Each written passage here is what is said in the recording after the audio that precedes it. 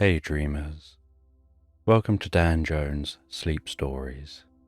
It's time to wrap yourself up in a safe, cozy blanket of dreams as you close your eyes and relax asleep into Slumberland while listening to this calming tale where you sleep fast, sleep well, and sleep all night. If you like this bedtime story or have thoughts for future sleep stories, please leave a comment and subscribe to the channel. You can also support the channel on Patreon, where you'll find audio voice-only versions of my sleep stories. Thank you for your continued support. And before the story begins, imagine that you're being told this sleep story to the relaxing backdrop of rain outside. Just take a moment to allow yourself to get comfortable and close your eyes. And as you drift deeply and soundly asleep, I don't know whether you'll drift deeper asleep to the sound of my voice or to the spaces between my words. And with your eyes closed, you can begin to have a sense of relaxing your mind and body, beginning to focus on the top of your head, noticing what your head is resting on, how it's supported gently in place, the comfort in and around your head as it rests there, having a sense of the muscles around your scalp and the back of your head softening and relaxing deeper and deeper, drawing in peace and comfort with each breath that you take, before moving your awareness around your face, focusing on what it's like for that relaxation to spread around your face, your ears and your cheeks, having the muscles in these areas soften and relax, relaxing the muscles around your eyes and across your forehead, while the muscles around the side of your head and over the top of your head begin to relax deeper and deeper. Noticing how you can pay attention to fading tension, or perhaps find that tension dissolves without paying it any attention at all, and you can continue to allow that relaxation to spread down around your mouth, relaxing your lips and your jaw, relaxing the muscles around the side of your neck, around to the back of your neck and around your throat. And as your jaw relaxes and hangs slightly loose, limp and comfortable, that relaxation can continue to move down to your shoulders and your upper back. And I don't know whether that relaxation happens fastest around your shoulders or in the upper back, or perhaps down the tops or the front of your shoulders. As that relaxation progresses around your back and your chest, softening and relaxing those muscles fully, deeply and comfortably. And as those muscles soften and relax while you rest there, that relaxation can begin to spread down the arms to the hands, all the way down to the fingertips. And I don't know which arm will relax fully fastest, whether it'll be the left arm or the right arm, or whether the arms will relax at the same rate and speed as each other. And as that relaxation continues through those arms, it can flow down through your stomach, your sides and lower back, all the way down to your bottom, before extending deeply down through your legs to the tips of your toes. And as your body becomes deeper and deeper relaxed, while you drift into the most pleasant sleep, so your mind begins to relax as a wave of healing light gently passes down through your body. And as you allow that light to flow with each breath, you can find your mind drifting deeper and deeper asleep as you drift comfortably into this story and out in the endless expanse of space where silence fills the area around and stillness settles in. There's a sense that time itself is paused and floating in this infinite canvas. A single figure gradually awakens, a genie cloaked in the shimmering glow of ancient stardust, emerging from a deep meditative state, pondering the scale of the universe, its expanse, and they're perched here in space, where there's no up nor down, no left nor right, no back nor forth, seemingly rested on a seat of space dust, like glistening crushed diamonds suspended around them, each fragment glowing and sparkling faintly. The sense that each particle is almost giving off its own faint hum of energy that's inaudible in space.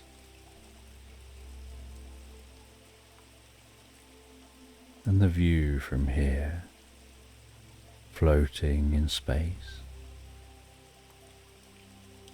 is of distant galaxies, imperceptibly moving, swirling off in the distance, stars flickering gently in different colours, as if the cosmos here is breathing softly, as the genie seems to be behaving as if they're breathing slowly and steadily, yet they're here in space with no air to breathe. And so, as a magical being, they don't need to breathe, but the movement of their body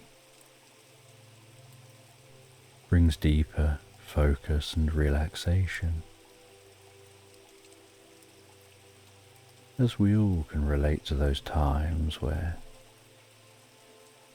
you do a certain action because it's comforting and it aids in emphasizing what you're trying to achieve, like a big sigh to help you relax deeper and more relaxed. As they close their eyes, drifting back into that meditation,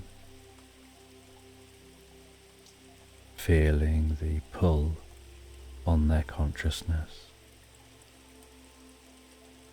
that pull growing stronger, focusing something inside, something deep and meaningful, awakening a feeling, a sensation, a curiosity,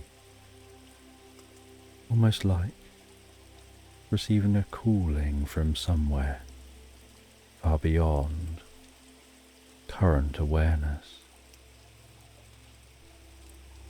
like a soft, inevitable feeling.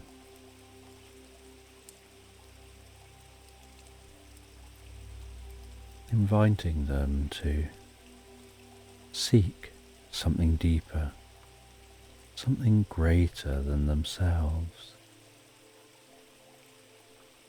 with a sense of purpose. And they start to see in their mind's eye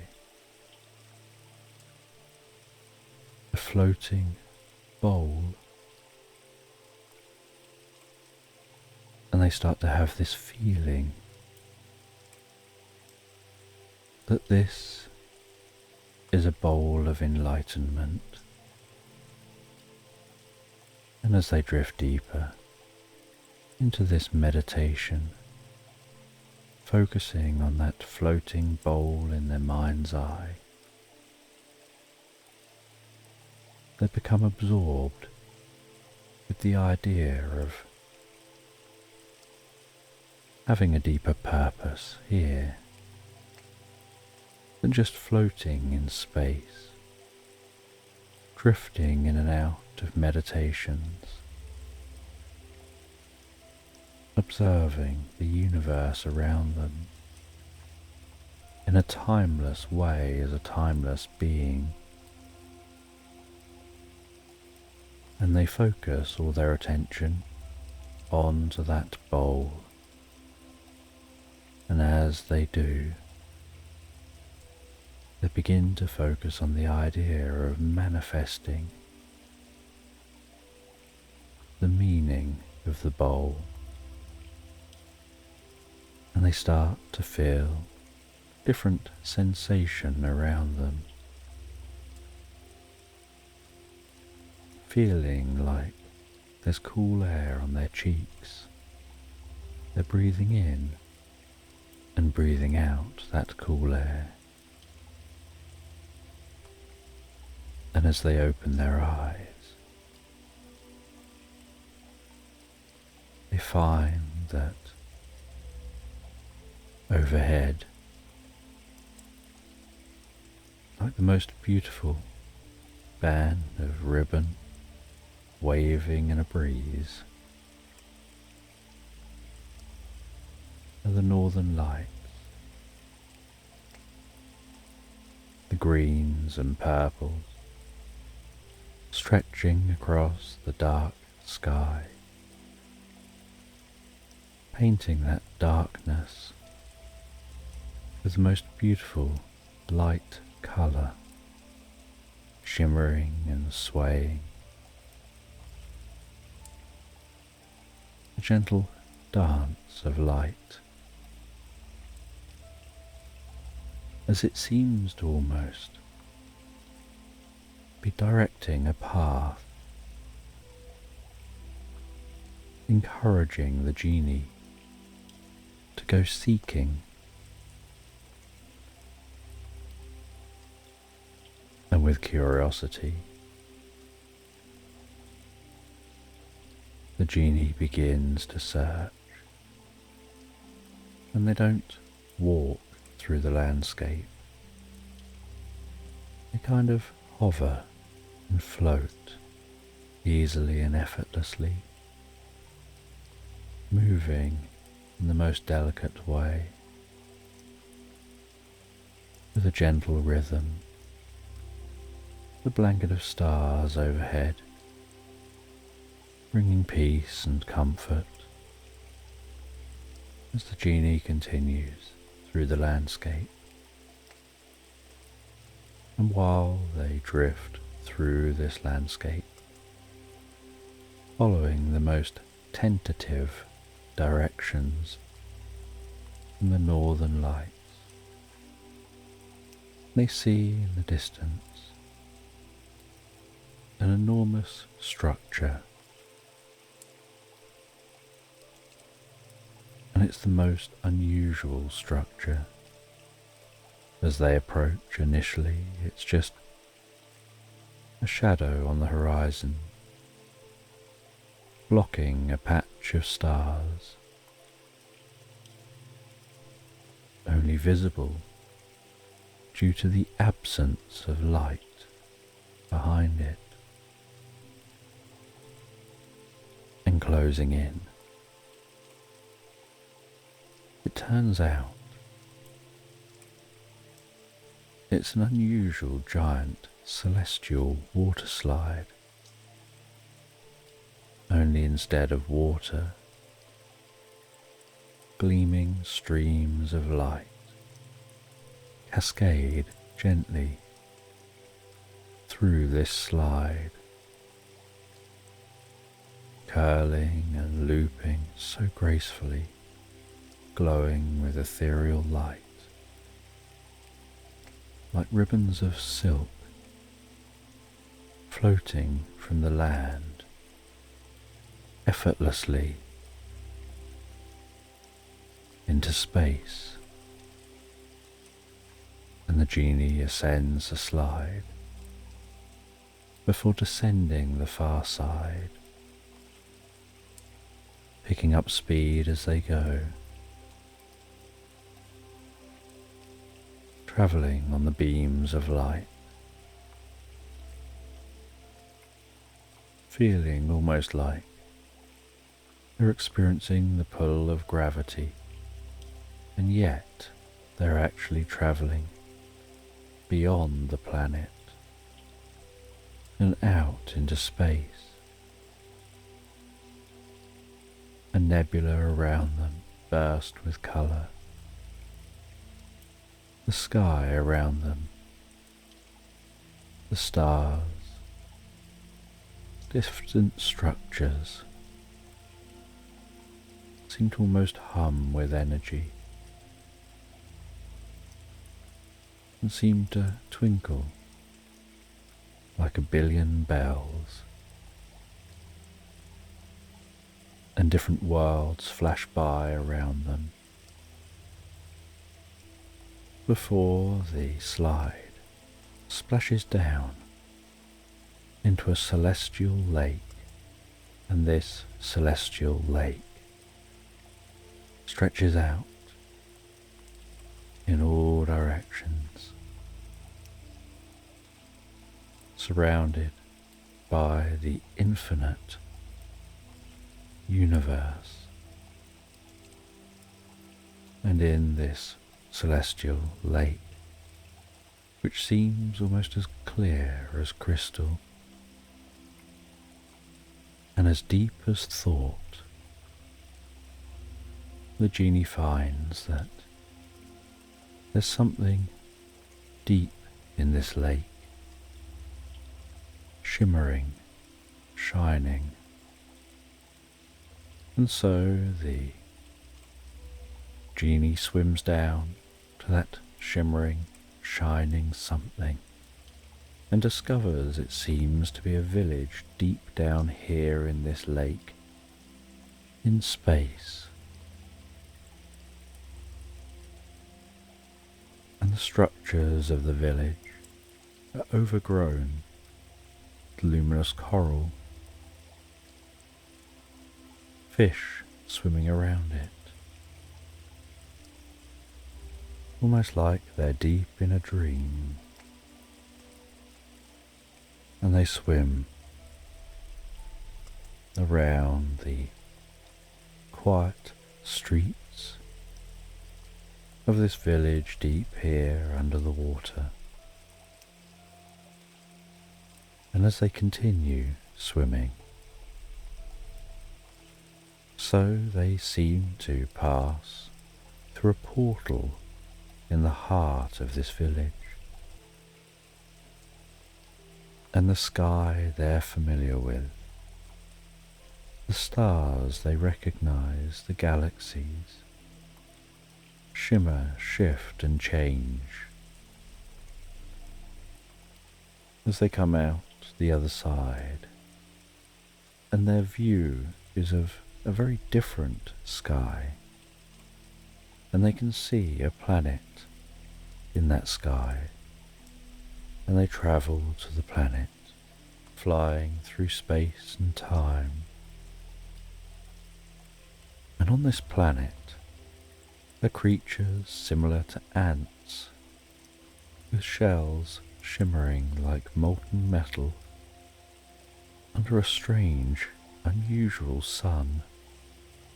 And these ants are moving in harmony, building vast towers stretching high into the sky, working together so precisely and perfectly, like they're one living organism.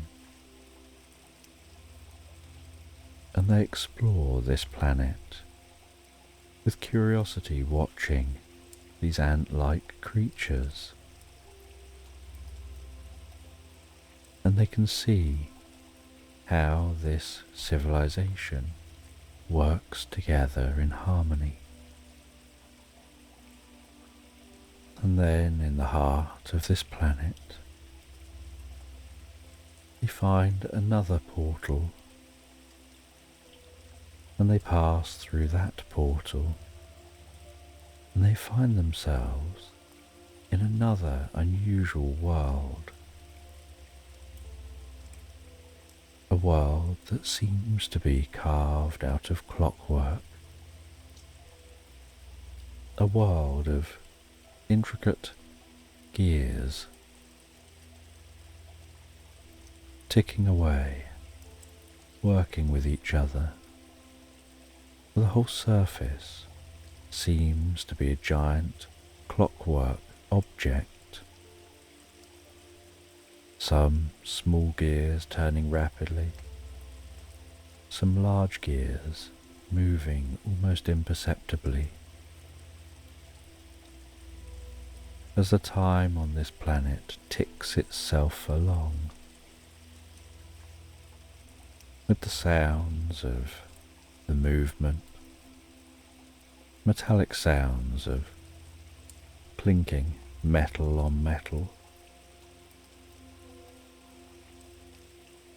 and other sounds here in harmony with each other, as if the planet measures its own time. And the genie finds themselves beginning to fall into rhythm with the ticking and the tocking of this planet, their breath falling into a tick, tock, tick, tock, in rhythm with the planet, drifting into harmony, feeling one with this planet.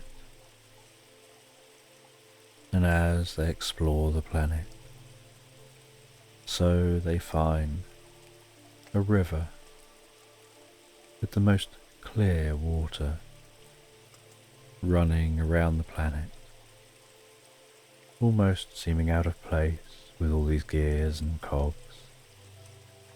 But they follow this river until they find a spring, and they find the source of that river, and that spring bubbling up gently from the center of a rotating cog. And as they explore and listen to the bubbling water and can smell the freshness of that water and hear the ticking and tocking of the planet,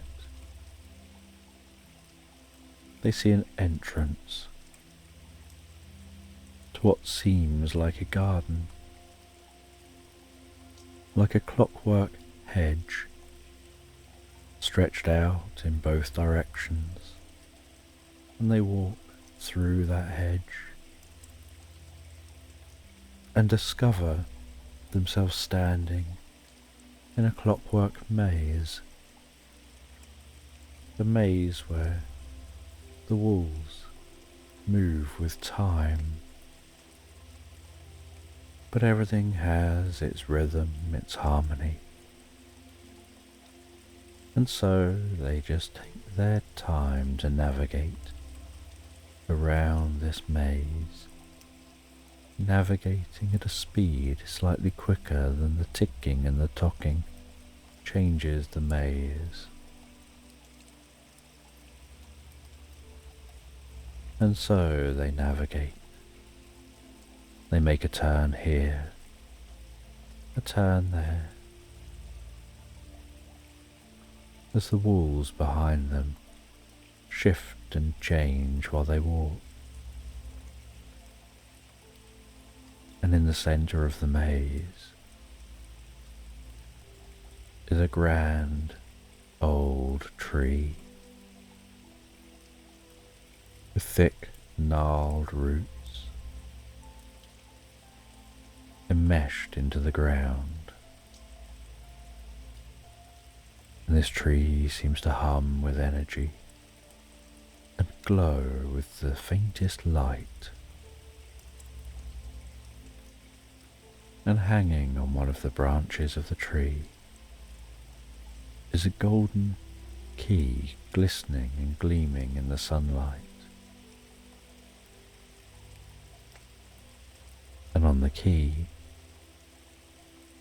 is a raggedy tag saying that it's the key for the bowl of enlightenment. And the genie takes the key from the tree, and they're curious where this bowl of enlightenment is, but as they take the key from the tree, so it's like they've flipped a switch on that branch. It was probably held in one position by the weight of the key, and the sound of whirring, winding cogs emanates from within the tree. That whirring, and then a clunk, and then a whirring, and then a clunk, as if something is organizing itself within the tree. And then the last clunk is followed by a sliding sound as the doorway opens in the trunk of the tree, and the genie heads in through that door and descends a spiral staircase into the heart of the tree. And while descending, recognizes that this spiral staircase seems to be in sections and must have been built and put into place just moments ago. The sound the genie could hear. And they descend that staircase deeper and deeper, and deep down under the tree having descended from 20, 19, 18, 17 all the way, 16, 15, 14, 13, 12, 11, 10, 9, 8, 7, 6, 5, 4, 3, 2, 1. They find themselves standing before a doorway. They open the door, and the other side of the door is a vast and magical looking landscape. There's no sign of clockwork, cogs here, just the sound of nature, the sound of birds singing, of trees rustling, the scent of different plants, and sounds of other animals, and a warmth of this environment. And they begin to walk through the environment, and overhead is just a blue glow, the blue glow of a daytime sky, but no sign of sun or any light source. And as they walk, they hear the most delicate purring, and they find a small kitten with playful eyes. And they talk to that kitten, and the kitten tells them they're on a path of inner discovery. They're here in the inner, not the outer. Everything up top works like clockwork. Everything down here is a little more expressive and deeper. And the kitten pads around while talking, seeming so wise for its age. It weaves itself around the genie, rubbing itself against the genie as it walks, before finding a spot to settle down and seemingly drifting asleep. And the genie continues on through this landscape, through this forest deep under this planet. And as they continue, so they start to hear the sound of flowing water, and eventually come to a river. And they follow this river as it widens, and it changes its sound while widening, until it's so wide the genie can barely see the other side. And the genie questions whether it's still a river, or whether it's now a lake. And they know that they won't know that until they travel to the other side, to the far end of this space, and either it'll close back off to a river, close off fully as a closed lake, or this is just a part of the river. And while travelling along the side of this river, they see something swimming in the water, seemingly something which has noticed them, that's swimming towards the shore, and it's a large turtle, and it reaches the shore, pushes itself out onto the shore with the friendliest of faces, and it says its friends call it the tortoise. And the genie doesn't question this. And this turtle says that you're on this journey of inner discovery. You're going to want to look for a specific tree, and you'll know when you find it. And the genie talks to the turtle for a while, learning a bit more about this location,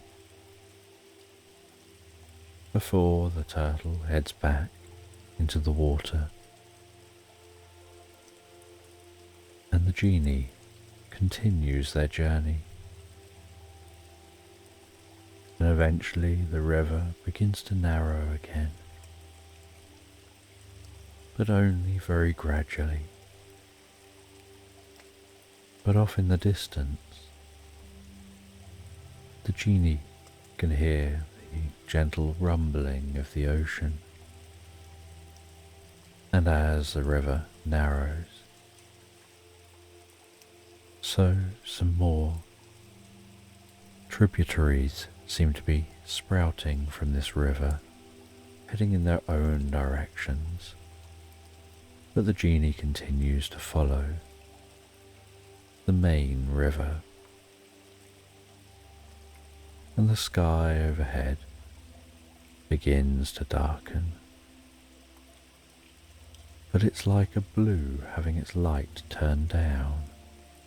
There are no stars in the sky, no light source at all, but it doesn't turn down to complete blackness, just a darker blue.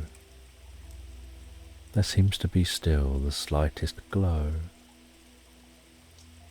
tickling the land with a slight silver hue. And after some time of travelling through this landscape, the genie sees a glowing tree standing out against the backdrop of the other trees, a tree which seems to be generating its own light. And as the genie approaches that tree, they notice around the tree are the most beautiful, deeply scented wildflowers. And they stop at the tree. They walk around the tree, and they see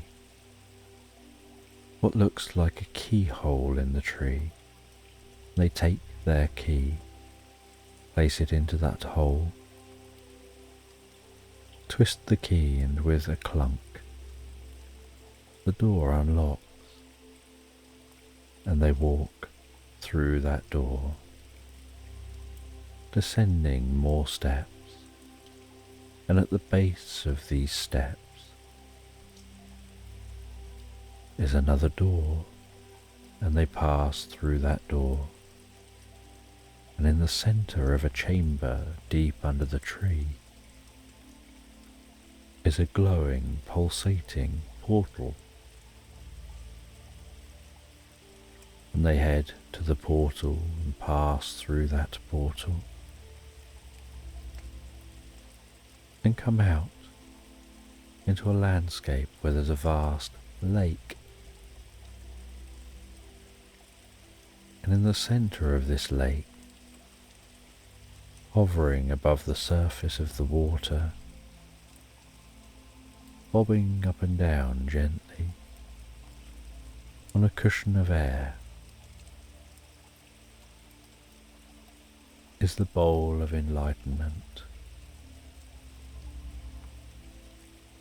floating, glowing, pulsing with energy, containing the rhythms of life. And on the edge of the lake is a wooden canoe, and the genie travels out in the canoe over towards that bowl. The environment is so serene and peaceful. There's the most gentle mist across the lake. The air is incredibly still. The trees around don't make any sounds. And they get closer and closer to that bowl, hearing the gentle hum from it as they near it. And on arriving at the bowl, they bring the canoe to a stop.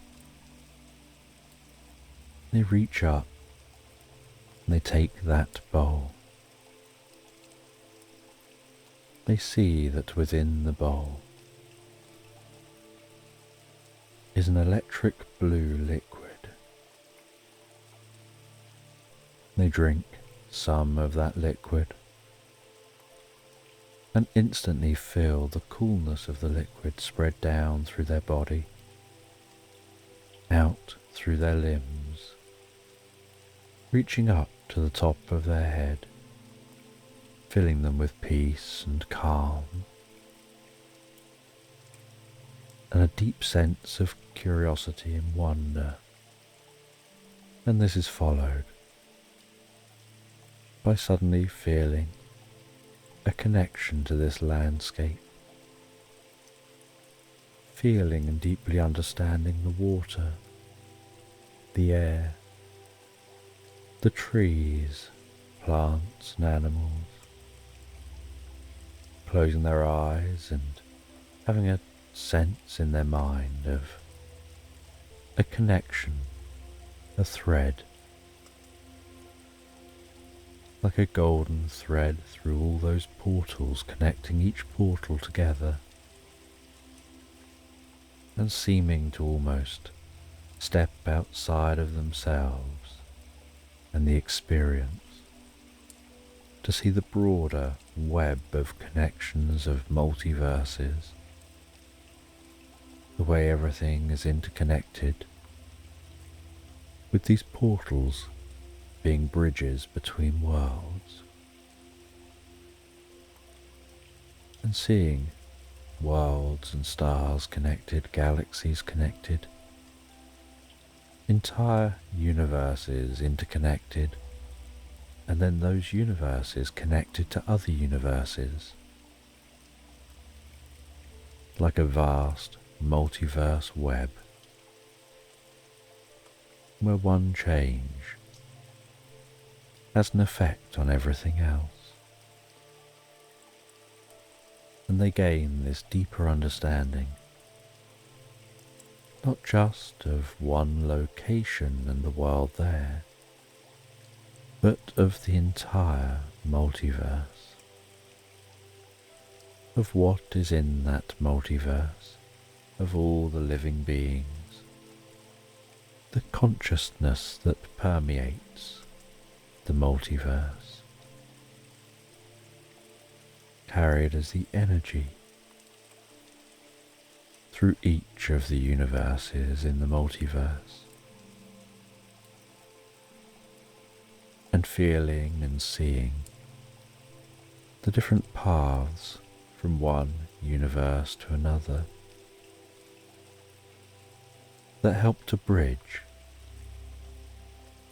and transport what is in one place with all other places. And despite the overwhelming amount of information contained within the experience, the genie feels a deep sense of peace and calm, like the feeling you get when you're in a flow state and you're carrying out a task easily and effortlessly, and you're almost an observer on that complicated task you're carrying out, knowing your body knows what to do and how to do that effortlessly, so easily. And as the experience comes to an end, so the genie releases that bowl and it almost springs back into place, hovering, floating, bobbing gently up and down as if on a cushion of air.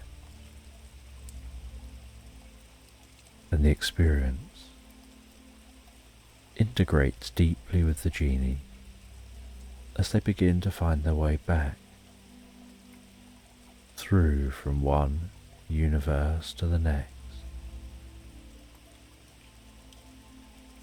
carrying this experience with them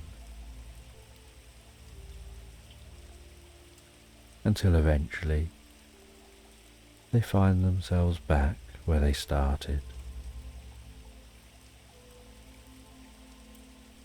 and they leave the planet. They head back to their space haven. They settle down on a cushion of stardust, watching the universe around them, seeing the distant galaxies, the stars in the sky.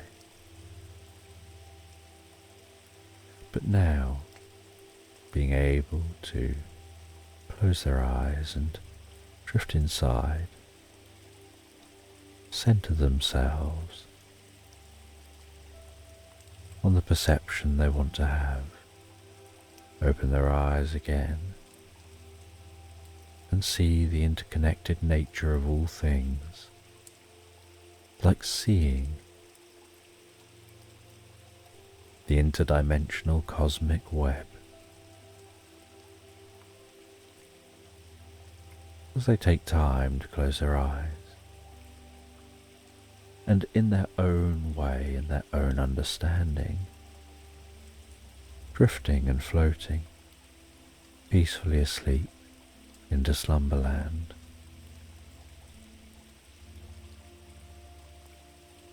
And as twilight falls gently over a meadow, the sky turning shades of purples and fading golds, a light breeze carries a gentle scent of sage through the air, which lingers on the wind,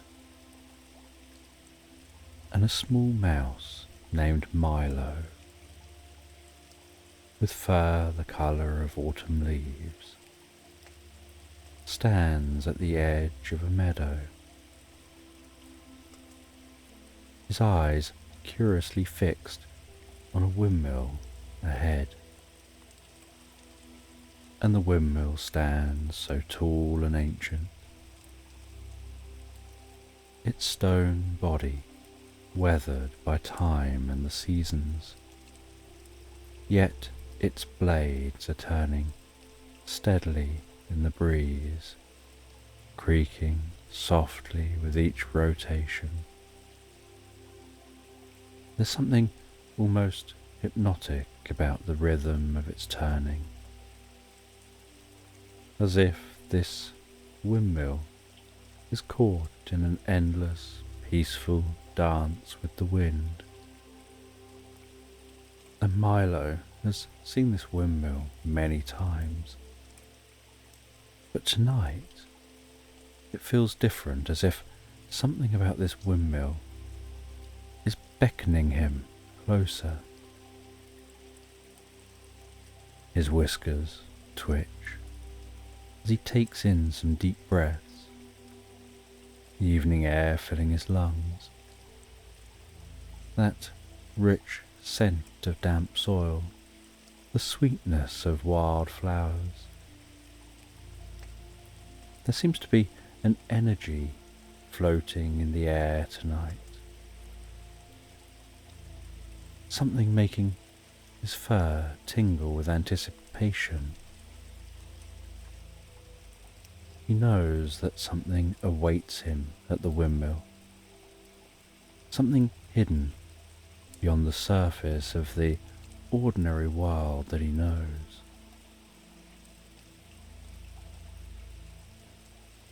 He walks forward towards that windmill, his paws padding silently across the gentle grass. The windmill's shadow stretching long across the meadow in the final hint of the fading light. The blades growing louder as he gets closer, creaking, turning, gently, softly, with its own rhythm. Once he reaches the base of the windmill, he pauses, looks up at how tall it looks from down here. He can see the stars overhead, just beginning to appear in the darkness. He starts to head into that windmill, and in the windmill he can see that there's a stone slab, and on that stone slab is a stone wheel turning slowly, and cogs working their way up the centre of the windmill. And tucked against the inside wall of the windmill is a spiral staircase. And so Milo climbs that spiral staircase, having to reach up to climb up each step, walk along the step, reach up to climb onto the next step, and the next step and the next, working his way up those steps, finding his way around that spiral staircase, ascending higher and higher within the windmill, until the spiral staircase finds its way out onto a wooden beamed platform, like a small room right at the top of the windmill, and stretching through the wall and into the centre of this windmill is the first pole of the mechanism that makes the windmill turn that stone wheel at the base. And on a small table up here in this tiny room, Milo finds a box. And in that box, he finds a golden key. And he knows this key must be for something, but he's unsure what. And attached to the key is an old frayed bit of string with a label attached to that string. And the label seems to be a small drawing like a map with a winding path and an X, and near that small drawing is a circle with a narrow X and a double line weaving near that circle, and Milo recognizes that circle with the narrow X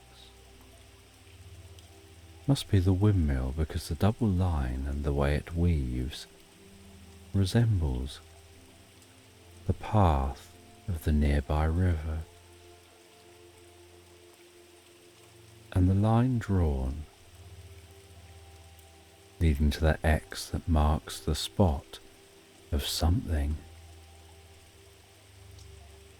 seems to weave its way over and across the double line at the point where there's a bridge. And Milo is curious and so decides to take the key and see what's at that X. And they descend those spiral stairs again, all the way down to the base of this windmill, leaving the windmill and following that tiny map. And they head down through meadows, through those wildflowers, along the edge of the river, to the stone bridge which passes over the river, and then follow that path as laid out on that tiny map, weaving their way into a nearby forest. And the deeper they walk into the forest, the more the sound of that windmill in the distance and the sounds of the meadow fade, with the sounds of rustling leaves overhead, sound of an owl off in the distance somewhere here in the forest, the dim light of the moon creating gentle silver shards of light, dancing before Milo as he feels the excitement of this adventure, curious what's going to be at the end of this path. And as he walks, following this path, eventually he can hear the sound of a crackling campfire and see the faint orange glow of a fire dancing through the trees. His pace slows so that he can see what he's approaching. As he gets closer, he can just about feel the slightest hint of the warmth from that fire, even though it's some distance off. And notices the fire is in a small clearing within this forest. And sitting beside the fire in that clearing is a fox, its fur shimmering in the firelight. And this fox is cooking some chestnuts over this fire. And Milo works his way out from the edge of the forest into the clearing. And the fox looks up, watching Milo approaching, looking on with the most friendly gaze. And the fox invites Milo to sit with them by the fire enjoying the warmth of this fire, offering some food to Milo, and they share the food together, and then Milo is offered a drink which tastes a lot like hot chocolate, so rich and smooth and creamy, with a hint of mint that brings clarity to his senses. And Milo explains that they had found a key, and they're on a journey to see if the X that marks the spot on the tiny map attached to the key is anything of interest. They're driven by deep curiosity. And the fox listens and tells them perhaps they should rest for the night, rather than making all that journey in the dark. And so Milo puts up a small tent, and as the fire burns down to embers, so the fox goes into their tent, Milo goes into his tent. They settle down and drift asleep. And the next morning, Milo says goodbye to the fox, thanks them for the food and drink the night before, and the fox says, I hope you enjoy your journey and find what you're looking for. And Milo sets off, following that path through the clearing, back into the forest, on the other side of the clearing. And as walking through this forest, the trees arch overhead, the dappled sunlight dancing around them. There's a slight coolness to the air, but the breeze can be heard at the tops of the trees but barely makes it down to the ground. His small feet padding gently through the undergrowth, leaves rustling, the sounds of birds echoing through the forest, and between the bird sounds is the most pleasant silence.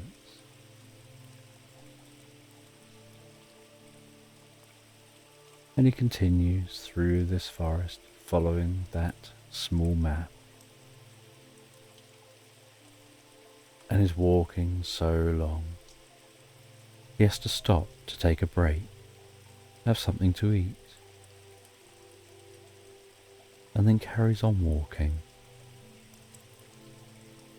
And eventually he finds he's walking in the dark again,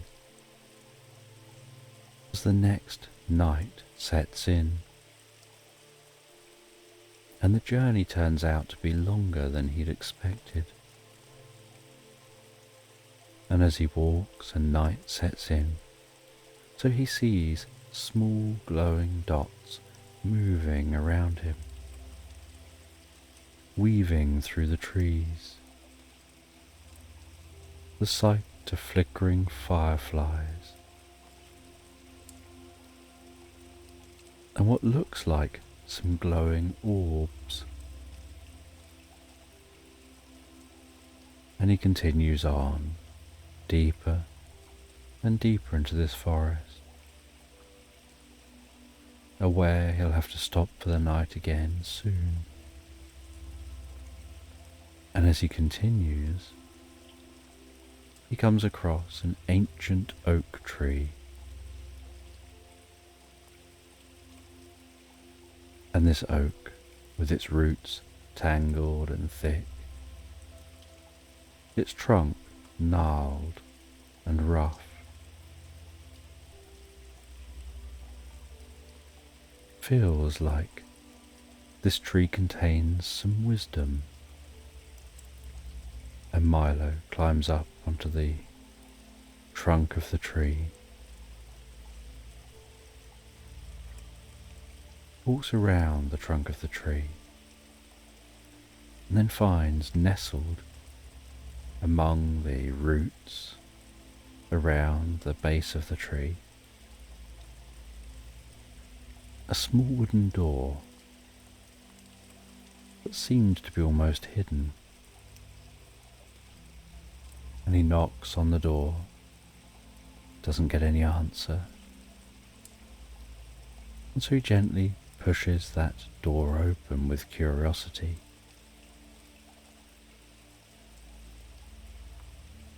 And as he pushes the door open, he's surprised that a soft amber glow seems to emanate out from within that door. And he steps into this illuminated space, the scent of the oak surrounding him, and finds himself in a cozy rustic den. And the room is small and intimate, lit with a few flickering candles, their flames dancing gently in the still air. Wooden shelves filled with books and trinkets and jars of strange colourful powders lining the walls. And in the centre of the room is a hedgehog with a neat curled moustache, wearing a tie-dye shirt that's a patchwork of bright colours standing out vividly against the earthy tones of the room. And that hedgehog is sitting calmly at a wooden chessboard, studying the pieces as though so deeply lost in thought. And Milo realizes this is why the hedgehog didn't answer the door. They were so lost in this game. They were unaware of the sound of the knocking. But as Milo approaches, the hedgehog notices, and initially is a little startled, but then invites Milo over to join in the game. And the hedgehog sets up the chess pieces for a brand new game. And Milo asks, "Weren't you in the middle of something?" And the hedgehog responds, "They've memorized where the pieces were. When Milo goes, they'll just place everything back how it was and continue the game from before." And as they play, the pieces tap softly against the wooden board. There's something deeply relaxing about the experience. And Milo talks with the hedgehog while they're both focused on the game. The hedgehog sharing stories of living in this forest, in the heart of this ancient tree, of their ancestors living here, and their ancestors' ancestors. And eventually, the hedgehog wins the game, and Milo never really expected to win against a hedgehog who seems to know how to play chess. And the hedgehog invites Milo to spend the night, saying that it's dark and late outside. It's best to rest. Continue your journey in the morning. And shows Milo through to the coziest room with the most comfortable bed. And deep in the heart of this ancient oak tree, Milo falls asleep, sleeping deeply and so soundly relaxed, awakening the next morning, feeling so refreshed and revitalized, setting off from the hedgehog to follow that tiny map deeper and deeper into this forest. And while walking deeper and deeper into the forest, Milo notices a strange glow growing brighter and larger overhead that seems to be descending towards them. He's curious what this glow is, and is surprised to notice a flying car floating down, seemingly from the stars. It seems to be hovering down so silently, so gently and smoothly, and it stops, hovering just above the ground. And a window opens in the car, and Milo's curious. Who is the other side of that window? And then he sees a friendly face lean towards the open window, leaning into view, smiling at him. And it's a rabbit with its fur as white as snow, and eyes twinkling with a certain level of mischief. And the rabbit offers to give Milo a lift. And with curiosity, and never wanting to miss a chance for an adventure and an experience they'll probably never have again, Milo heads around the vehicle, climbs up into the flying car, and with a soft hum and a slight whir, the rabbit presses a button. The car lifts effortlessly higher into the air and begins to head off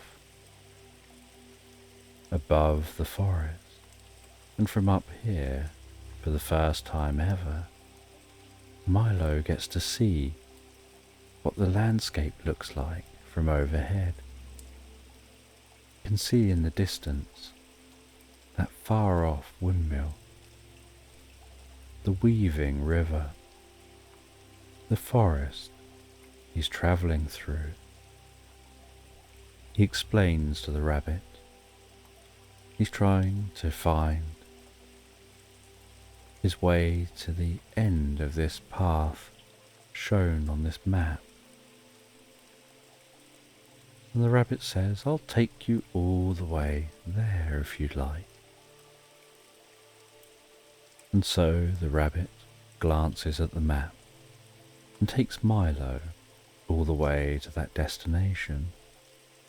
Landing near the destination, and Milo thanks them for their help. He wonders how long it would have taken to walk this distance, and whether he'll be walking all the way back. And he looks at the map, and he looks around him, and he finds the path he's supposed to be on, and continues along that path until eventually he comes to a grand tree. He heads around that tree and sees an entrance into the tree, and the entrance is locked and needs a key. And he places the key into the lock, and with a clunk he twists the key and the lock releases. and with a squeak, the door opens. He walks inside, closes the door behind him, and finds himself at the top of a spiral staircase. He begins to descend that spiral staircase. 10, 9, 8, going deeper and deeper. 7, 6, 5, 4, all the way. 3, 2, 1, and he finds himself at the base of the spiral staircase, stood before a door. He opens the latch on the door, pushes the door open, walks into a chamber deep beneath this tree, and in the center of this chamber there's a chest on a pedestal. He heads over to that chest, opens up the chest, and inside the chest, encased in velvet, is a ornate bottle containing a glowing potion that radiates a soft blue luminescence, shimmering like starlight captured in a bottle.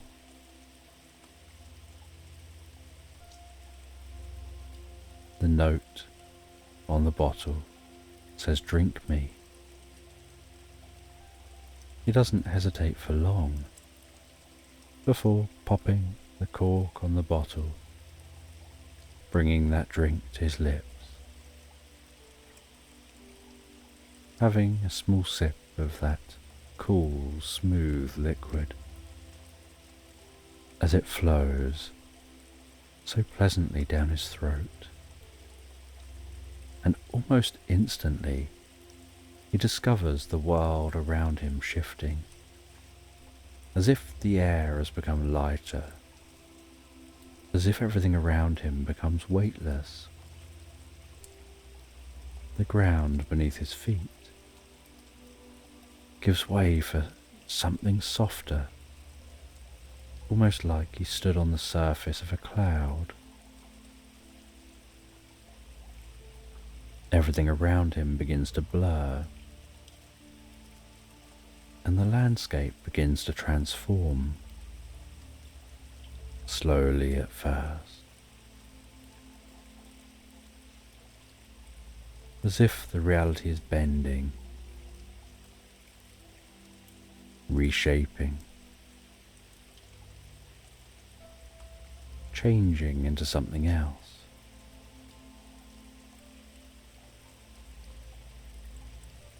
And as the world around him begins to settle again, he feels like he's now walking on clouds, his paws sinking very slightly into the ground before springing back. And all around him,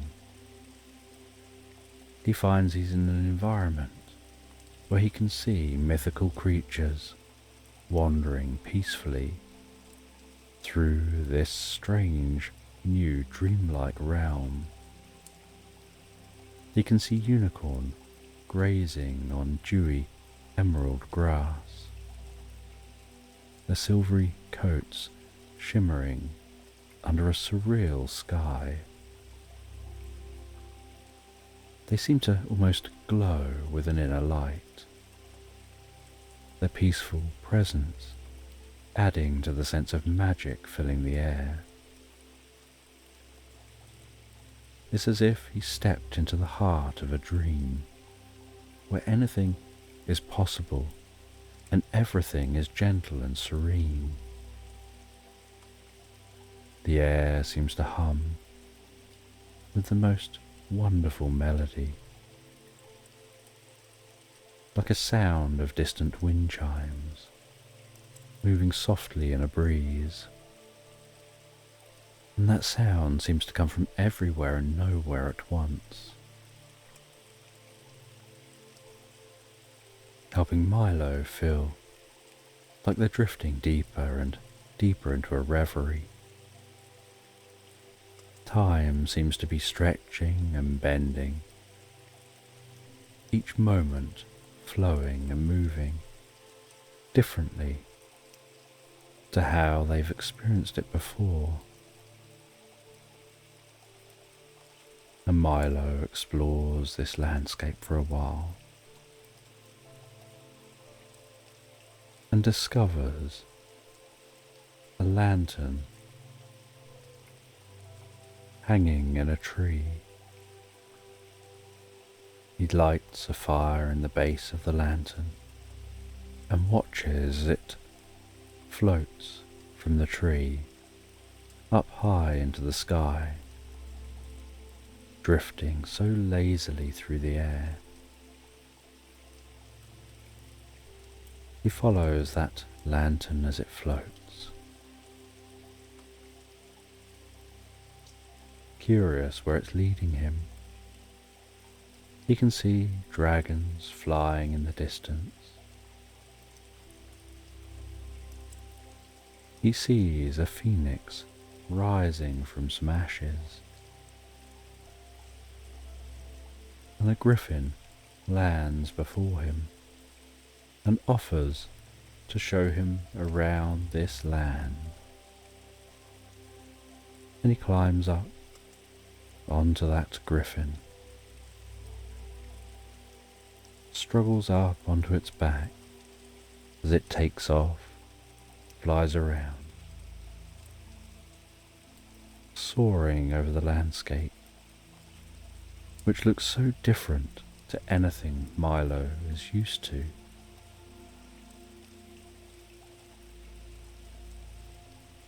And the griffin explains about this land, this being a land of dreams and make-believe, a land created by the wishes of others. And the griffin lands in the most beautiful meadow, and around the outside of this meadow are bushes containing berries which seem to shimmer and change in colour, like looking at oil on water. And the griffin explains the berries of this bush can be crushed and turned into a blue liquid, which, when drunk, can transfer you through from one reality to another. And Milo is sure he's already encountered this liquid in that jar, and he takes some of those berries. He mixes up a small amount of that liquid. The griffin offers to take him back to where he started. He drinks that liquid. The reality around him shifts. He finds himself back in that chamber. He leaves the chamber, ascends the spiral staircase, seals the door behind him, and begins to make his journey back to that windmill. And as he journeys back to the windmill, he stops and takes some breaks and camps a night here and a night there, pondering the experience he's had. Eventually making his way all the way to the windmill, over many days of travelling. And once back at the windmill, he heads to the top, places the key back where he found it, curious if anyone else in the future will travel here, ascend those steps, find that key and decide to investigate, and heads back to his home as night is setting, enjoys a good meal, and relaxing for a while before heading to bed, feeling so comfortable, sleeping in his own bed for the first time in many days, and resting down in that bed, still pondering over his experience and what he's learned from it, as he drifts and floats so peacefully, so relaxed into Slumberland.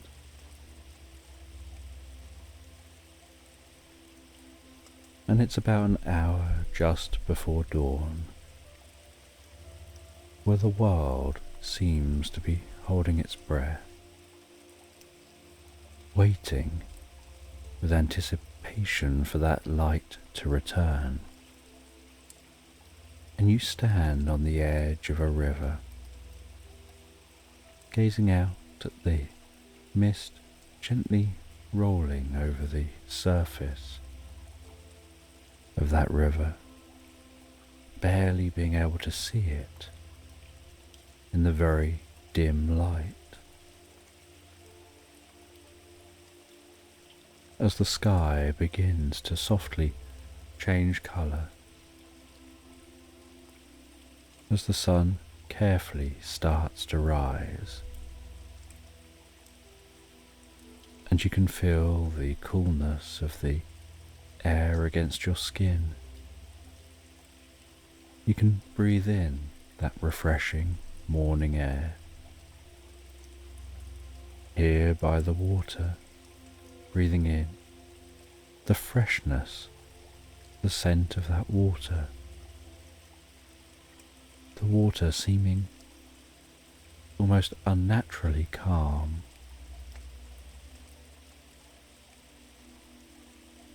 Before the slightest tinge of the sun tickles your cheeks, and the warmth begins to evaporate that mist.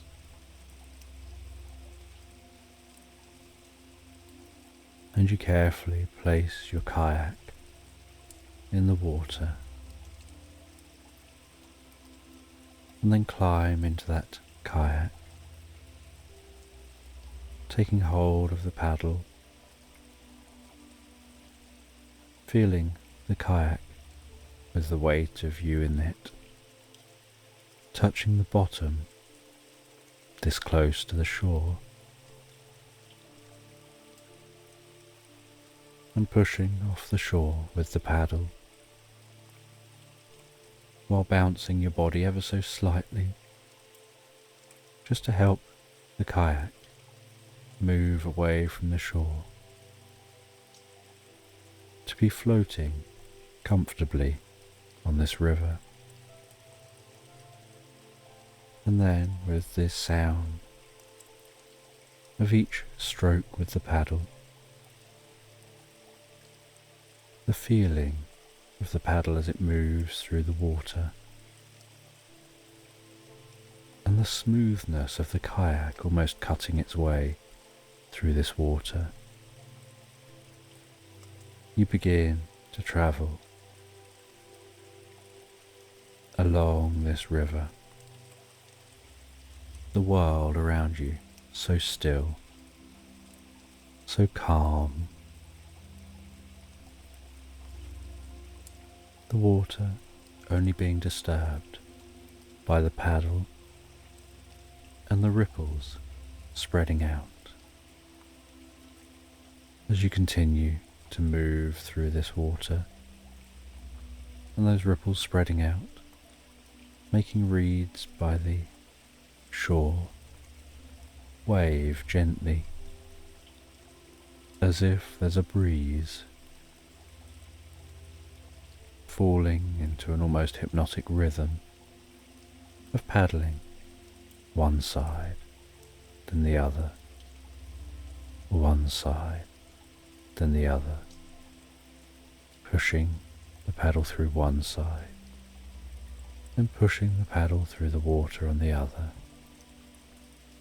as that sun continues softly rising into the sky. And you start to hear more sounds of the morning birds waking from their own slumber and singing to each other,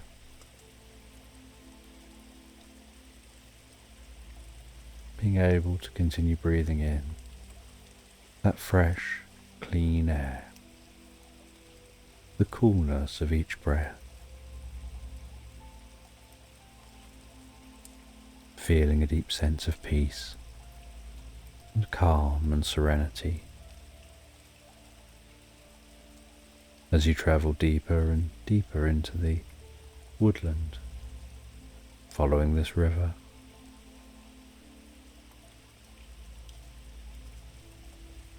With everything seeming so still around you, almost as if time has slowed down, as you're drifting into thoughts and feelings triggered by the environment around you,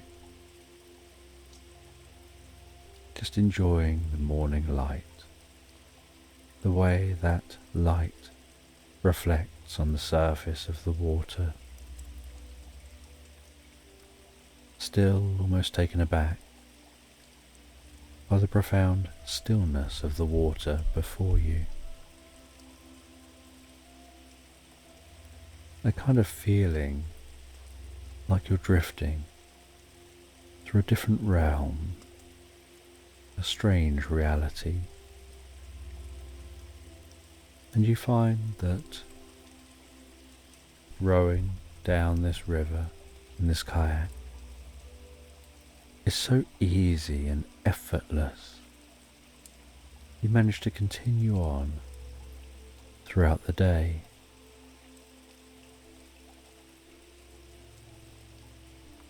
and almost lose track of time, only realizing by about lunchtime that you should perhaps stop and take a break. And so you head over to the shore. You find the perfect place to pull in against the shore,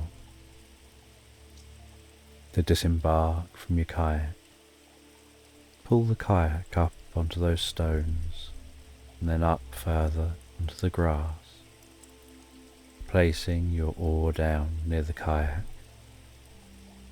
and then you set up a camp and a small campfire.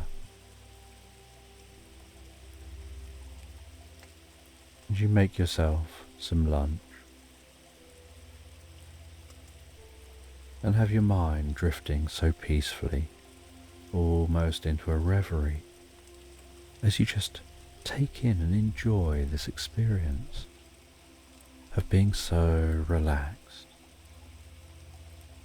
No worries, no cares. The weather is perfect. The kayaking is easy.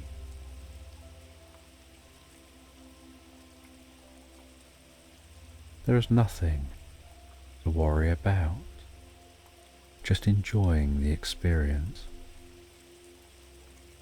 enjoying the way the leaves rustle in the trees, the way grass moves gently in the breeze,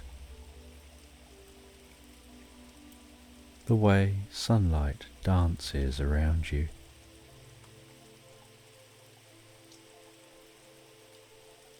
feeling that there's no urgency.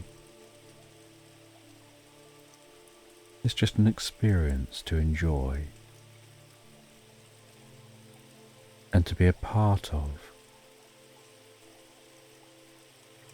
And after taking your break for a while,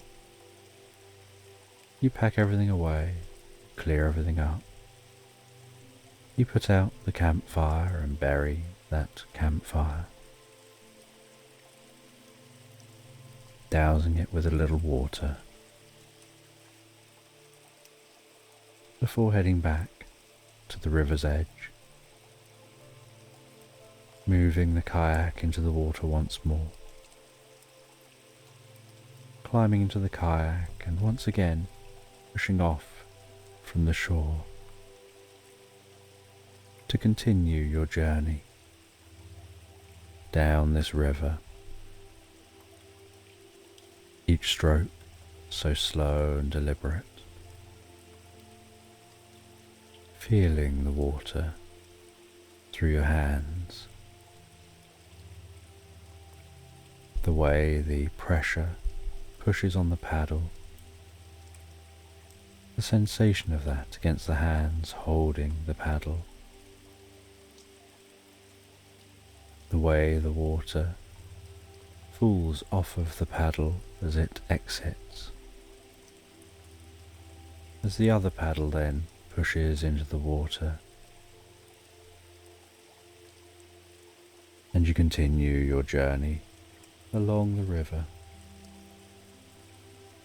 feeling like time is drifting along like the river you're on. So relaxed, so peaceful, so calming. And you can continue to hear the sound of the birds in the trees and begin to notice some clouds softly passing across the sky. And from time to time, you stop paddling in your kayak to rest back, hold the paddle on top of the kayak, and just drift along, gazing up at that sky, imagining the clouds as different objects. Perhaps a bunny rabbit. Maybe the cloud begins to look like a castle. Maybe it looks like a running dog or an elephant standing on its back legs.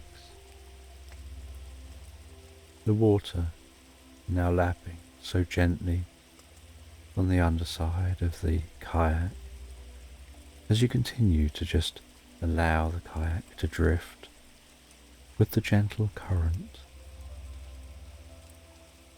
feeling a deep sense of peace and harmony with this world, with this woodland here,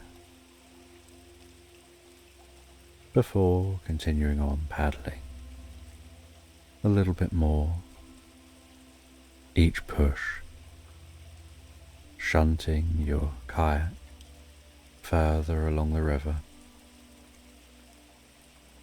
so peacefully, so calming, so relaxed. Minutes drifting to hours, and those hours drifting through the day. But the time passing so effortlessly, you barely notice how much time has passed until you notice the sky changing colour and realise the sun is beginning to set,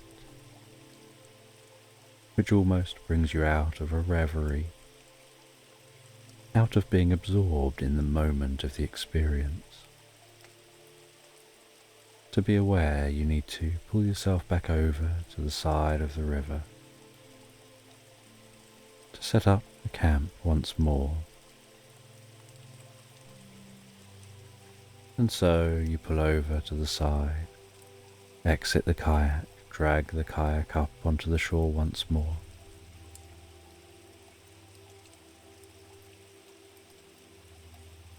You secure that kayak to the base of a tree. As you then set up a camp, attaching a base between some trees and a tent above that base, and a rope ladder up to your camp. And you have this camp suspended between those trees, a short distance from the river. Your kayak attached to the tree below you. You can hear the gentle bubbling of that river passing by.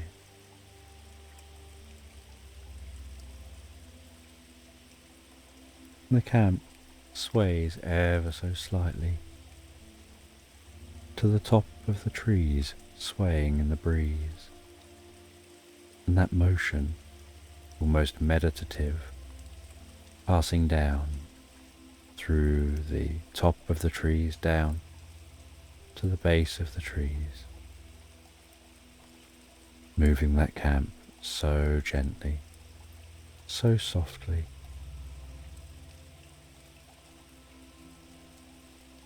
The gentle rustling of those leaves overhead,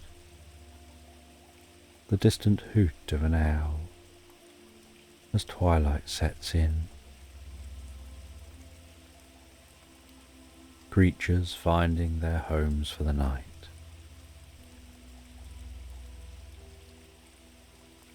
And the moon beginning to glisten off the surface of the river.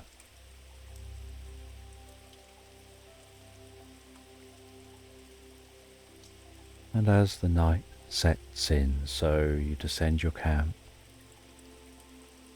You light a small campfire. You enjoy some evening food to the sound of the river. You rest back, letting that food go down,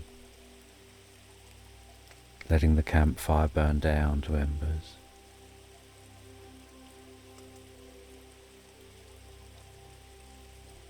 And once it's burned down to embers, so you douse the fire and cover it over, ascend the rope ladder, head back into your camp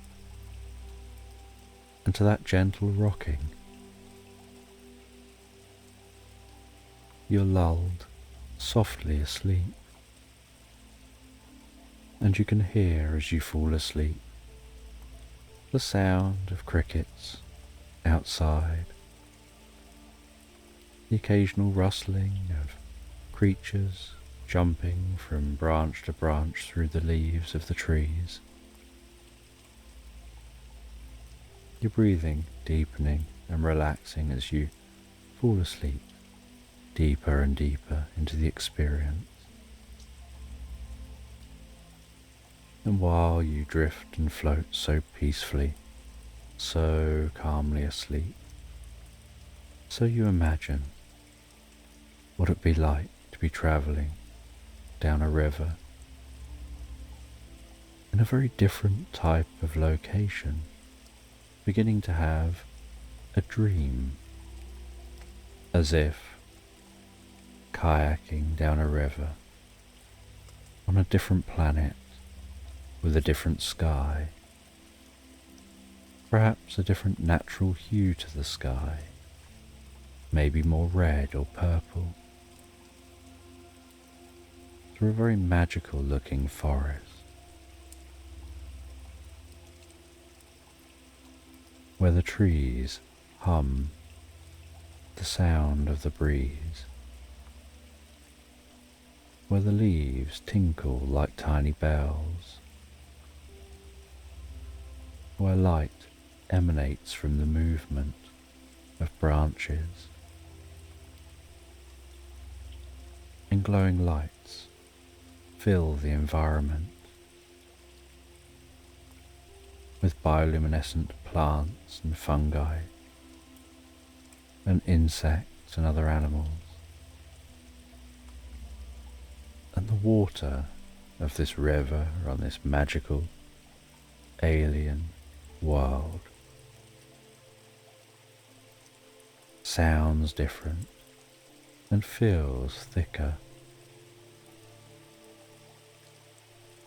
almost like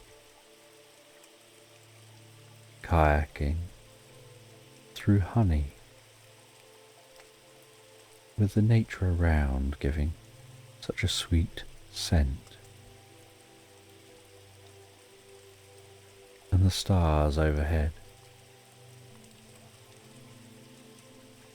being a different nighttime scene to what you're used to, and the gravity on this alien world being lower, so the plants and animals, the trees are taller,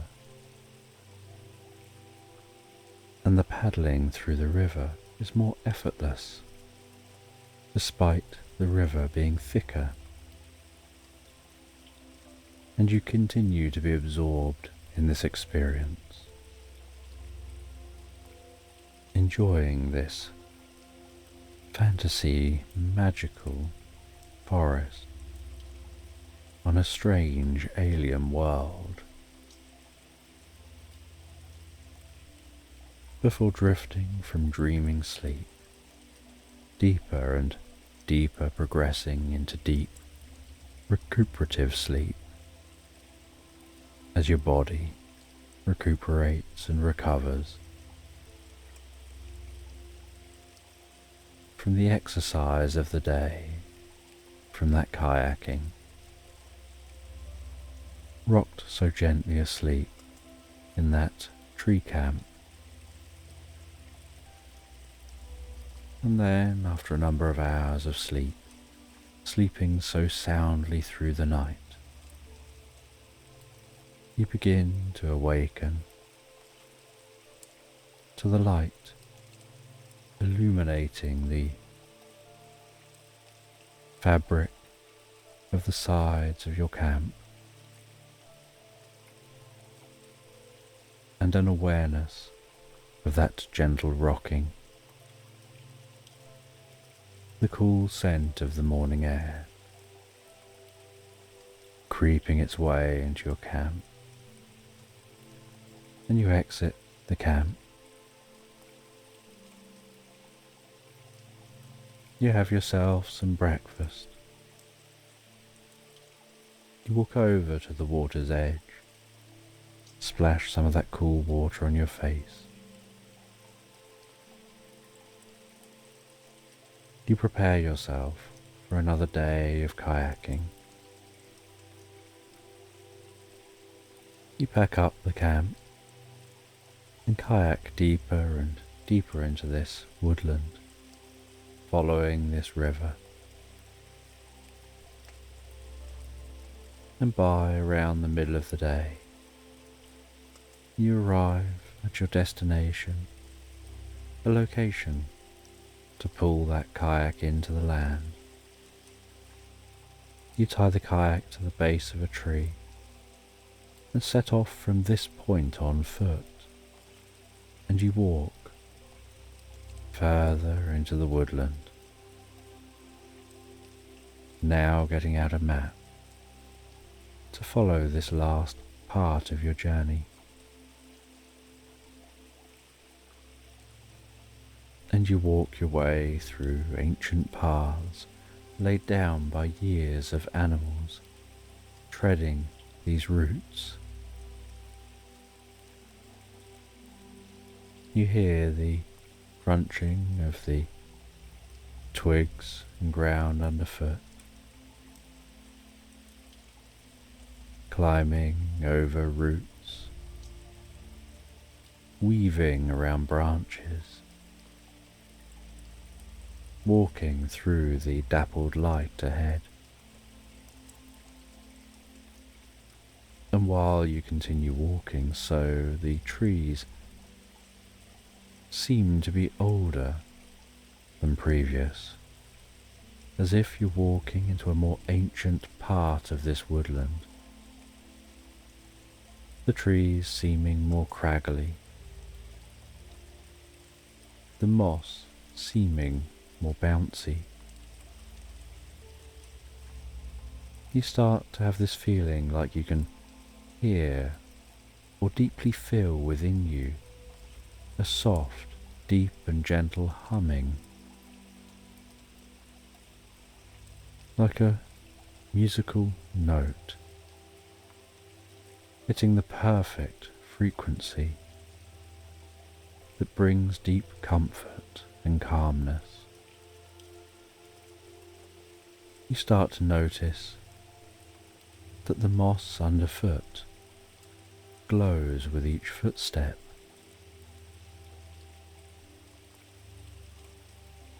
That the bark of the trees glows where your hand touches them, and the handprint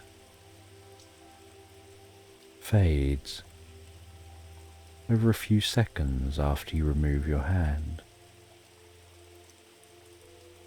And pushing through branches, those branches chime like bells, tinkling softly, barely perceptibly with each movement.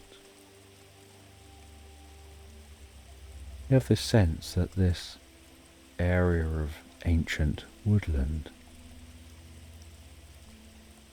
gives a dreamlike quality to the experience, as if this area of woodland shimmers with magic and wonder. As you continue walking deeper and deeper into the heart of this area, and while walking deeper into this ancient woodland, the trees seem to become denser and more magical. And after walking for some time and the air becoming deeply still and seeming almost heavy, and it feeling like dusk, even though you're sure it's barely late afternoon, you notice a small stone building covered in moss. You head over to that small stone building where you can see the gentle glow of light in the windows. And as you knock on the door, so the door creaks open, and a soft, shimmering fairy opens that door, flies out of the door, and is hovering before you. Her wings are so delicate, translucent, seeming to sparkle with light as they flutter. She ushers you into her home. You walk into the home, having to duck slightly to go through the door. She flutters in behind you, closing the door behind her,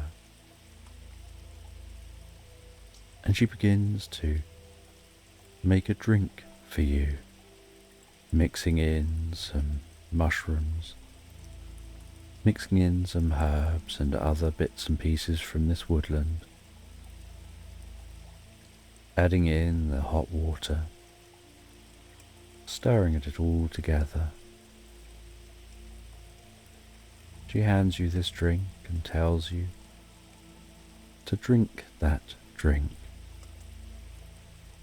and you can feel the warmth of the mug in your hands, and you drink the drink and taste that sweetness of the drink, and feel deep relaxation spreading through you.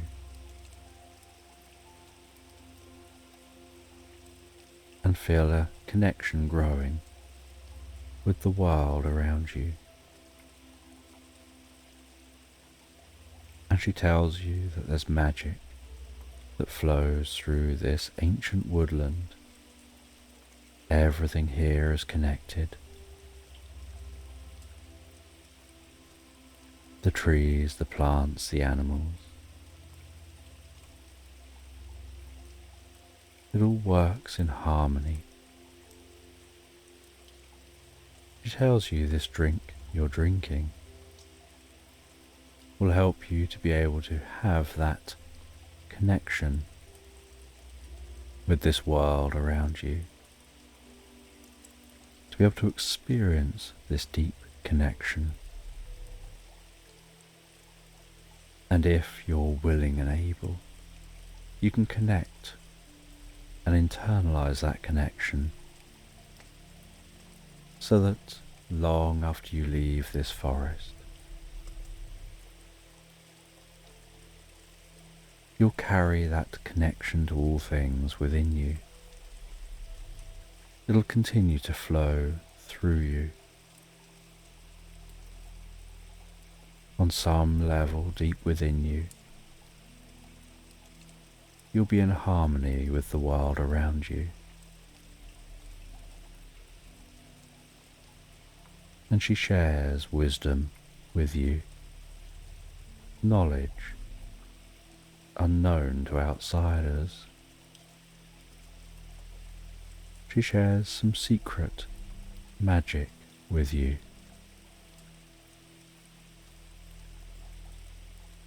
And allows you to spend the night. And so you spend the night, absorbing all your learning, allowing the drink to flow through your body, softening and relaxing from the head all the way down to your toes, filling you with this connection to the world around you, to the idea that you're not an island, you're part of a whole. And the next day, you awaken, feeling like you see the world in a new way.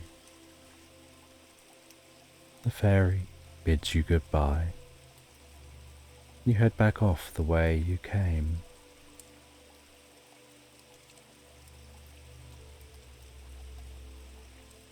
And it takes a while, but you find your way all the way back to that river.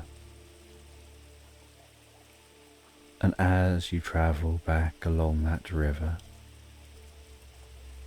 so you now observe the world around you in a deeper, more profound way than you had done before, as if your senses to this world have been heightened, your understanding of this world has been heightened, having a greater connection to all things. And you stop and camp for the night on your way back, continuing your journey again the day after, and halfway through the day stopping and camping again, until eventually you finish your journey. You make your way home, and all the way home, you're aware that the world you see around you now seems brighter, more vivid, seems richer and more detailed. You can see connections in the way everything operates, from the birds and the bees to squirrels in the trees, to the clouds passing overhead. You see how it's all in harmony, all connected. You head home, and with this new and profound ability you've gained to see the world as if you've had some blinkers removed, opening up more that's there, that was always there, you just didn't know it. You ponder this as you drift and float so peacefully asleep, enjoying the restful night of relaxing in your bed for the first time in many days, drifting, floating so peacefully, so relaxed asleep into Slumberland. And the desert stretches endlessly. It's a sea of golden sands rippling beneath the last rays of the setting sun. The sky above is like a soft canvas, painted delicately with streaks of amber, rose and lavender. The colours fading gently as the day dims to twilight.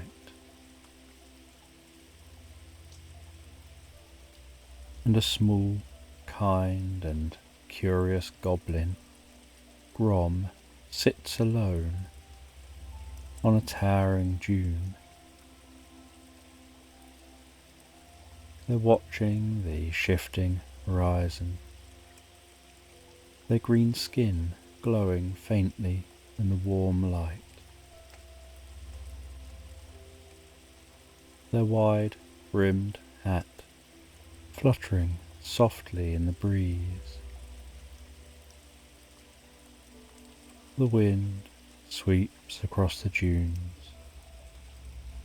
stirring the surface in delicate patterns, making it look almost like the sand itself is alive.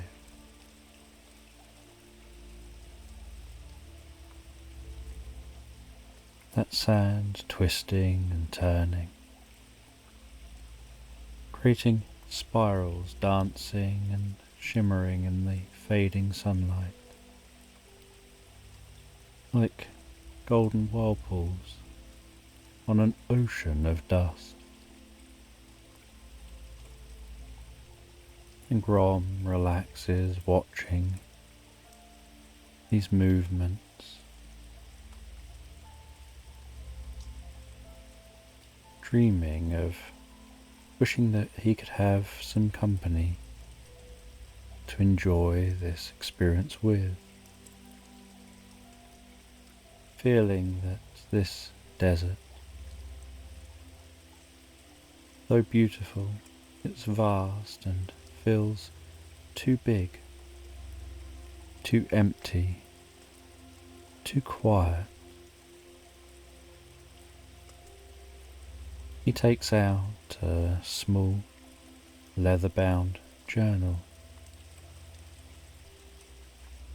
Its pages filled with notes and sketches from his wanderings.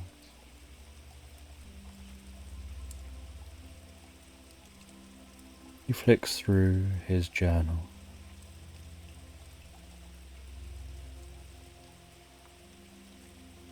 looking at the different pictures he's drawn, notes he's taken.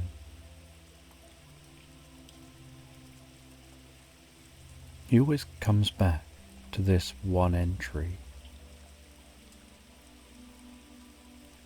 a note mentioning an ancient lamp he was told about many years ago. It was said to be buried beneath the sands of this desert. And as the sun continues to sink lower and deeper over the dunes,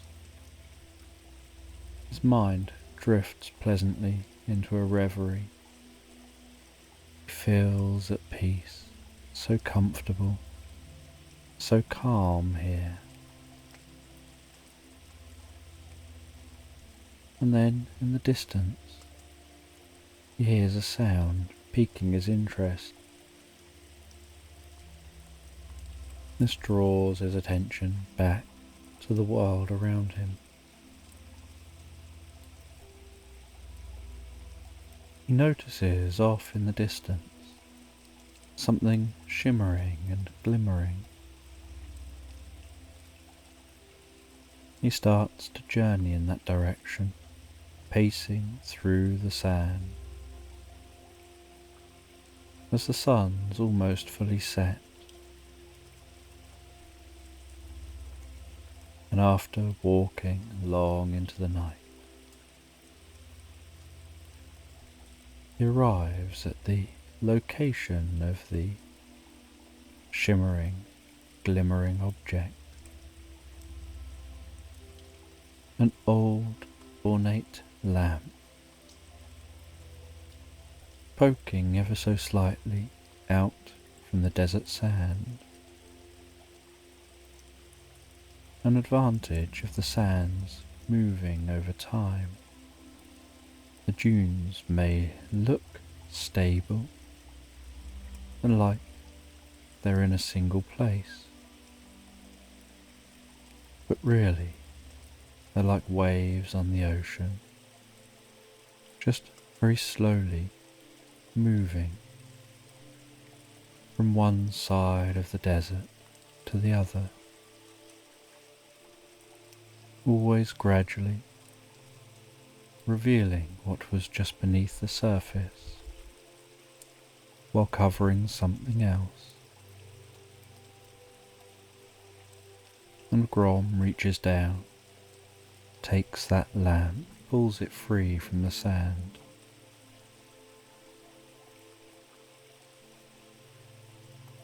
He can feel a warmth in that lamp, almost like it's stored the warmth from the day.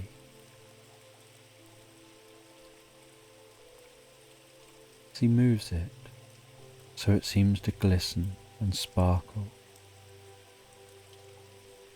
and while he rubs and buffs up and cleans that lamp, so he notices a low, rhythmic pulse. It feels as if the ground beneath him is trembling ever so slightly, as if the wind round him is changing, as if something mysterious is happening.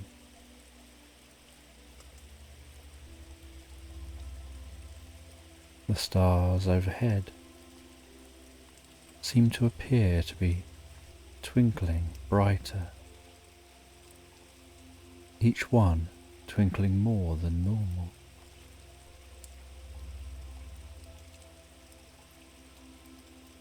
The hum around him grows louder.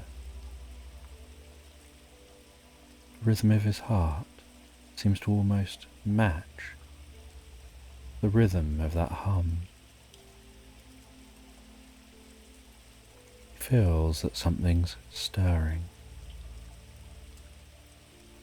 While holding that lamp, feeling its warmth, his eyes close. He feels himself relaxing deeper and deeper into the experience, making his mind and body very still. A sense of calm washes over him, almost like the lamp is now projecting deep relaxation. And as he reaches the peak of deep relaxation, his eyes open while holding on to that relaxation. He sees the ground in front of him beginning to move, almost turning to liquid, the sand shifting and flowing, and falling away as if into some unseen hole in the ground. And as the sand falls away,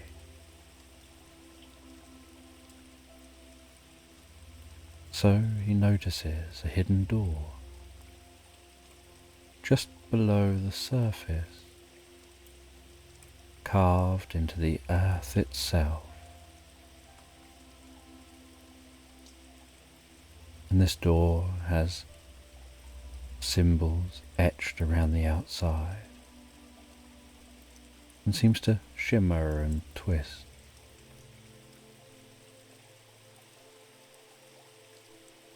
Seeming to almost illuminate itself, having an ethereal glow coming from somewhere unknown. And the lamp begins to brighten, and warmth begins to spread out from that lamp, spreading in to his body, filling him with a sense of peace and calm, illuminating his surroundings and that door before him.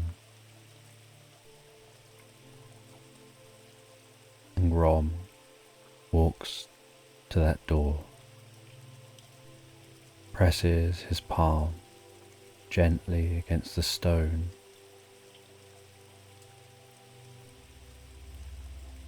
the air around him becoming still as the door begins to groan open, the stone door sliding effortlessly yet sounding heavy, moving aside, revealing a dark passage beyond.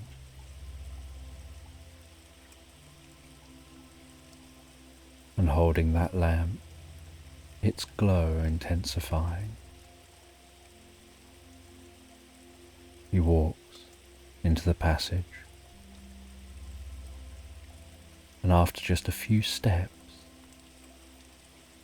he's aware of the deep comfort in this passage, out from the desert, the sand, the wind, just the stillness of this location. Almost like there's something ancient and calming down here, something waiting to be discovered.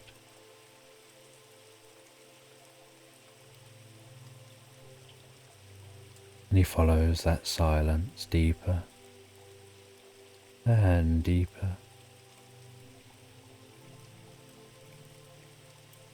The walls of this passage so smooth, cool to the touch.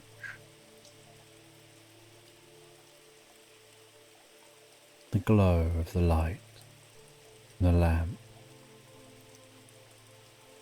bouncing off the walls of the passage.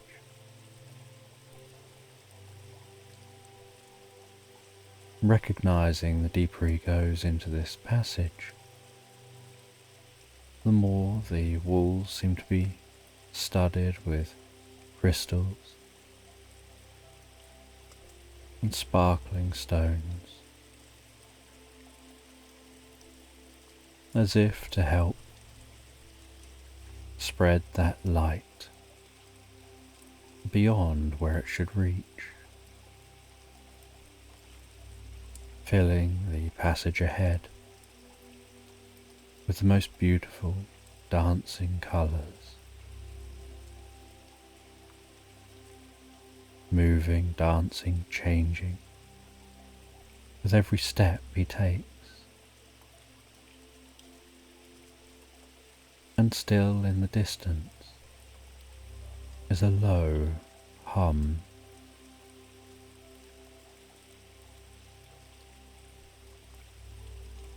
He feels almost like he's walking into a dream, the air hanging still around him. And eventually he finds himself stepping out into a chamber where he sees a curious sight. Objects are drifting and floating lazily through the air around him. Delicate, fine china teacups hovering in mid-air. Teapots floating past with a whiff of steam coming out their spouts.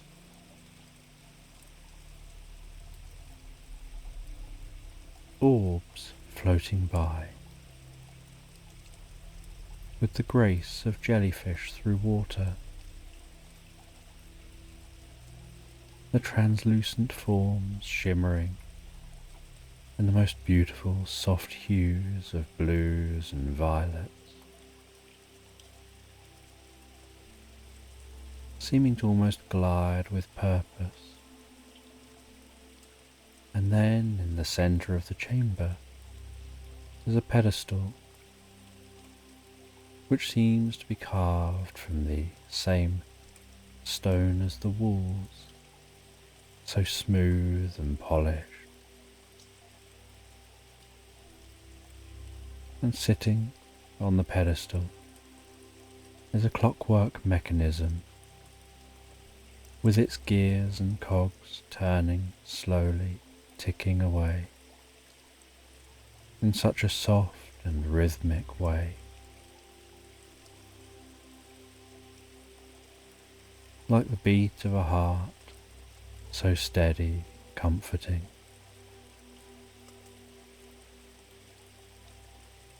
Each tick barely an echo through the chamber.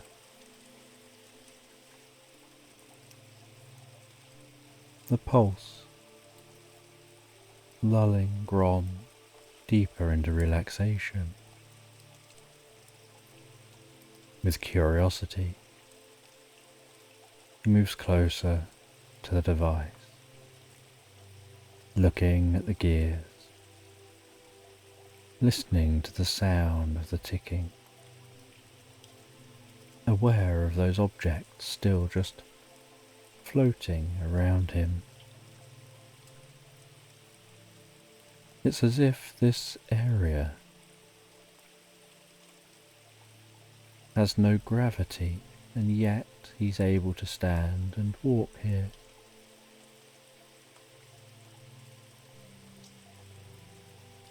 And with a deep sense of peace and calmness, he sinks even deeper into the stillness of the moment, becoming more absorbed in this experience.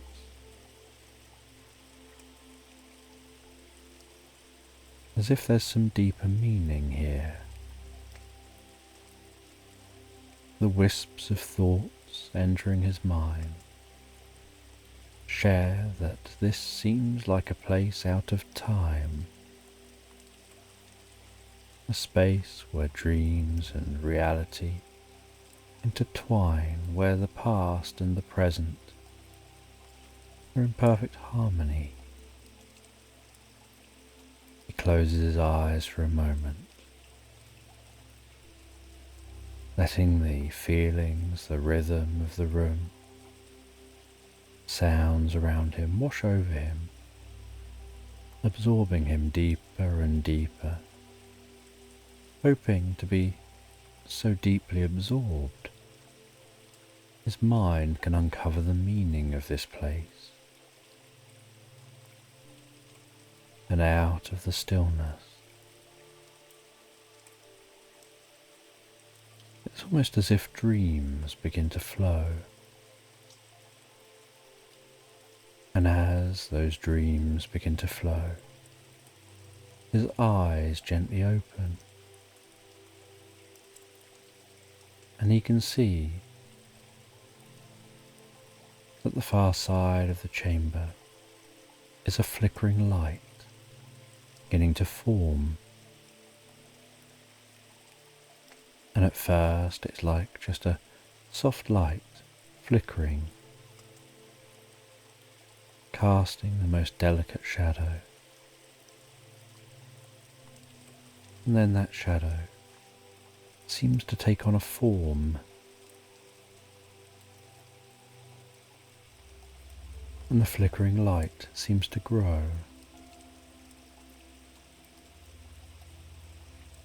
And a form begins to take shape, which looks cloaked in stardust, shimmering with every colour of the universe.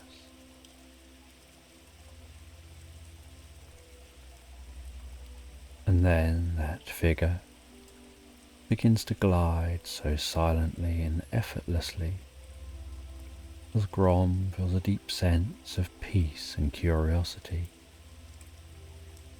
The cloak around that figure rippling with different colours,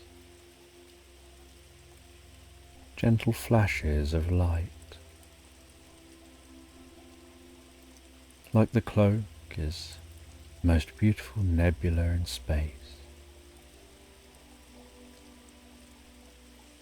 And as that cloaked being reaches the other side of the pedestal, and they look up, and in the most soft, melodic, calming voice, and the most peaceful, friendly looking face, they say, "I'm the keeper of connections.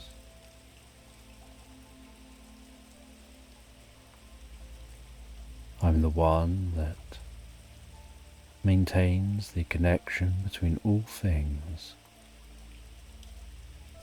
keeps everything working like clockwork, time ticking, stars forming, the dunes flowing,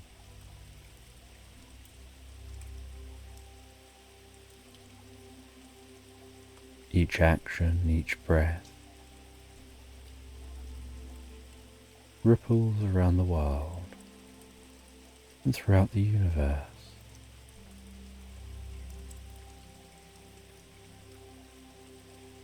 I am the light.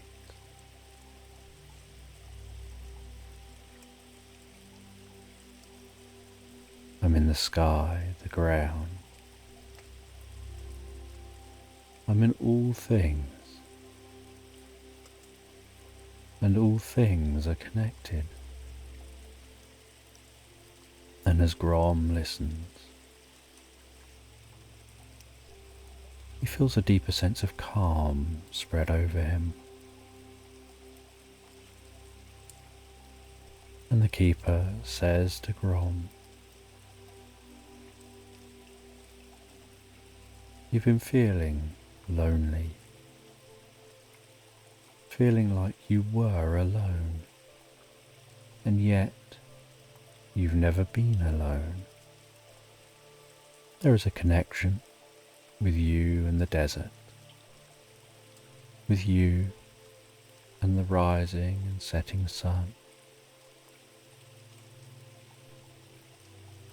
with the movement of the desert, the other animals of the desert, the clouds overhead, the stars twinkling like diamonds in the sky, the ticking of a clock, flowing of an ocean, the air around you. You're never alone. You never were.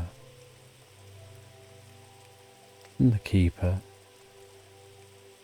gathers up some sand from the ground, places it into an hourglass, seals that hourglass, turns the hourglass over and asks Grom to watch that sand flow. Watch the way the sands of time trickle from the top chamber to the bottom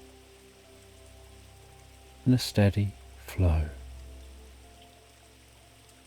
each moment unfolding in this same way. And Grom can hear those grains falling so peacefully from the top to the bottom. Such a gentle sound,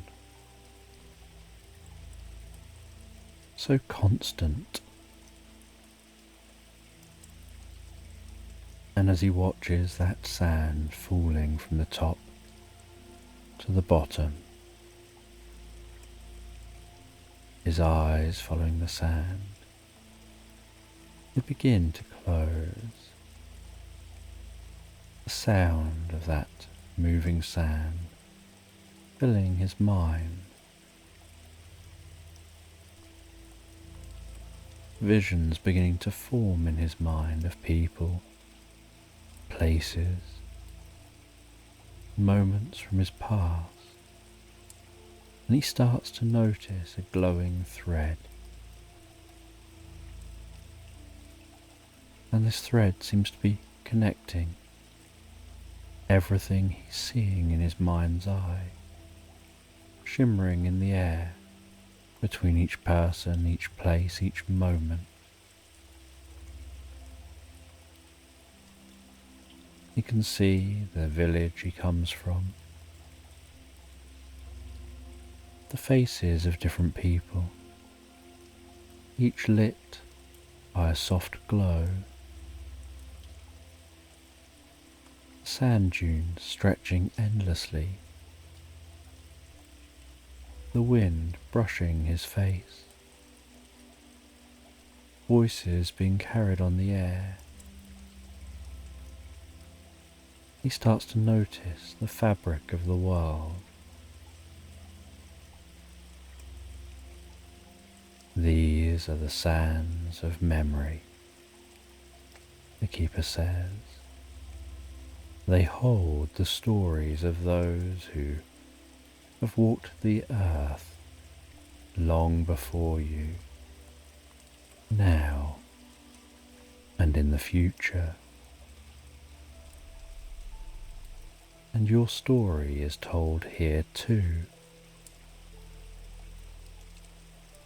Everything you say, everything you do, ripples through time, carried by the wind, the sand, everything remembered, everything connected. Every life is a thread in the wider tapestry of the world. And Grom gently opens his eyes, feeling such a profound connection to this world around him that almost brings a tear to his eye. He takes a few deep breaths, almost like a weight lifts from his shoulders, as he watches the final grains of sand finish flowing from the top to the bottom of that hourglass. And then the keeper backs away, glowing in light, and seems to almost fade back into the wall at the far side of the chamber, and stillness sets back into the chamber, and Grom heads back out of the chamber, back out into the desert.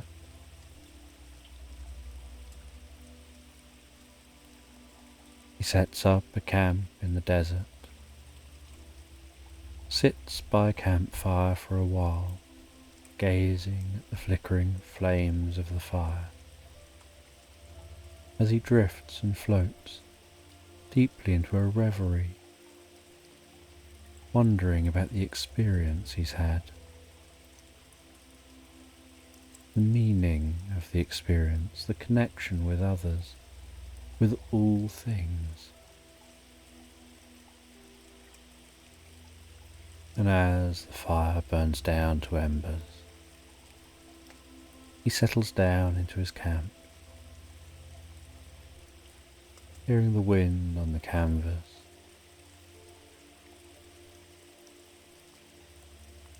and drifts peacefully into a sleep,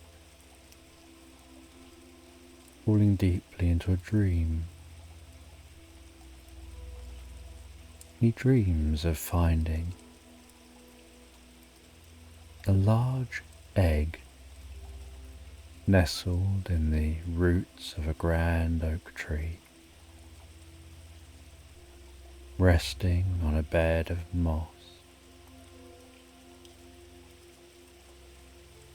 And the shell of this egg is pearlescent and seems to glow with an inner light. And as he approaches the egg, he can notice how it begins to move and vibrate, as if something inside is preparing to break free. And with a sense of anticipation and calmness, and stillness in the air,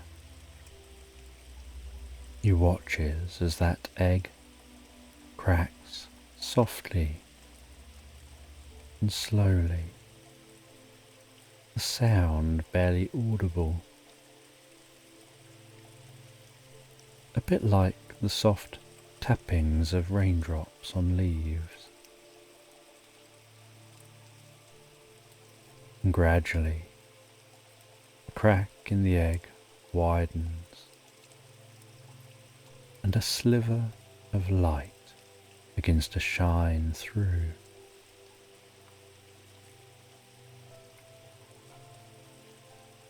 And as the shell continues to break, little by little, a tiny bird emerges with shimmering feathers.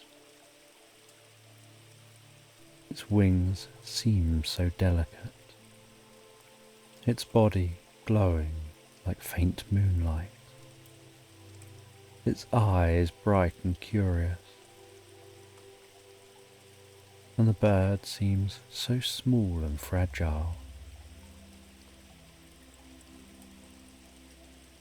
And it looks like it's seeking for connection.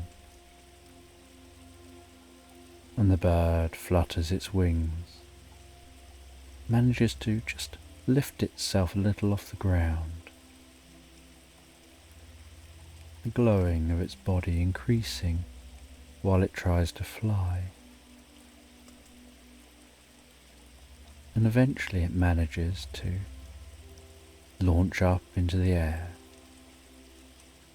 fly and disappear into the canopy of the oak tree, leaving behind a soft trail of starlight. Grom approaches the tree, looks up into the tree, and sees that there are more birds up there, that bird has joined, all interacting with each other, and looking down and watching over Grom. And as Grom turns around, so the scene fades away, and he drifts deeper and deeper into that dream, and then beyond the dream, into the most pleasant, deep, recuperative sleep. And after sleeping so peacefully the night, he awakens the next day, exits its tent, and see the way that overnight some sand had built up around his tent. The fire had covered over. The morning sun felt so calm on his face. The blue sky stretching overhead. The light wind tickling his cheeks. Packing away his camp, he begins to walk through the desert, the sands shifting gently beneath his feet. He feels that something has changed. Something within him has shifted. A new purpose. A new sense of connection. A deeper calmness. And he continues walking through the day, until eventually, as he approaches the edge of the desert, he can see the lights of a town as nighttime begins to set in. He approaches that town, now curious who he might meet, connections he might form. And he finds a tavern that has a place to sleep for the night. He heads up to bed in that place, and dreaming about the future, about connections to be formed, he drifts and floats, so calm, so peacefully, asleep into Slumberland. And you're walking along through countryside, and the gentle rise and fall of the hills beneath your feet feels almost like a lullaby, the earth itself rocking you with every step. The air is crisp and clean, sweet with the scent of wild flowers that bloom in delicate clusters along the path. Above you, the sky stretches out in an endless blue, soft and smooth like a piece of silk, so calm that it feels as though the world itself is holding its breath.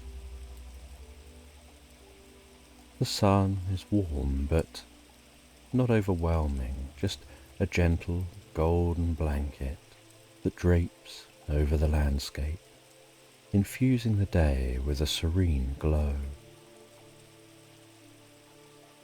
illuminating the hills, the grass, warming your skin with a kind of quiet tenderness, as though it's inviting you to relax deeper and deeper, to let go of anything that might be on your mind. And you continue to walk, and the ground beneath you gives slightly, the grass parting softly as though it recognizes every step that you take. And there's a soothing rhythm to the landscape, to your walking, to the gentle sway of the tall grasses brushing against your legs, the soft rustling of leaves stirred by a faint breeze. Everything around you moves so slowly, as though time itself is in no hurry, and the world invites you to match its pace. A low hum fills the air, the sound of bees moving lazily from one flower to the next, their wings buzzing in a slow, harmonious rhythm. You can hear the distant chirping of birds, their songs travelling through the air, calming your soul, each note carrying a message. As you relax deeper and deeper into the quiet peace that surrounds you, and with every breath, you can feel yourself becoming more connected to the world around you, drawing you deeper and deeper into the experience. And the hills you're walking over continue to undulate so softly, like the gentle movement of waves on a calm sea. Each ascent bringing with it a new view, a new stretch of peaceful green that unfolds before you, stretching out towards the horizon. And there's no hurry, no pressure to move quickly. And the path beneath you is soft, its edges lined with wildflowers swaying gently in the breeze, petals glowing softly in the golden light.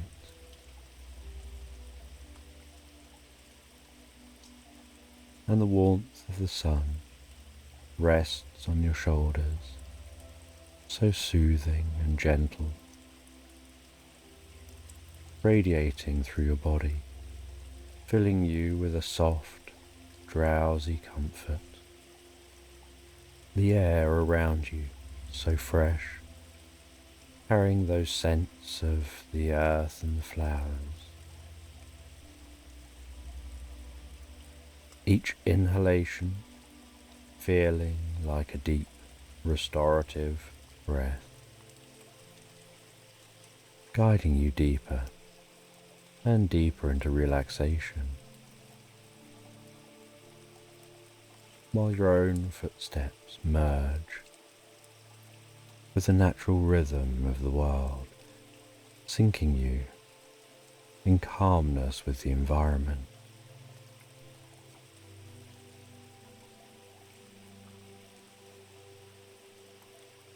And as you continue to walk,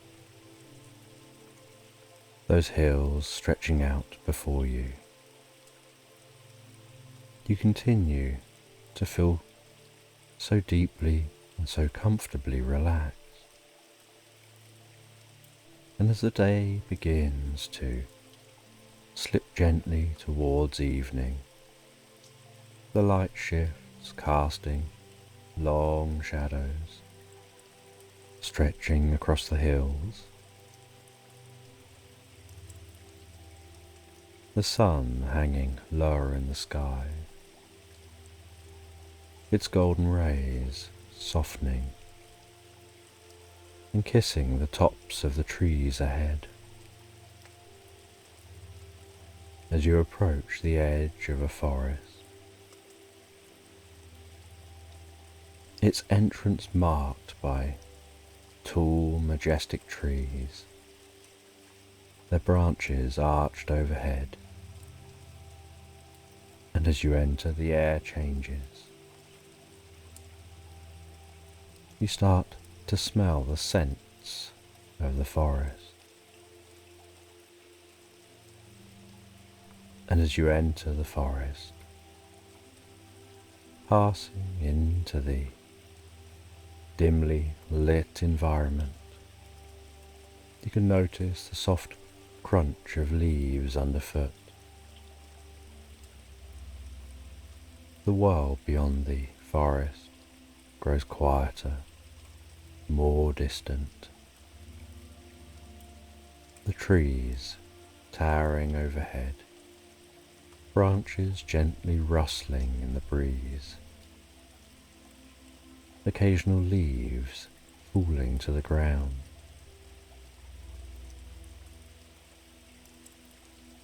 The gentle, dappled light breaking its way through the canopy overhead, dancing before you. And the deeper into the forest you go, the more it seems to reveal its magic. You notice soft, ethereal lights starting to glow from beneath the leaves, pulsing gently, like the rhythm of a slow, peaceful heartbeat. You notice that the plants here are unlike anything you've ever seen before.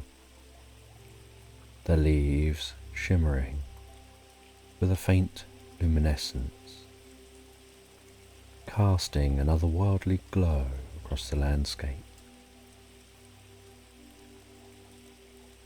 Small creatures moving quietly among the undergrowth. Everything moving so slow and graceful, as though this whole place is part of a dreamlike rhythm. A relaxing symphony designed to lull you to sleep.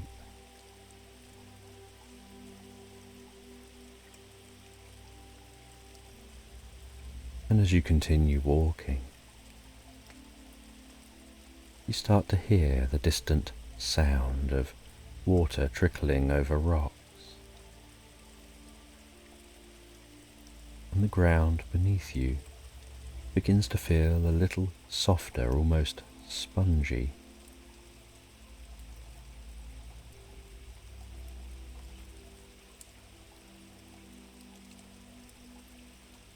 And you continue walking deeper and deeper into this forest, feeling a deep sense of peace and calm. And as night begins to set in, you find your way to that sound of flowing water.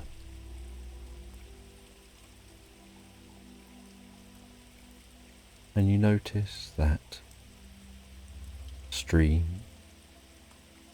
runs through a clearing nestled here in the heart of this magical forest, where you can see the first stars of the night. And so you set up a camp, listening to the sounds change in the forest, from the daytime animals to the nighttime. Each sound so relaxing, so calming and comforting.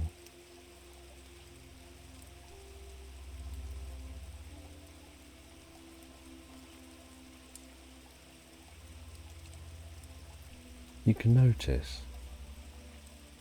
the glowing, pulsing lights of this forest,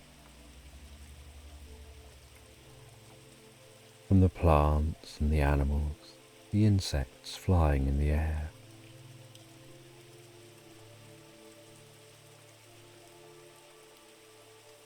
You can notice that the temperature is just right to relax near a campfire to the sound of the running water, sitting in the entrance to your tent.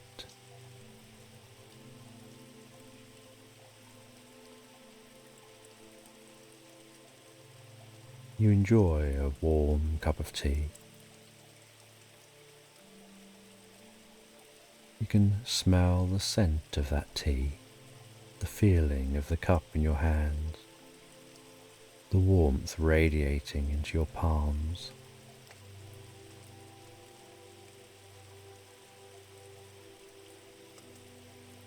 Noticing the sensation with each sip of tea you take,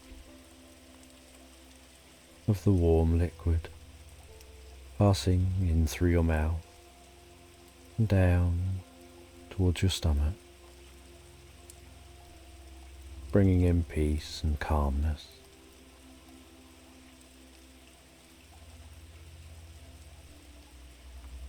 And as the night continues to deepen, so you can see the broadening blanket of stars and the most beautiful silvery crescent moon gently rising above the trees, in the way that it is reflecting in the water of the stream. And the scene is so enchanting and magical.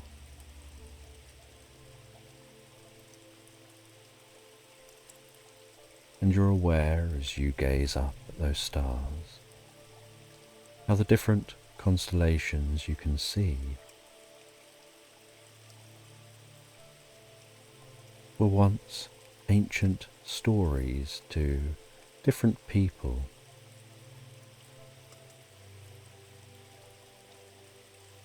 As people imbued the night sky with the stories of their time, of the myths and legends they wanted carried through the generations.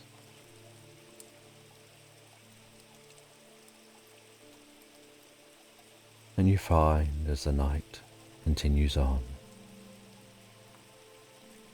that any thoughts that were once racing through your mind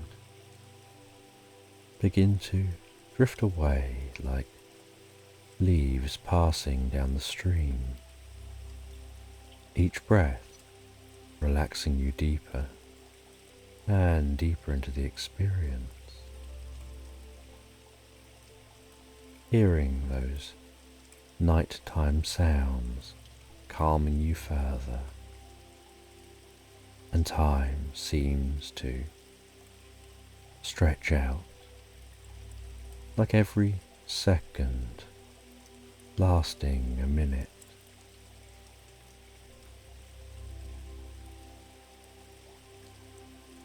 And then after a while, you rest back into the tent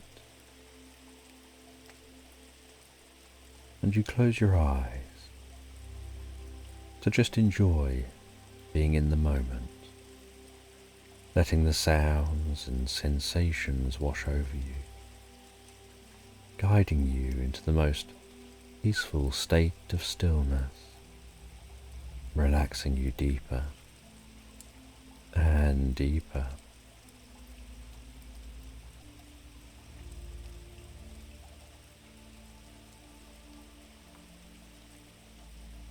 And as you lie back in the tent, listening to the sounds,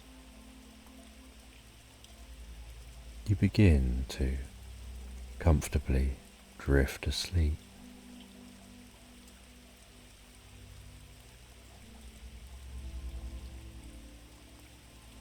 Sometimes aware of the sounds outside the tent, other times more focused on the changing focus to the land of dreams in your mind.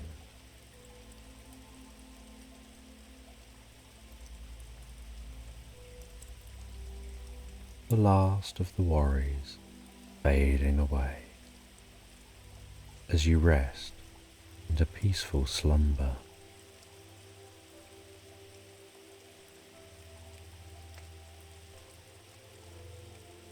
And as you drift quietly and peacefully asleep, you can notice your body beginning to feel weightless, as if suspended in a state of perfect relaxation. The temperature around you just right to facilitate the most deep and comfortable sleep.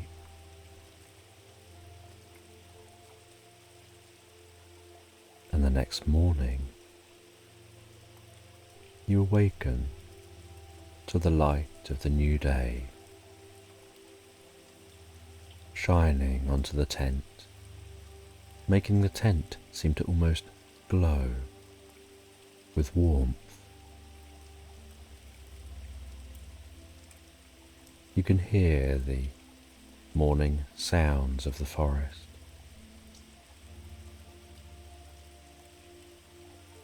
You can breathe in the fresh, cool and comfortable air, and continue to hear the sound of the stream flowing.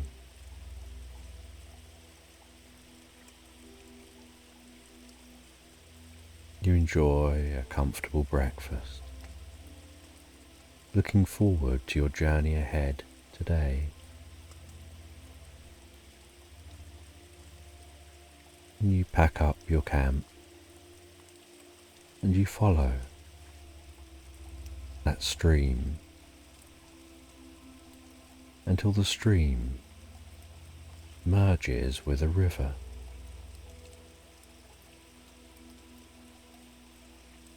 You continue to walk alongside this river,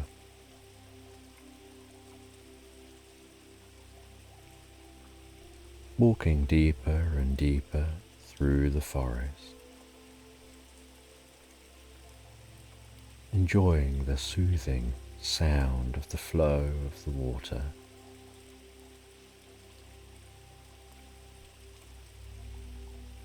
Each step relaxing you deeper and deeper into the experience. And after hours of peaceful walking, you find yourself approaching a secluded clearing where you discover the remnants of a forgotten civilization, with crumbled stone walls half hidden by moss and vines, reclaimed by nature over centuries. You look at the ruins and feel that they seem so humble, as if they've always belonged to the forest.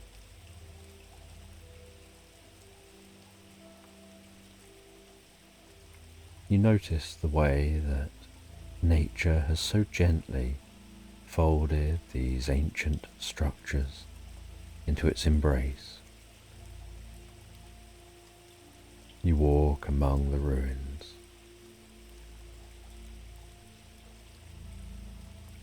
You reach out and touch one of the crumbling walls, your fingers brushing so delicately against the rough surface of the stone, feeling the cool beneath your hand, solid yet fragile. And you notice that some of the stone is adorned with intricate carvings, faded and worn by time. You can't work out what they tell the story of, what their meaning is, but you have this feeling that ancient wisdom lingers in this area, and that these ruins once held great meaning.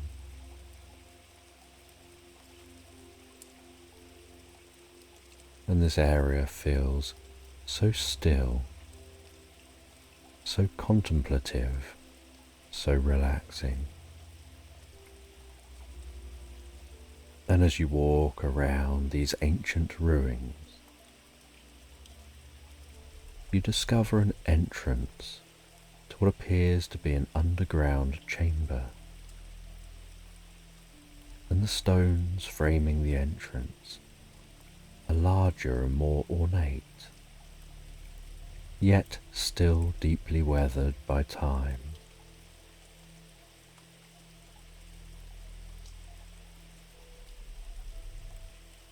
And you head towards that entrance, and with curiosity and excitement, you walk through the threshold, descending, curious what you'll discover.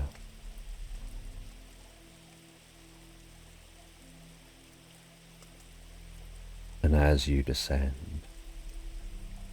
you notice how the steps beneath your feet are smooth and worn by time and by those who repeatedly descended these steps in the past. And each footstep echoes so gently around the walls of this underground chamber.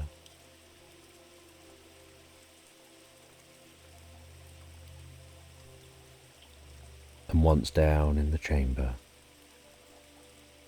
you notice its quietness, the stillness of the air, that it's cooler than on the surface. There seems to be a soft light filtering through the chamber from an unknown source, perhaps the walls just gently glowing themselves. You can see faded carvings, intricate designs, the way they seem to be depicting scenes of a flourishing civilization now long gone. Their stories etched forever into these stones, and in the centre of the chamber, bathed in that soft ethereal glow, sits an ornate bottle resting on a stone pedestal. The bottle is small but exquisitely detailed, covered in gems which catch the soft light and sparkle and shimmer. You walk over to that bottle. You run your fingers around the surface of the bottle.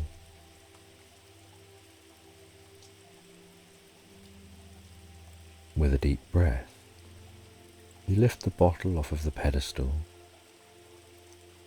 noticing that it's much lighter than you'd expected.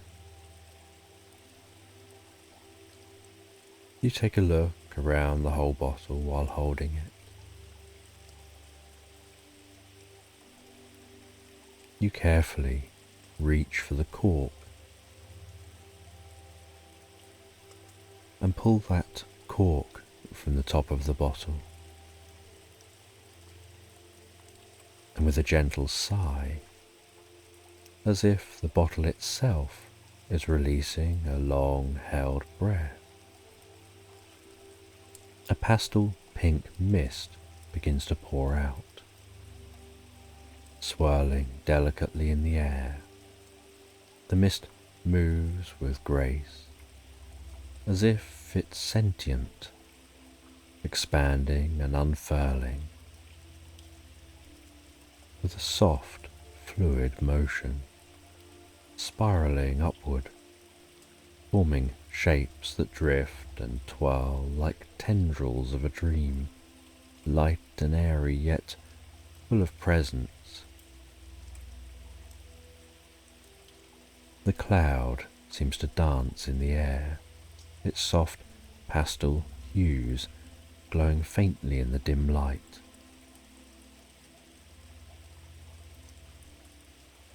It swirls around you, its form ever changing, shifting like a gentle breeze through an open window.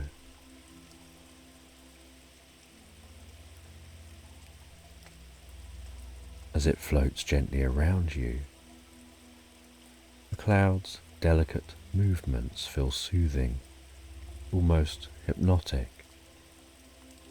You can feel yourself relaxing deeper and deeper as your mind becomes quieter and quieter while watching the cloud's graceful dance. The room around you seems to blur at the edges, and all that exists in this moment is the soft, gentle presence of the pastel cloud, its form expanding and contracting in a peaceful rhythm.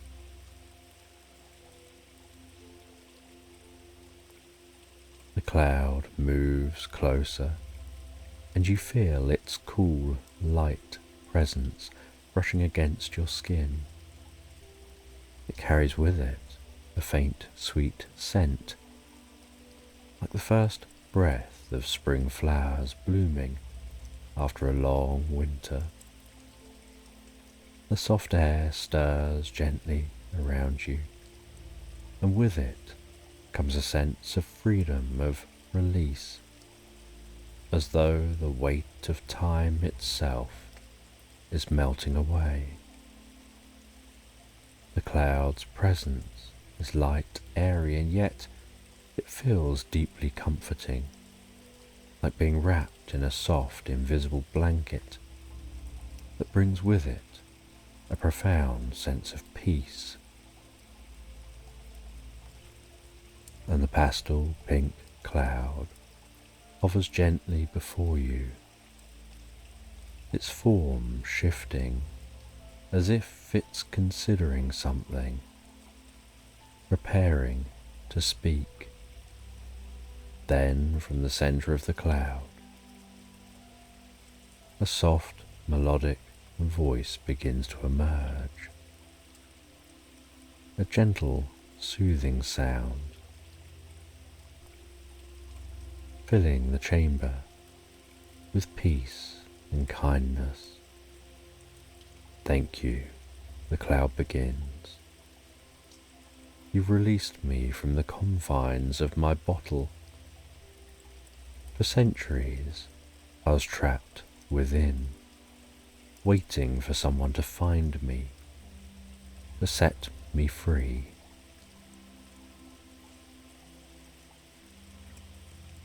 You begin to feel a connection with this cloud. Long ago, the cloud says, I served the people of this land. I was called upon to bring rain to their fields, to provide shade on the hottest days, and to transport them across great distances when they needed to travel. I was their companion, their guardian in the skies. But as time passed, the people faded away, their civilization forgotten by all but the trees and the stones of the forest. The cloud swirls gently around you as it speaks, its movements slow and deliberate.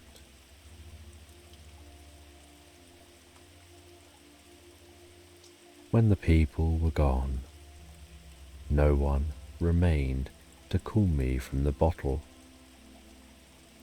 and so I remained trapped waiting in silence, hoping that one day someone would come, and now you're here. The cloud pauses in a moment of quiet reflection. I'm free now, the cloud says, and for that I offer you my gratitude. Let me show you the world as it once was. Let me take you on a journey through the skies. The cloud begins to expand, filling the room, wrapping around you like a soft, weightless cocoon. Come, the cloud says, let's journey together. And with that, you feel yourself lifting softly off the ground, rising gently into the air as the cloud carries you upwards. The chamber beneath you fades away, and all around you is the soft, pastel glow of the cloud, its presence like a dream come to life, guiding you deeper and deeper into a world of peace and wonder. And the cloud lifts you gently into the air, as though the ground beneath your feet has melted away, leaving you weightless and free. You don't feel any tugging or pulling, only the soft, effortless sensation of rising. The air around you is cool and crisp, a refreshing breeze that brushes lightly against your face, carrying with it the scent of distant mountains and the sweetness of wild meadows below. Beneath you, the landscape stretches out vast and serene, like a painting unfolding before your eyes. Rolling hills, rippling softly like waves, their green folds blending into meadows that shimmer under the sunlight. Beyond the meadows, forests gather in a quiet cluster, their tall trees swaying in slow, rhythmic movements, as though they too are a part of the peaceful dance of the earth. Rivers wind their way through the landscape, silver threads glinting in the light, weaving patterns of calm as they meander towards the horizon. The cloud moves effortlessly, carrying you higher with each breath, its surface soft and cushioned beneath your body. It rises and falls in a gentle rhythm, lulling you deeper and deeper into the most pleasant reverie. Above you, the sky stretches endlessly, a canvas of soft blues and whites. The clouds around you, floating in peaceful clusters. Birds soar beside you, wings outstretched, gliding so effortlessly on currents of air, all seeming so unhurried, just dancing with the sky, feathers shimmering in sunlight.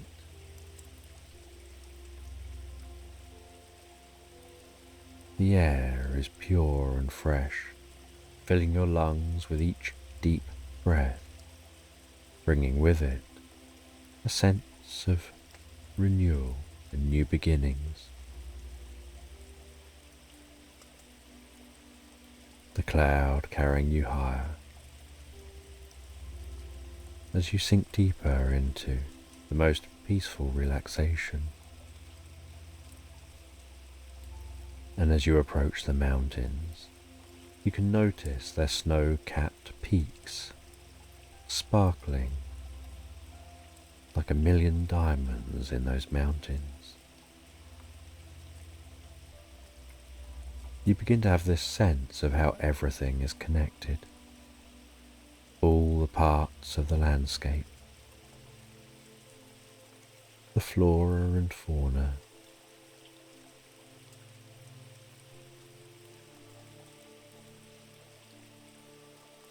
you start to feel like time here has slowed or perhaps even slipped away entirely,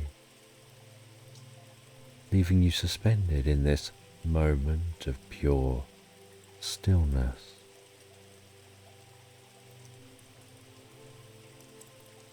The more you float, the deeper you relax, and the deeper you relax, the softer the cloud seems to become. The cloud moves with the air,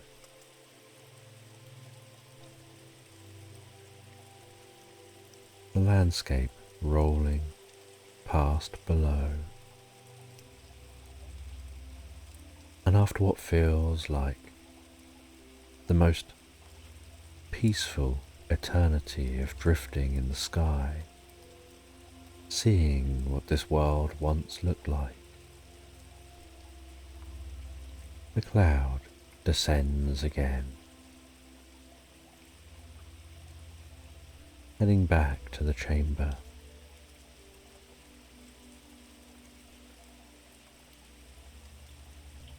And once back in the chamber, the cloud swirls around you, gradually lowering you down to the chamber floor, dispersing from you and reforming before you, leaving you with a deep sense of peace and calm.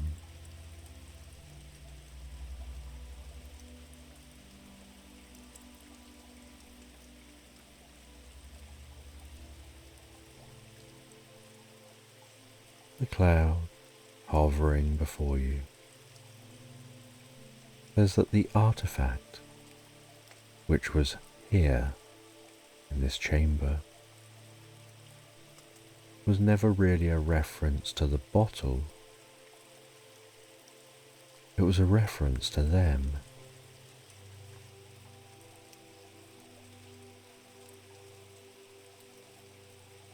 They spoke of how, now the bottle is open, they'll be able to come and go as they please.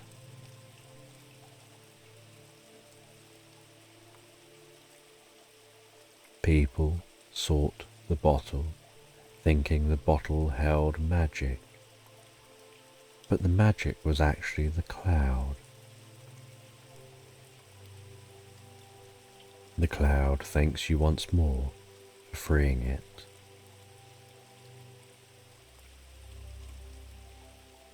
And you set off from this chamber.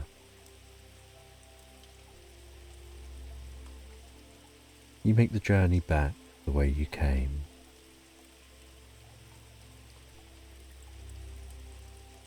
Find your way back through that forest, back over the hills and meadows, all the way back home. And once home, you settle down in bed, pondering and thinking of the experience you've had. As you drift and float, so calmly, so peacefully relaxed, into Slumberland. In the heart of a forest, untouched by time, where ancient trees stand like silent sentinels and the earth whispers secrets only the wind can carry, a new day begins to unfold. The first light of dawn stretches its delicate fingers through the dense canopy, painting the world in hues of soft gold and tender green. The air is crisp, invigorating, and filled with the scent of pine needles and rich, damp earth, as though the very breath of the forest is infused with life itself. Nestled within a den, carved from the roots of a great oak, Lupa, a young wolf pup, stirs from the depths of sleep. The den is warm, a cocoon of safety woven from the steady breaths of her siblings and the soothing rhythm of her mother's heartbeat. Lupa lies in a tangle of fur and limbs, the warmth of her family pressing against her small, soft body, grounding her in the comfort of the pack.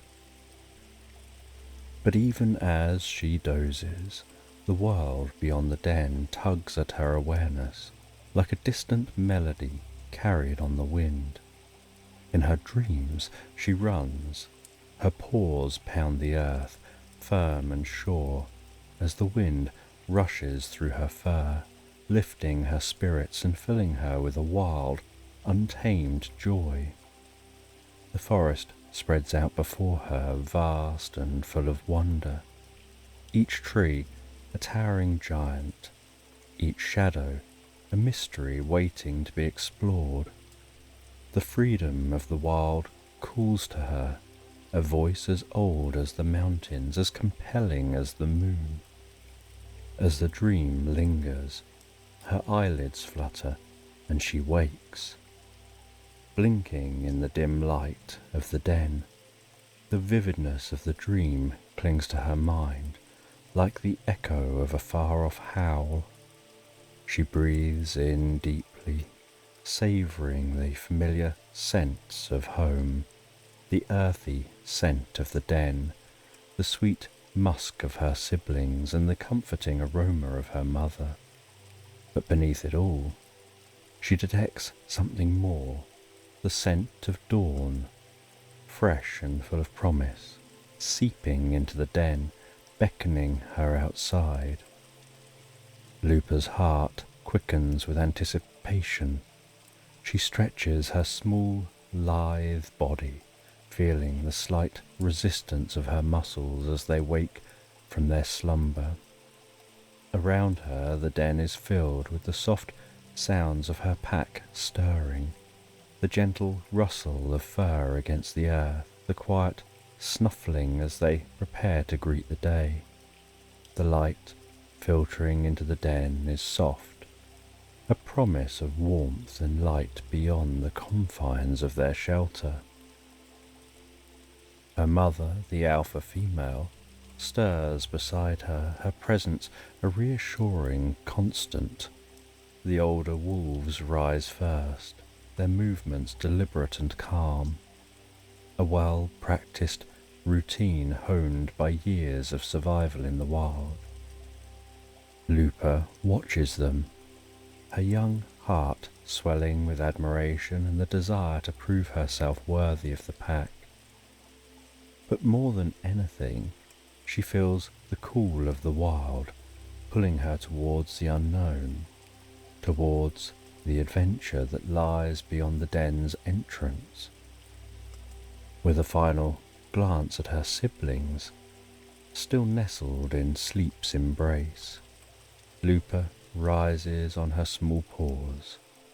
The earth beneath her is cool, a grounding sensation that steadies her excitement. The den, once a place of warmth and security, now feels like a threshold, a portal she's ready to cross.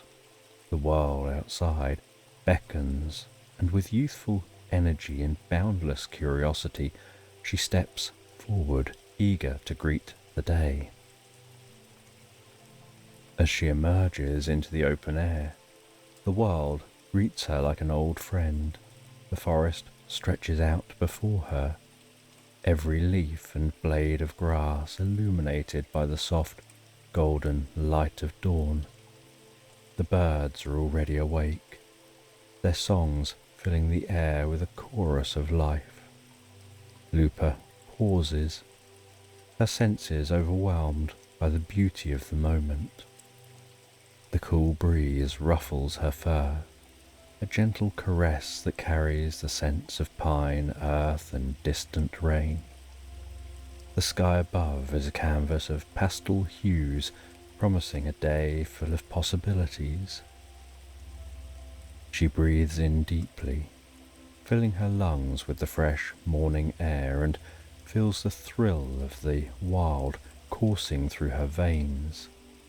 This is her world, a place of endless wonder and adventure where every day brings new discoveries, and today she's ready to embrace it all.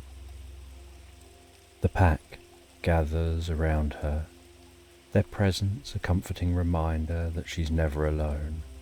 They are her family, her protectors, and her guides in this vast, untamed world. As they prepare for the day's run, Lupa feels a sense of belonging, of being part of something greater than herself. She may be young, but she is a wolf, and the call of the wild is in her blood. With a final glance at the den, now bathed in the gentle light of morning, Lupa takes her place among the pack. The world is waiting and she's ready. The forest deepens as the pack begins their run, a journey as old as time itself. The trees close in around them, their towering trunks forming a cathedral of nature, where the sun's light filters through the leaves like stained glass. The ground beneath their paws is soft and forgiving, a carpet of fallen leaves and moss that muffles their movements, allowing them to glide silently through the undergrowth. Lupa runs alongside her pack, her small body moving in harmony with the rhythm of the run. Each stride is a dance, each breath a shared song that unites the pack in their journey. The bond between them is palpable, a living thread that connects them all, from the eldest wolf to the youngest pup.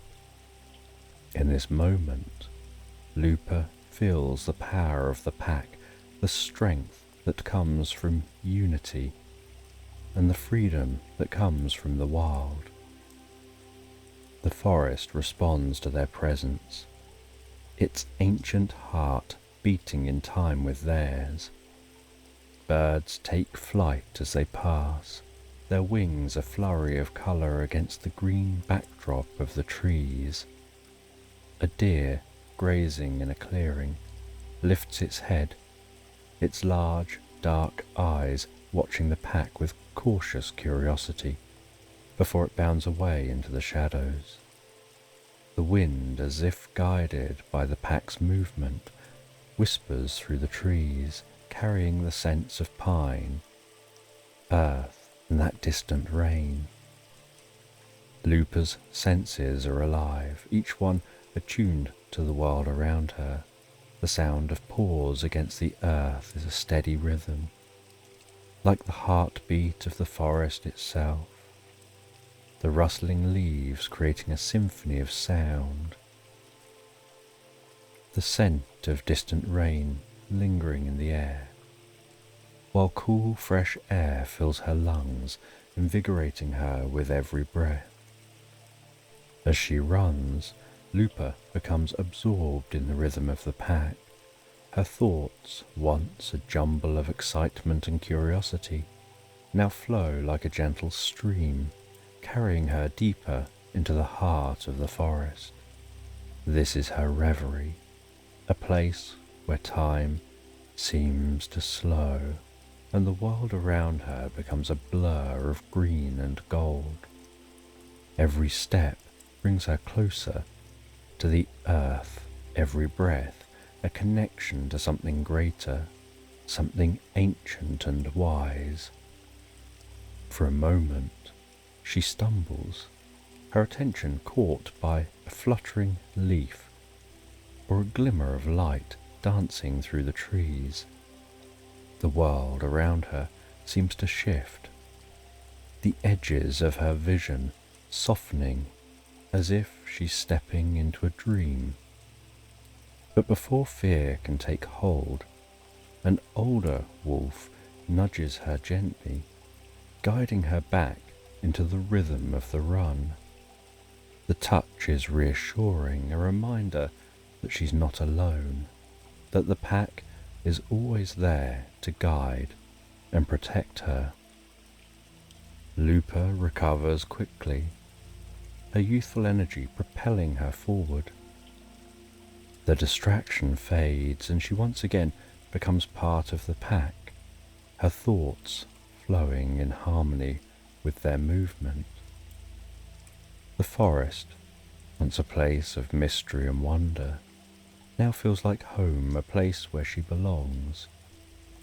The run continues, each step bringing them deeper into the forest, each breath drawing them closer to the wild heart of the world.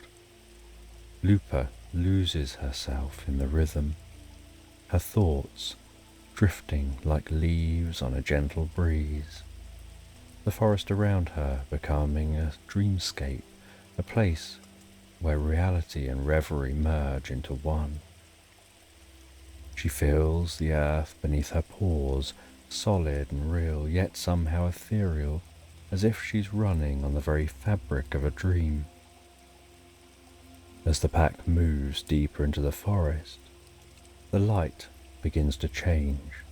The sun, now higher in the sky, casts longer shadows, and the colours of the forest shift from the bright greens of dawn to the richer, deeper hues of midday. The air grows warmer, and the scent of distant rain fades, replaced by the earthy aroma of sun-warmed pine and blooming flowers. Lupa's muscles stretch and relax with each stride, her body moving in perfect harmony with the rest of the pack. The feeling is exhilarating, a sensation of freedom and power that fills her with joy. She's part of something greater, something wild and untamed, and the world around her is alive with possibility. As they run, the forest seems to open up before them, revealing new paths and hidden glades. The trees, once tall and imposing, now feel like old friends, their branches reaching out to guide and protect.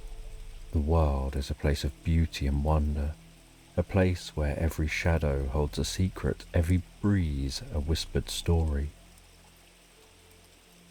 And in this moment, as Lupa runs, she knows that she's exactly where she's meant to be. And the sun hangs gently in the sky, casting dappled light across the clearing at the edge of the hill where they pause to rest. The warmth of the day is tempered by a soft breeze, carrying with it the scent of wild flowers and the faint promise of a distant summer. The clearing itself is a sanctuary of tranquility, a grassy floor invitingly soft underfoot, as if nature herself had woven a carpet of green just for moments like these. Lupa stands at the centre of the clearing, her bright eyes gleaming with a mixture of mischief and joy. The run through the forest has left her exhilarated, her young heart pounding with the thrill of it all. But now, with the pack at ease, her boundless energy seeks a new outlet. She glances at her siblings, who, like her, are feeling the irresistible pull of play. Each one, though similar in appearance, carries a unique spirit. One is quick and agile, darting about like a streak of lightning. Another is bold and daring, always the first to explore the unknown. And then there's Looper, the curious one, always searching for the next mystery, the next adventure.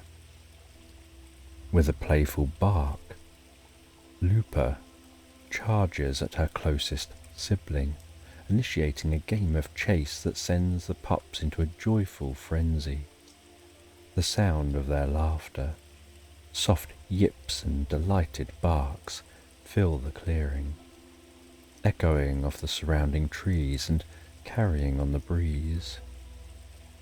It's a sound that seems to lift the spirits of the entire pack, a reminder of the innocence and joy of youth. The siblings scatter, weaving through the tall grass and darting between the trees at the clearing's edge. Looper's legs pump with a rhythmic ease, her paws barely touching the ground as she runs. The world around her blurs into a kaleidoscope of green and gold, the sunlight filtering through the leaves in a way that makes the whole forest seem to shimmer. It's as if the very earth beneath her is alive, vibrating with the same energy that pulses through her veins. Looper feels a thrill of pure, unbridled joy as she races after her siblings, her laughter joining theirs in the symphony of play. She dodges and weaves, her instincts guiding her as she anticipates their every move. Her fur bristles with excitement as she chases one sibling down the hill, the two of them tumbling together in a playful heap. The tickle of grass on her back as she rolls, the warmth of the sun on her fur, and the comforting sound of her sibling's breath beside her. All of it combines into a moment of pure, perfect happiness. The hill is a gentle slope, and as the pups roll down its side, the earth beneath them is soft and yielding, cushioning their playful descent. The world seems to slow down, each tumble and turn stretching out in time until it feels as though they're floating, suspended between the earth and sky. Looper closes her eyes, letting the sensation wash over her, the gentle rustling of leaves, the feeling of weightlessness, the joy of being completely, utterly free. When they finally come to rest at the bottom of the hill, Looper lies on her back, panting softly, her chest rising and falling in time with the rustling leaves. She opens her eyes to see the sky above, a brilliant blue canvas dotted with wisps of white clouds. The sun, still warm and bright, bathes her in its light, filling her with a deep sense of peace. Her siblings gather around her, their laughter subsiding into contented murmurs as they nuzzle one another affectionately. The bond between them is strong, a silent understanding that they're each part of something much larger than themselves. In this moment, lying in the sun-dappled grass, surrounded by those she loves, Looper feels a profound connection not only to her family but to the land itself, the forest, the sky, the earth beneath her, all of it part of the same great, mysterious whole. As the pups settle down, their playfulness giving way to a calm that mirrors the stillness of the clearing, Looper's mind begins to drift. Her thoughts, which moments ago were filled with the excitement of the chase, now turn inward, becoming absorbed in the quiet beauty of the world around her. The clearing with its soft grass and warm sun feels like a place out of a dream, a place where time slows down and every breath is filled with the sweetness of life. In this state of reverie, Lupa becomes aware of the subtle details that make this moment so perfect. The gentle flutter of a butterfly's wings as it dances on the breeze, the way the sunlight plays off the dew on the grass, turning it into a field of diamonds, and the soft, steady rhythm of her siblings' breathing as they begin to doze beside her. But even as she relaxes, letting the warmth of the sun seep into her fur, a part of her remains alert, curious. The joy of play has given way to a quiet wonder, a feeling that something new and exciting is just beyond her reach, waiting to be discovered. And it's this feeling that stirs her, that makes her sit up and look around the clearing, her keen eyes searching for whatever it is that's caught her attention. The world around her is still a peaceful place, but Lupa's sharp senses pick up on something. A flicker of light at the edge of the clearing, just at the bottom of the hill. It's faint, almost imperceptible, but it's enough to pique her curiosity. She glances at her siblings, who are now fully absorbed in their own rest, and then back at the source of the light.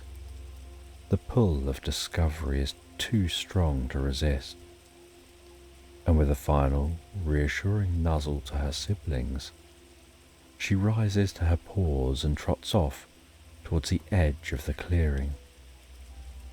The bottom of the hill is cool and shadowed, the sunlight unable to penetrate the thick canopy of leaves above.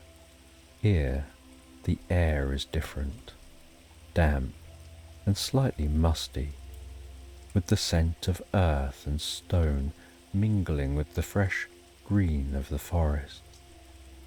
Lupa's paws sink slightly into the soft earth as she approaches the source of the light, her heart beating with a mix of excitement and trepidation. The flicker of light comes from a dense tangle of vines and moss, which cling to the rocky base of the hill like a living curtain. The vines are thick, their leaves dark and glossy, and they move slightly in the breeze, as if they're alive. Lupa hesitates for a moment, her instincts warning her that this place is different, that it holds secrets she may not be ready to uncover. But the call of the wild, the same call that drew her from the den at dawn, now urges her forward. With a cautious step, Lupa approaches the vines.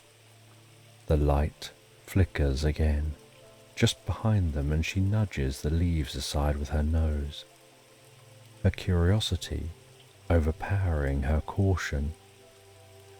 The vines part easily, revealing a small, dark opening in the rock, a passageway that seems to lead deep into the earth. The light is faint, more of a glimmer than a glow, but it's enough to show her the way. Lupa's heart quickens as she peers into the darkness. The passage is narrow, barely wide enough for her to squeeze through, and the air that wafts from within is cool and damp, carrying with it the scent of old stone and deep hidden places. It's a scent that speaks of ancient secrets and forgotten paths, of places where the light of the sun has never reached. For a moment, Lupa hesitates. She glances back at the clearing, where the rest of the pack lies in peaceful repose, unaware of the discovery she's made. The familiar comfort of the pack calls to her, urging her to return, to stay within the safety of their presence. But the pull of the unknown, the thrill of discovery is stronger. She knows that this is a path she must walk alone. With a final deep breath, she steps forward. The earth beneath her paws is cool and solid, grounding her as she begins to squeeze through the narrow gap in the rocks. The rough texture of the stone walls brush against her fur, and the darkness closes in around her like a thick, comforting blanket. The sounds of the outside world, of the pack, the forest, the wind, fades away, replaced by the soft, echoing drip of water somewhere deep within the passage. As she moves deeper into the cave, the light behind her fades and the dim glow ahead grows stronger, guiding her forward. The passageway twists and turns, each bend revealing another stretch of shadowy tunnel, until Lupa can no longer see the entrance. She's completely surrounded by the earth, the cool stone walls pressing close on either side, the air thick with the scent of ancient secrets. Lupa feels a strange sense of calm, a deep, peaceful sense that settles over her like a warm cloak. She finds the darkness is comforting, like the embrace of the den at night. The cool damp air soothes her, the echo of her footsteps a quiet lullaby that carries her deeper and deeper into the heart of the earth. Every step feels like a journey into another world, a place where time stands still and the concerns of the outside world are left behind. The cave is a realm of silence and shadow, where the only sound is the steady rhythm of her breathing, the only light the faint ethereal glow that guides her forward. As she ventures further into the passage, the walls begin to widen, the ceiling rising above her until it disappears into darkness, the air growing cooler, the scent of earth and stone stronger and stronger, and the echo of distant water more pronounced. Lupa senses that there is multiple sounds and scents coming from within this cave and through this cave. She's aware of every touch of the rough stone against her fur, filling her with a sense of awe and wonder. The passageway continues to twist and turn, leading her deeper and deeper into the unknown. The darkness becomes increasingly complete as she continues to follow that distant glow, finding herself enveloped in peace and calm, feeling a quiet joy that fills her senses with purpose, knowing this is a journey of discovery and wonder while she moves deeper and deeper into this cave. And the deeper she ventures into the cave, the more the world outside seems to slip away. And while she enters a chamber she discovers that the walls now begin to change. They seem to be etched with strange symbols and markings that glow faintly in the dim light. These symbols, carved into the stone, tell stories of a time long past when the earth was young and spirits of the forest walked freely among the trees. She steps slowly as she takes in the markings, feeling a deep sense of wonder and curiosity. The symbols seem almost alive, their faint glow pulsing gently. As she rounds a corner, the passage widens slightly, revealing another small hollow chamber, bathed in soft greenish glow of bioluminescent fungi clinging to the walls. The light reveals shapes and textures of the space. The air is cool, the scent of damp earth surrounding her, and a fleeting occasional scent of flowers carried on a distant breeze. And Lupa's eyes are drawn to a small, delicate form lying on the floor of this cave. She discovers that it's a butterfly with crumpled wings, its once vibrant colours faded and dull. Lupa feels a deep sense of sorrow and empathy towards this tiny, fragile creature, feeling that it seems so out of place here in this cold, dark world underground.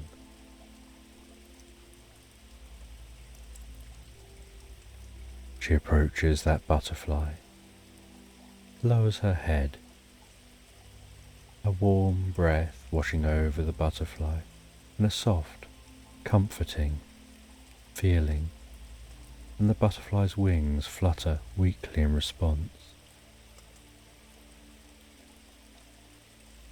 She feels this butterfly seems almost impossibly delicate, its wings like lace. And yet she feels there's a strength radiating from the butterfly, a resilience resonating deep within that butterfly that she recognizes within herself. She sees this small creature almost like a reflection of herself, something so small in a vast, overwhelming world, yet filled with determination. She feels an inexplicable connection, a bond that could transcend words and reason.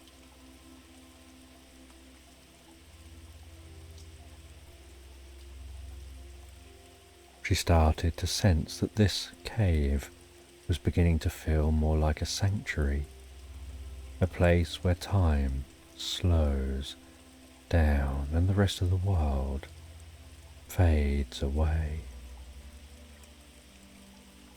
The markings on the walls, the soft glow of the fungi, the cool damp air, all becoming part of this moment. The stillness of the cave increasing, as if the earth itself is holding its breath. Lupa begins to drift inside her mind and begins to build up a sense of compassion, loving kindness within her heart,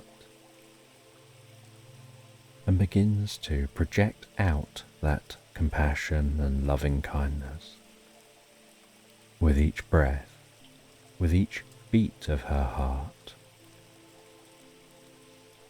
And as that loving kindness beams out from within her, pulsating out into the cave.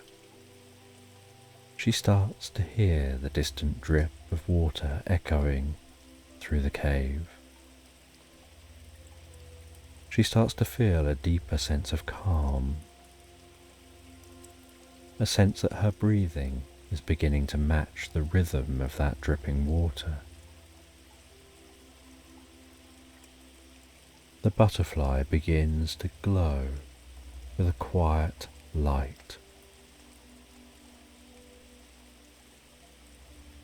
Lupa remains focused, watching that light, holding onto that loving kindness, allowing that to pulsate through the cave.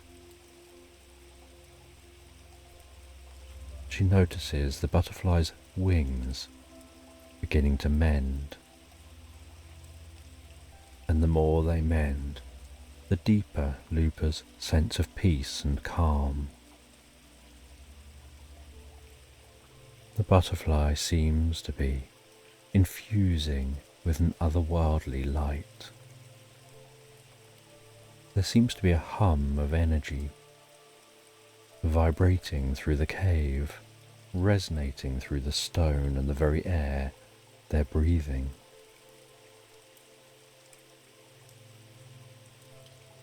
The wings continue to smooth and mend, the veins in the wings glowing faintly with soft golden light. The butterfly transforming, growing, repairing. Lupa in awe at the magic that seems to be happening, while she holds on to that sense of loving kindness and projecting that out into the world. Colour begins to return to the butterfly's wings, and that colour increases in vibrancy, of blues and purples and golds rippling across its wings. Lupa begins to feel a sense of wonder and gratitude as she sees that butterfly healing. Before the butterfly stands to its feet, flutters its wings. Before flapping those wings and hovering and flying around, beating its wings softly in front of Lupa. And its wings beating seem to carry a message of gratitude and kindness and appreciation for Lupa's help.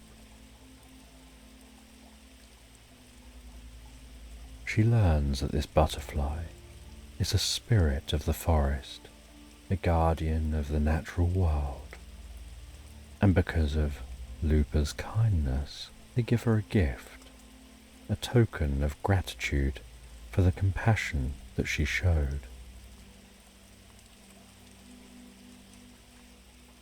They hand Lupa a small shimmering stone, a smooth and round stone glowing softly with a calming light that seems to pulse gently like the heartbeat of the earth.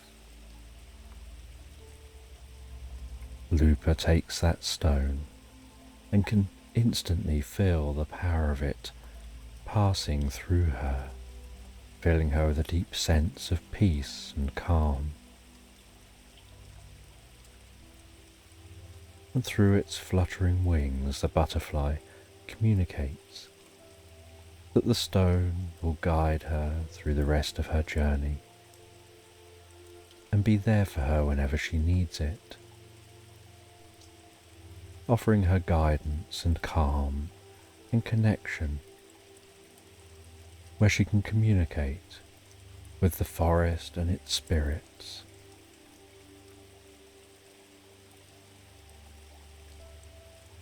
And holding that stone, Lupa feels that calm washing over her,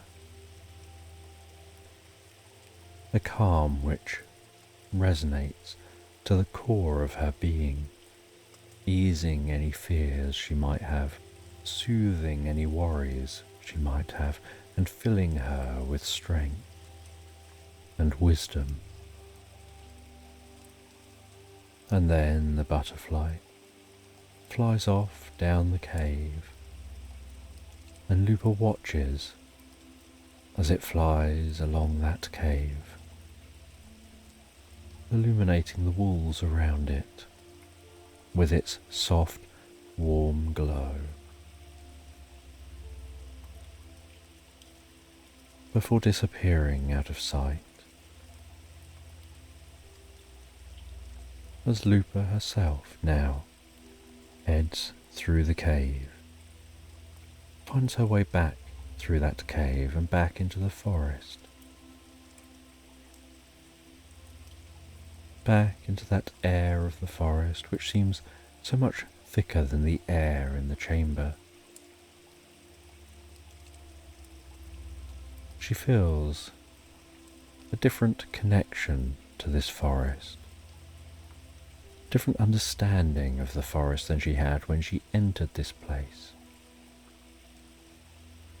She feels that her senses have heightened even further, that she can hear every sound of the forest in the most comforting way,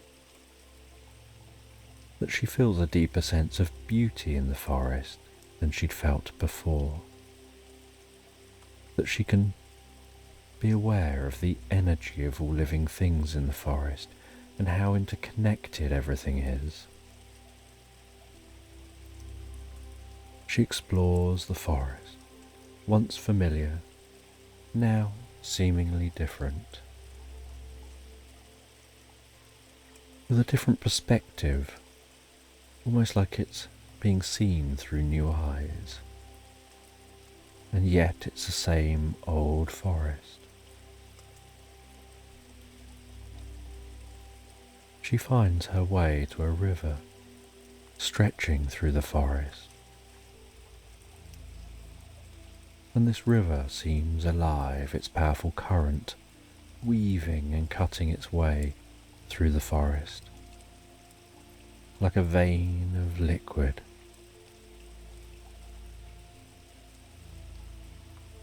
The sound of that water rushing over rocks filling the air, the rhythmic roar drowning out all other sounds, as if when near the river is the voice of the forest.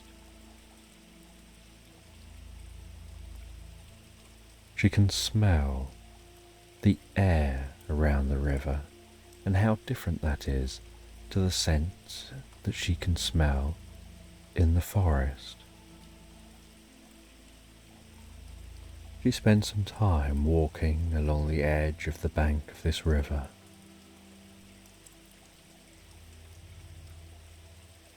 learning from the river, watching the way that twigs flow down the river, weave and bounce with the water, and find their way following the easiest path before starting her journey back to her den.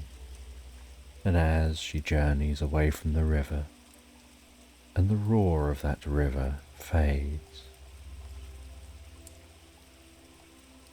so she begins to hear the distant sound of howls reaching her ears, the familiar musk of her family in the distance.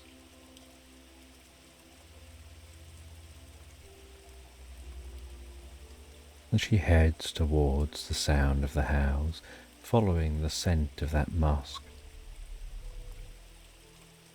looking forward to seeing her family after the journey that she's been on. And she heads all the way through the forest, and begins to ascend the hill, heading back to the clearing.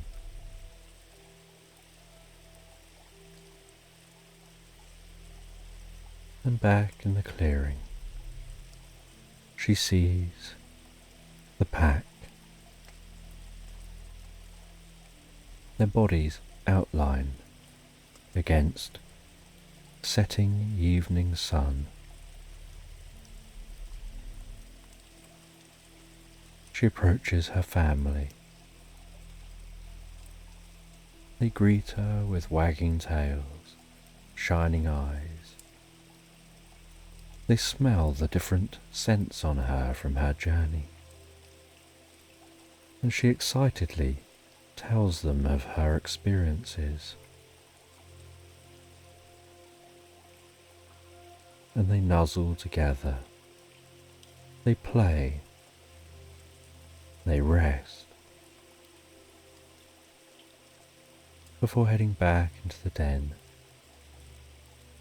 and Lupa taking her place among her family, feeling the warmth of their fur against hers, aware of the steady rhythm of their breathing. She closes her eyes for a moment, letting the sensations wash over her. And as the moon climbs higher in the sky, the gentle silver glow bouncing its way in through the entrance of the den, she begins to feel sleep approaching.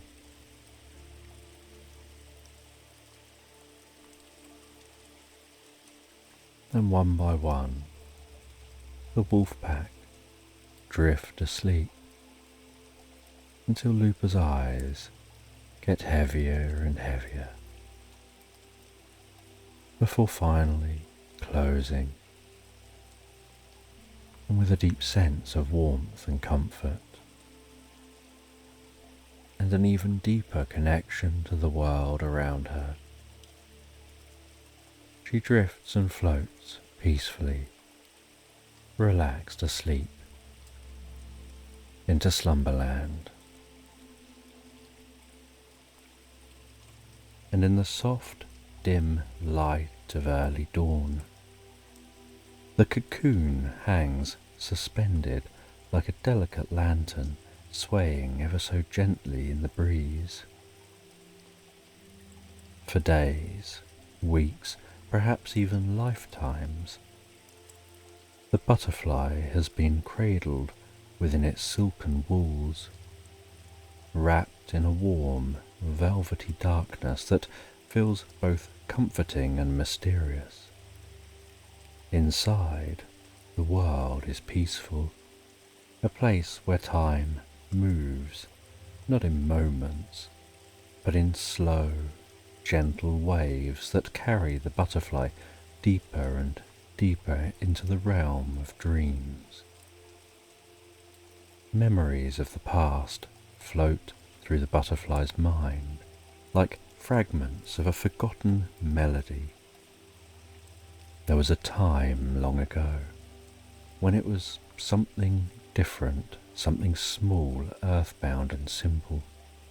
A caterpillar content to explore the world in a slow, measured way, inch by inch, leaf by leaf.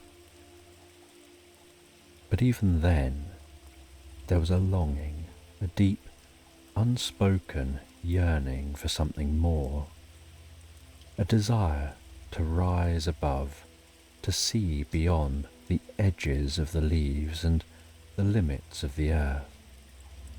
And so it had spun its cocoon, weaving a tiny world of solitude and silence where the alchemy of transformation could take place.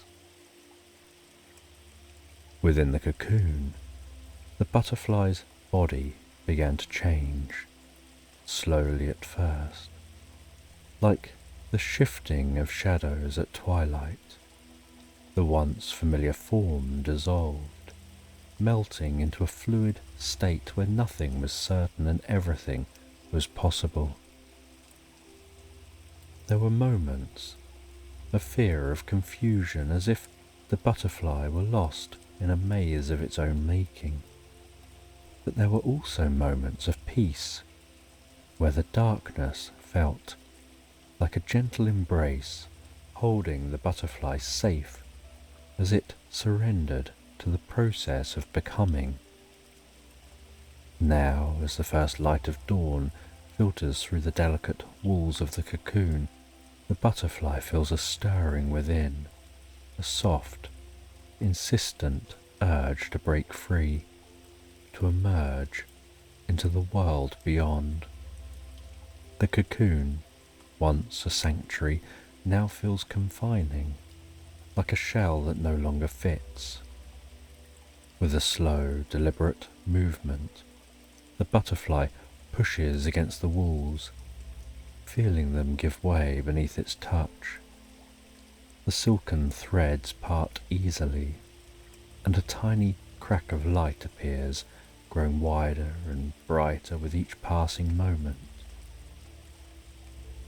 The butterfly emerges slowly, cautiously, as if testing the air for the first time. Its wings, still crumpled and damp, cling to its sides like a second skin, shimmering with iridescent colours that shift and change in the light. The world outside is a symphony of sensations, a world of cool, dew-kissed grass that tickles its feet, of earthy scents that rise from the ground like a sigh, of birdsong that fills the air with a soft, melodious hum. As the butterfly stretches its wings, it feels the coolness of the dew against its delicate veins, a sensation that's both refreshing and strange. It flutters them experimentally, feeling the gentle resistance of the air, the way it lifts and supports, as if inviting the butterfly to take flight.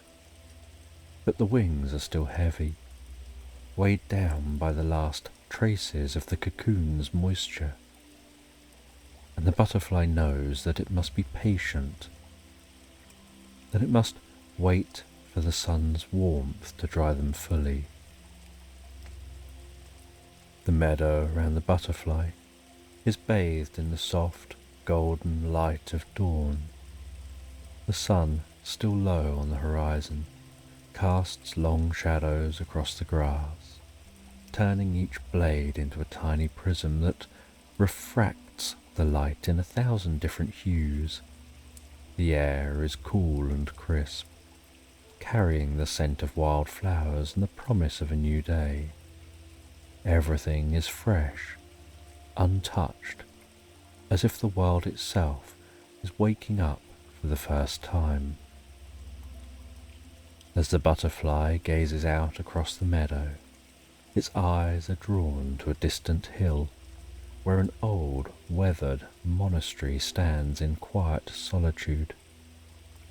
Perched atop the monastery's highest tower is a weather vane, its once bright metal now tarnished by time and the elements. The vane spins lazily in the morning breeze, its movements slow and rhythmic, as if it's dancing to a tune that only it can hear. There's something about the weather vane that fascinates the butterfly, something that stirs a deep sense of wonder and curiosity within. It watches as the vane turns, first one way, then another, as if it's pointing out different paths, different directions that the butterfly might take. The vane seems to hold a secret, a silent promise of journeys yet to come, and the butterfly feels a subtle connection to it, as if it is somehow linked to its own destiny. The butterfly flutters its wings again, more confidently this time, feeling the sun's warmth beginning to dry them, to strengthen them. It can sense the power building within, the energy that will soon propel it into the air, lifting it above the earth and into the vast expanse of the sky. But there's no rush, no need to hurry. The butterfly knows that everything has its time, that every moment is part of the journey, and that the journey itself is what matters. As the butterfly waits, it becomes aware of the gentle rustling of leaves in the nearby trees, the soft murmur of a stream that winds its way through the meadow, the distant call of a bird welcoming the dawn.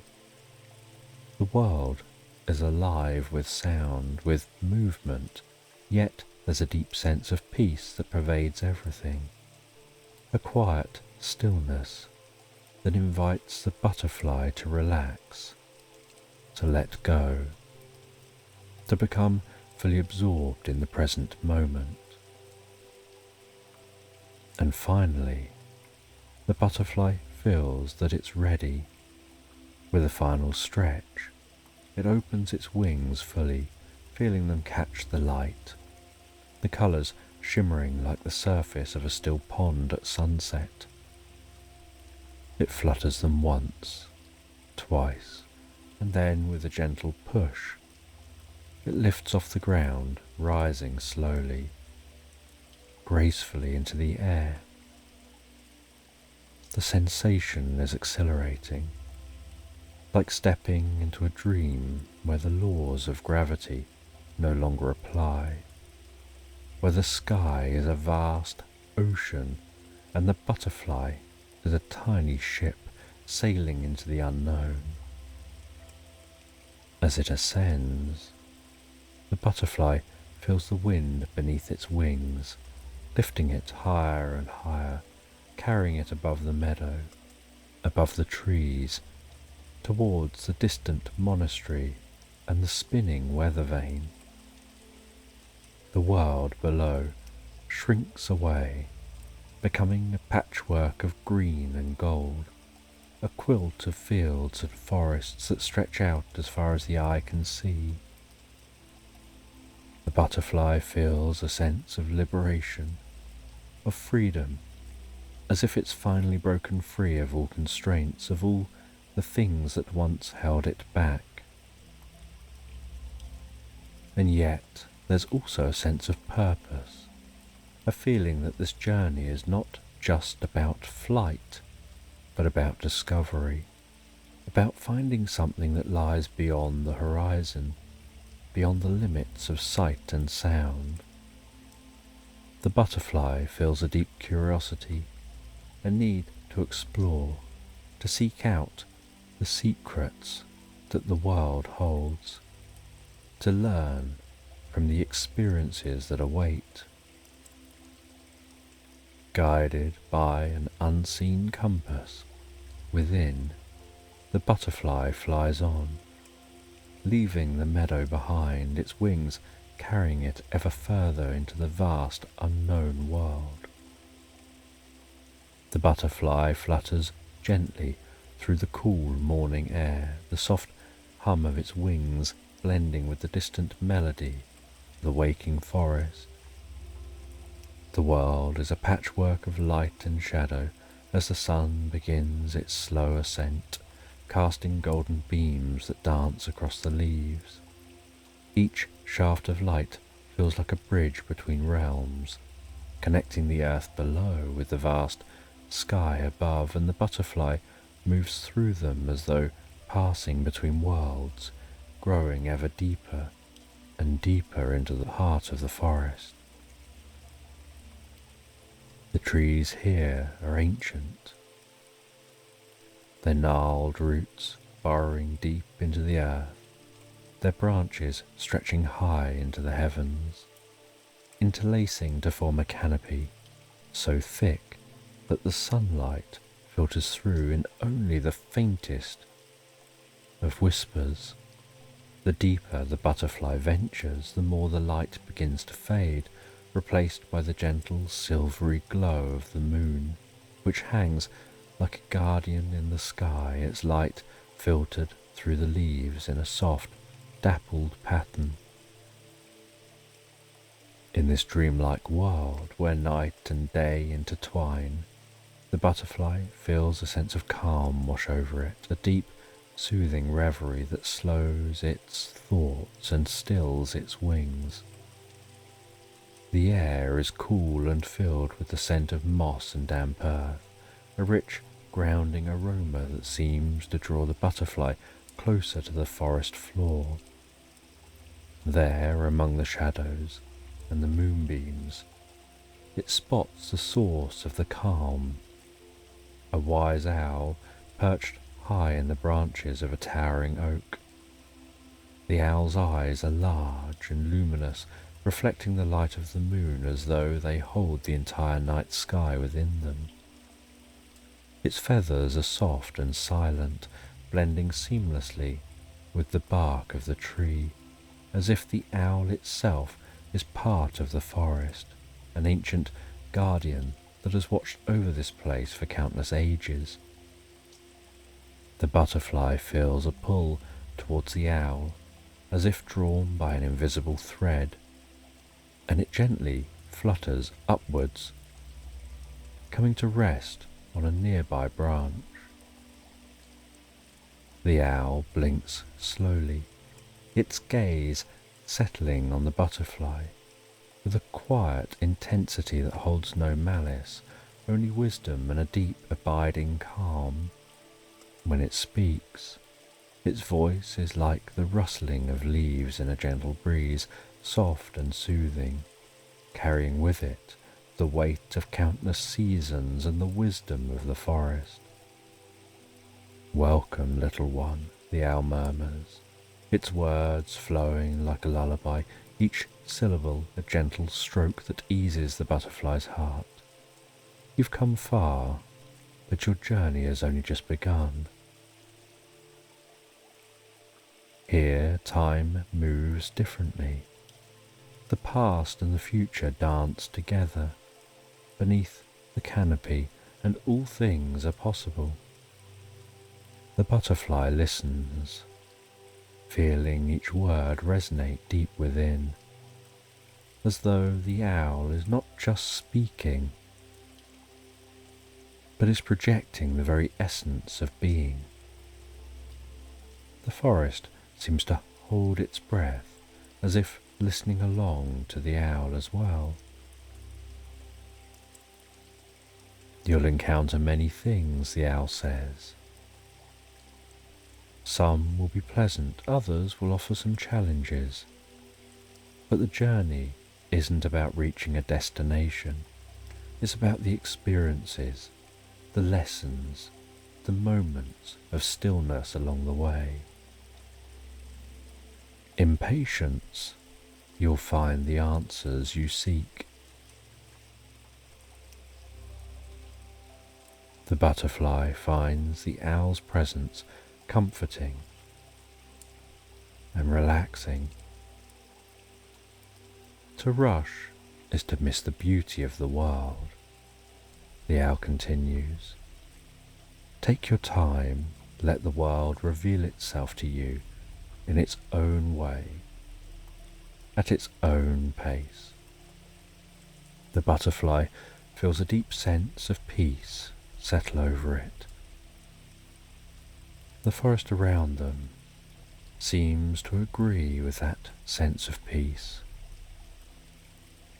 The owl tells the butterfly they're going to share a story that'll help with their journey, saying it's an old tale passed down through the forest from tree to tree, leaf to leaf. It's the story of the wind and the stone. Once, long ago, there was a great stone that sat in the middle of a vast open plain. The stone was strong and solid, unmoving in the face of the elements. The wind, light and free, would dance around the stone, urging it to move, to join in the dance of life. But the stone refused, content to remain where it was, grounded and still. The wind grew frustrated, its breezes turning into gusts, then into gales, but still the stone didn't move. The wind howled and raged, trying to push the stone from its place, but the stone remained steadfast. It was only when the wind stopped, exhausted from its efforts, that it noticed something. Over time, the wind had worn down the stone, not through force, but through persistence. The stone, once sharp and jagged, had become smooth and rounded, softened by the gentle, persistent caress of the wind. And in that moment, the wind realized that patience, not force, was the true path to change. The owl went quiet. The butterfly went quiet, absorbing the story. With a final soft hoot, the owl said goodbye to the butterfly,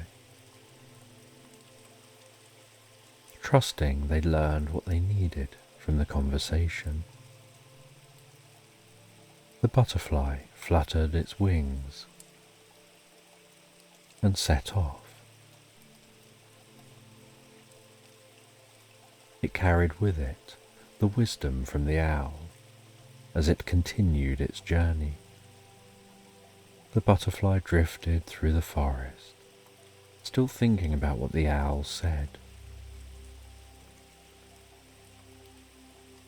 As areas of the forest were dark, the butterfly flew more cautiously to navigate through the dark areas, before picking up speed while flying through areas where a bit more light could penetrate the canopy overhead. And as they continued their journey, they encountered a fox, its fur the colour of autumn leaves.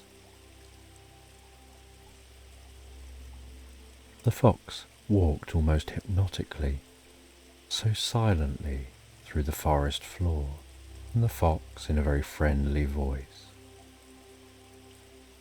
engaged in conversation with the butterfly, curious where the butterfly was going and what the butterfly was doing. The fox decided to offer some advice, saying, "Reason is the light that cuts through the shadows.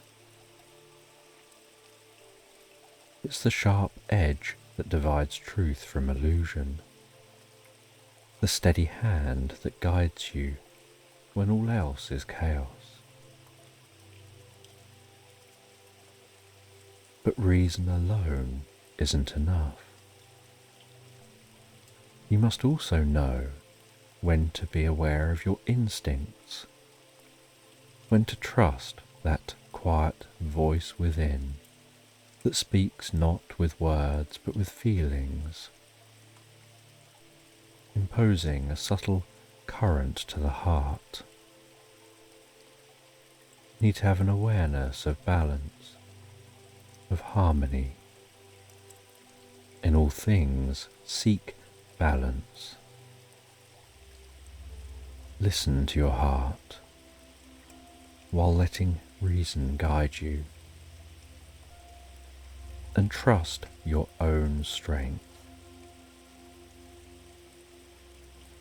And with that, the butterfly thanked the fox for their sharing of wisdom before continuing its journey through the forest. It felt it could almost hear a faint melodic tinkling sound, like the distant chime of bells carried on the wind. As the butterfly moved closer, the sound grew clearer, more distinct. Before the trees parted, revealing a hidden grove, a sanctuary bathed in a soft ethereal light, with fireflies drifting lazily through the air, their tiny bodies glowing with a warm golden light. Like stars which have descended to earth to dance among the trees. The butterfly hovered at the edge of the grove, captivated by the beauty and tranquility of the scene. The sound it had heard now revealed itself. A rhythmic flow of water, a fountain nestled at the heart of the grove, its clear waters bubbling quietly while cascading over smooth stones into a crystal clear pool below. And the butterfly flew closer to that pool and flew into the shade of an old tree. And as the butterfly hovered near the tree, so it noticed that each leaf seemed to reflect a different aspect of its journey. One leaf showing the owl, another showing the fox. Leaves shimmering with images of the past, of the butterfly's time as a caterpillar crawling around on other leaves, of the butterfly's time in the cocoon, held in darkness with just thoughts for company. And there were leaves hinting at the future that could be, with patterns shifting and changing from moment to moment like glimpses of possibilities yet to unfold. The butterfly recognized this as a reflection of its own journey, a living symbol of the interconnectedness of all things, each leaf a part of a greater whole. The butterfly felt drawn to the fountain. The water was so clear and cool, the surface reflecting the tree above. It rested by the fountain for a while, listening to the gentle flow of water, the soft tinkle of the leaves, the distant ethereal music that seems to come from everywhere and nowhere at once. And the world beyond the grove began to fade, almost as if it was becoming a distant memory, while the butterfly sunk deeper and deeper into a state of pure relaxation, where time had no meaning, where only the present existed. And for a long time the butterfly simply rested in this state of deep peace and calm, soothing its wings, feeling it could stay here forever, in this state of deep tranquility.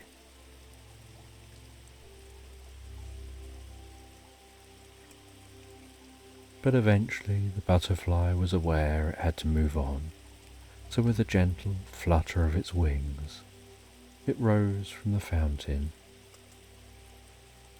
and flew back towards the edge of the grove, fireflies guiding its path, their light casting a warm, reassuring glow.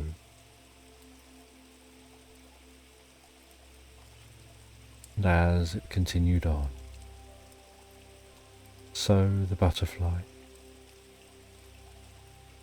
encountered a river, and following that river, which was light and slow moving, they discovered a dam, and saw this dam was being built by a beaver. And they flew nearby, watching the beaver work, watching with curiosity and admiration a deep sense of wonder as the beaver steadily and rhythmically carved on trees and worked at building that dam and keeping that dam in place. And after watching the beaver work and learning from the way that beaver worked, the way they put all their focus on the task at hand, to do a task which sounded overwhelming, to entirely slow down the flow of a river, one stick at a time, an overwhelming task where sticks float, and yet the beaver will place them and block the water, and yet by focusing on each small step, they achieved that bigger task. And with the learning in mind from watching that beaver, they carried on their journey.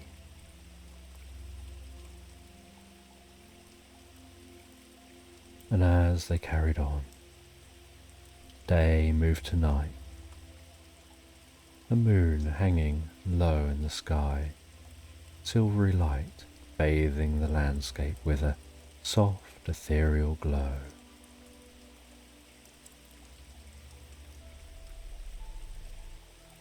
And the butterfly begins to hear a roaring sound in the distance.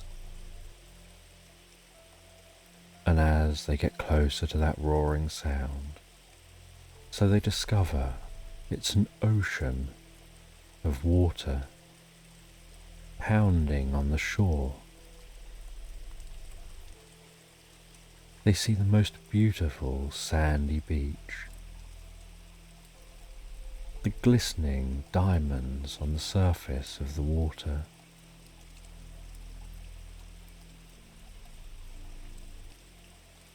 the bubbling water slapping onto the shore.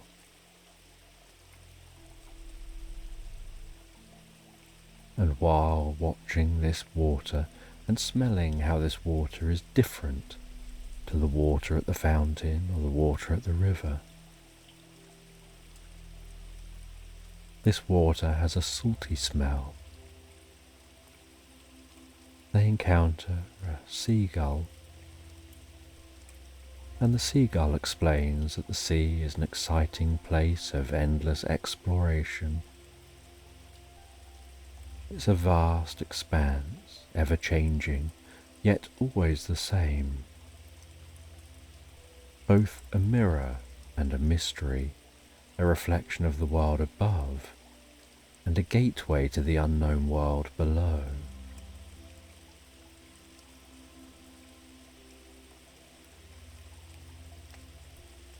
The seagull says they never tire of flying. They enjoy the freedom of flight. They enjoy the sea as their companion. They enjoy that there's always something new to discover, just beyond the horizon. They enjoy their journey. And the butterfly recalls back to hearing that before, about enjoying the journey. And as the butterfly flies away from the seagull, it notices a twinkling, sparkling of light in the distance along the seashore, and flies closer to that sparkling, twinkling light, and notices on the seashore shells of all shapes and sizes, some small and delicate, others larger and more intricate, and some shimmering with a pearlescent sheen that seems to be catching the moonlight. And the butterfly lands beside a shell, and the shell seems to hum with a faint melodic vibration, as if it holds within it the echoes of the ocean, the memory of the waves that once carried it.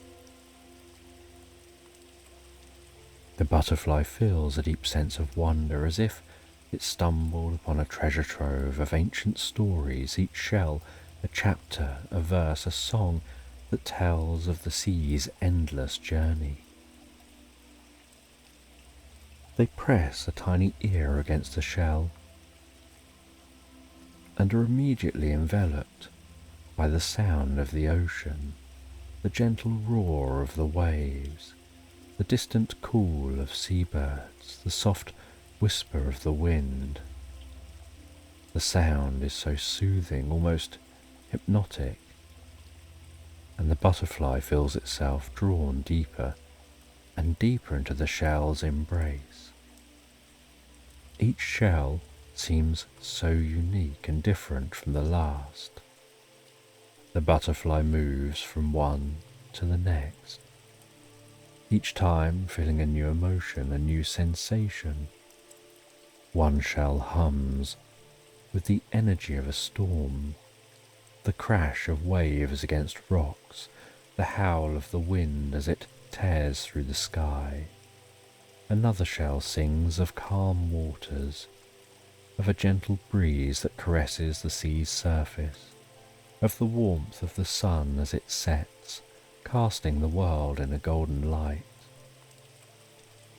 The butterfly becomes absorbed in the world of the shells, losing itself in their stories, their songs. It feels as if it's journeying through the sea itself, exploring the depths, its mysteries, its ever-changing mood. The shells speak of distant lands, of coral reefs teeming with life, of underwater caves filled with treasures hidden from the world above.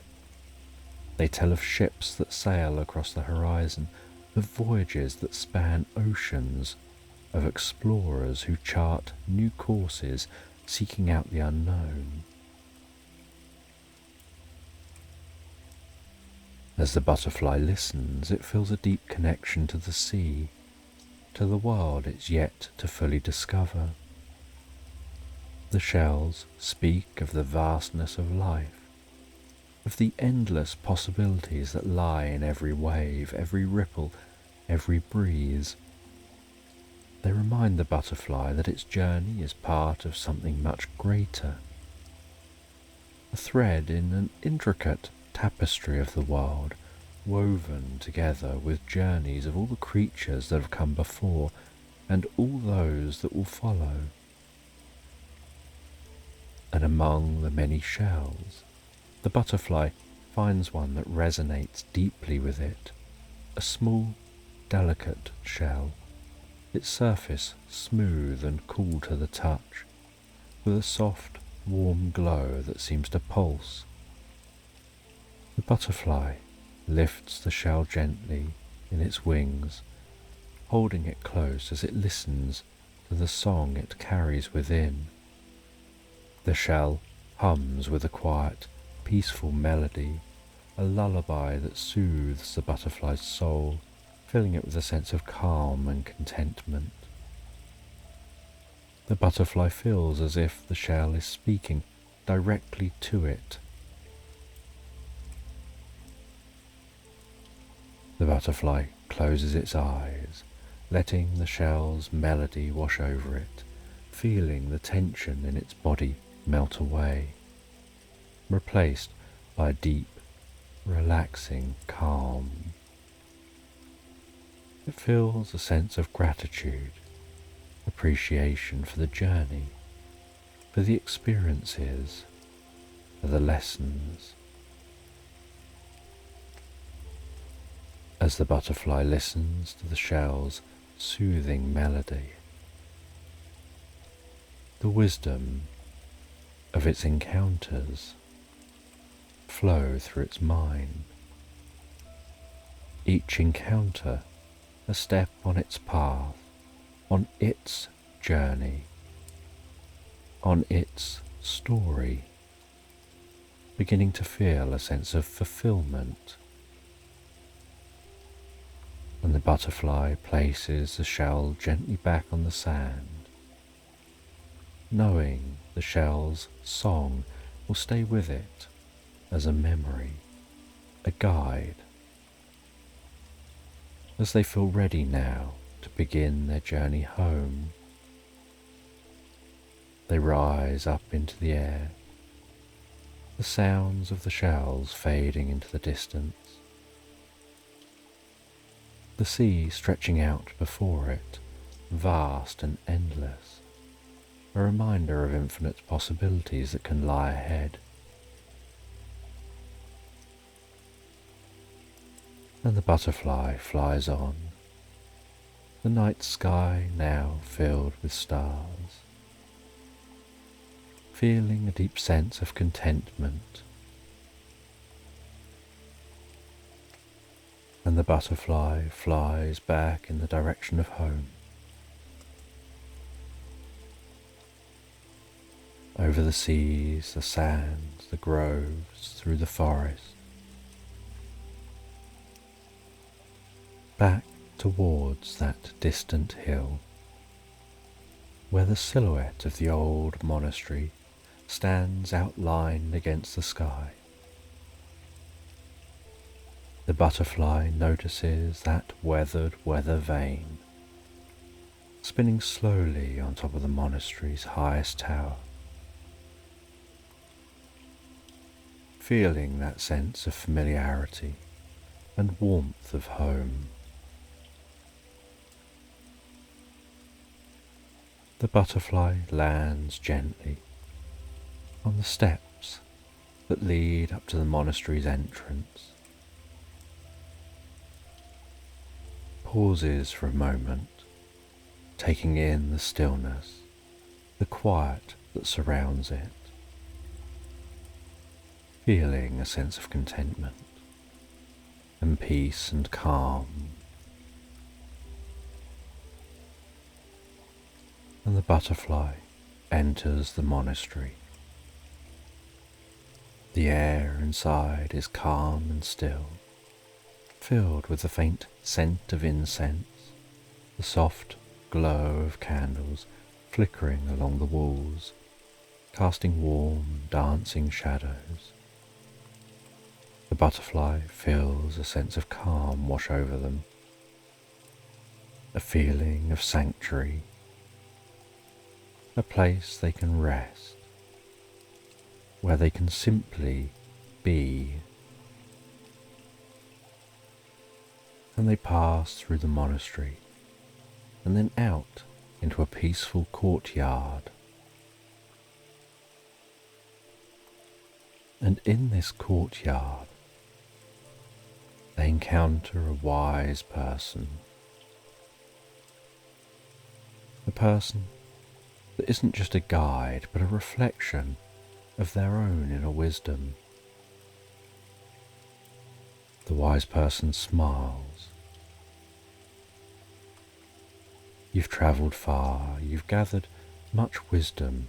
Now it's time to rest, to reflect on your journey, and to find the peace that lies within. Your journey has led you here, to this place of rest and reflection, of deep relaxation. This is a safe, calming place, a place of peace, a sanctuary.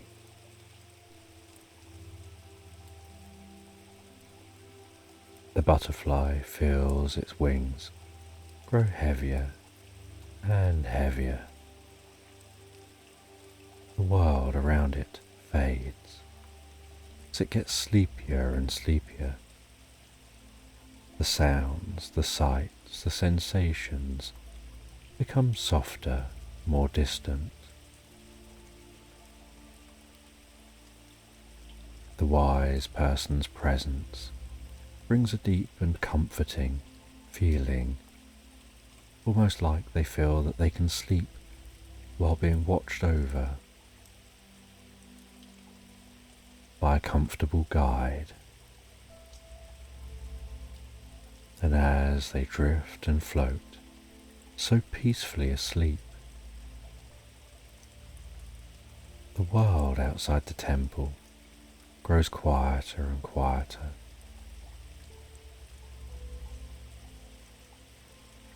And the butterfly's mind learns and develops and integrates all of their learning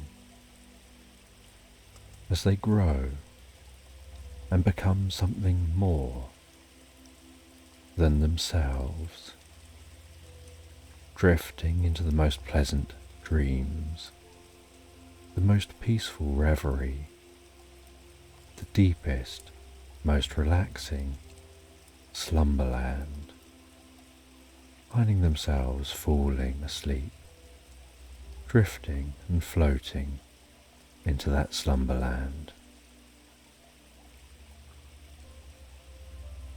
And in a secluded corner of a peaceful dimension, tucked away from the bustle of distant lands, stands a forest so ancient and untouched that the air seems to hold the very whispers of time. The trees here stretch tall and wise, their trunks twisted with age, their canopies so dense that they weave a living tapestry of emerald green. Among the roots of a towering oak, Goldrick Froststone, a humble dwarf, has made his home. His cabin, built lovingly from the very wood of the forest, nestles in the embrace of the earth, half hidden among the ferns and moss that blanket the ground. The first light of morning filters softly through the canopy, casting dappled patterns on the cabin's wooden walls.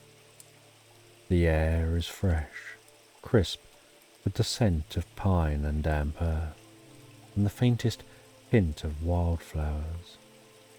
The soft creak of the wooden floorboards greets Goldrick as he rises each day, the familiar sound and comforting reminder of his rooted life. His bed, modest but warm, is draped in thick blankets that hold the faint smell of lavender, herbs he collects from the forest and weaves into his home. Outside, his vegetable garden, a patch of vibrant life in the heart of the wild, greets him. Every morning, Goldrick steps out into the cool air, his feet bare against the soft soil, feeling the earth's pulse beneath him. The dew clings to the leaves of his plants, glistening like tiny jewels in the morning light. He hums softly to himself, a quiet tune he's sung since childhood, as his hands work through the soil, tending to his vegetables and herbs with care. The trees rustle their leaves gently in the breeze, as though in conversation with the dwarf. The birds, perched high in the branches, sing their morning songs, a melody that fills the air with life. Goldrick often pauses to listen, his heart swelling with the simple joy of it. The forest feels alive, as though it breathes with him, its rhythms so closely aligned with his own. A pair of squirrels dart along the branches, chasing each other playfully, their tails flicking in excitement. Goldrick smiles at their antics, feeling a part of this living, breathing world. His cabin, though modest, is filled with warmth. The smell of wood smoke drifts from the chimney, curling lazily into the sky. Inside, the hearth's fire crackles softly, casting a warm glow that dances along the walls. Shelves line the cabin, filled with trinkets and books collected over years of quiet living. Small carvings, wooden figures of forest creatures, rest on his workbench, remnants of hours spent crafting, a skill passed down through generations of his kin. The scent of wild herbs, dried and hung from the beams, fills the air, mingling with the comforting aroma of fresh bread that bakes slowly in the oven. Goldrick's life is simple, but it's one of contentment. He takes pleasure in the small things, a well-tended garden, the feel of the earth beneath his fingers, the soft glow of the fire as he works with wood. His hands are rough from years of labour, but his touch is gentle, full of care. The routine of his day is a rhythm he knows by heart, one that brings him peace. He finds joy in these moments, in the quiet stillness that surrounds him, in the knowledge that here, in this hidden forest, he's at home. As the day winds down and the sun sinks low, casting long shadows across the forest floor, Goldrick retreats indoors. His evenings are slow and peaceful. He sits by the hearth, the flames crackling softly, the warmth seeping into his bones. In one hand he holds a cup of herbal tea, the steam rising gently, filling the room with the scent of chamomile and mint. The fire's glow flickers against the stone walls, casting dancing shadows that lull him into quiet contemplation. Outside, the forest hums with life, the soft rustle of leaves in the evening breeze, the distant call of an owl as it awakens for the night. Goldrick listens, feeling the quietude settle around him like a blanket. The weight of the day slips away as the fire warms his tired body.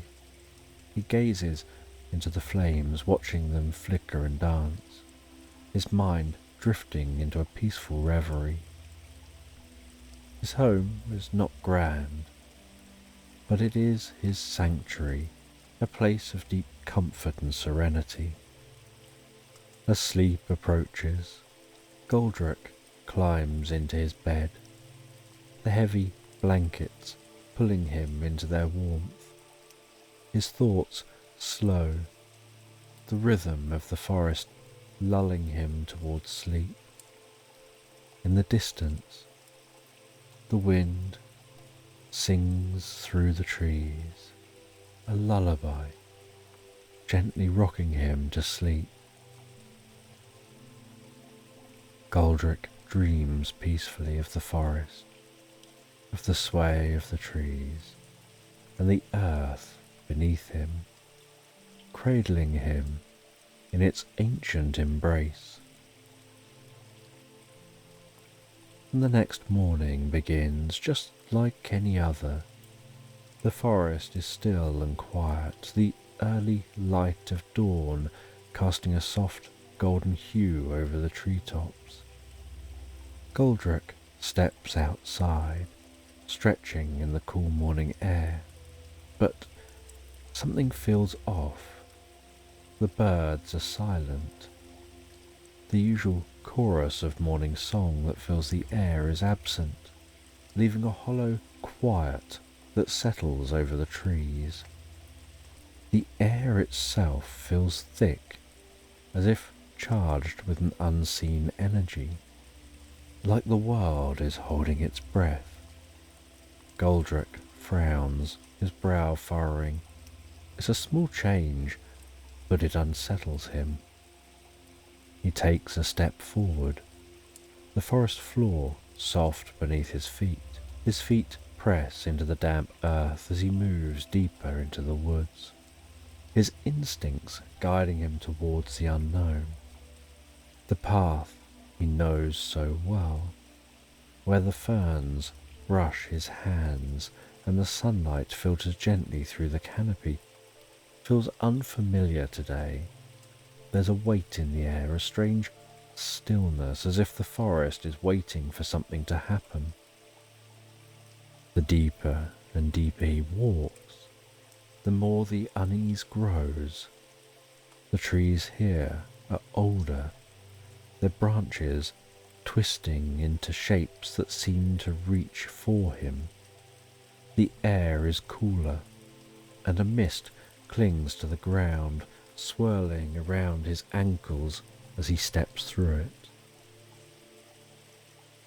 He's been this way before, but it feels different now, heavier, as though the forest itself is shifting around him. Goldrick's hand brushes a fern, its fronds soft beneath his fingers, but there's something beneath the surface that pulls him onward. His feet carry him further into the deep woods, where shadows linger between the trees. The air grows colder still, and his breath forms small clouds in front of him.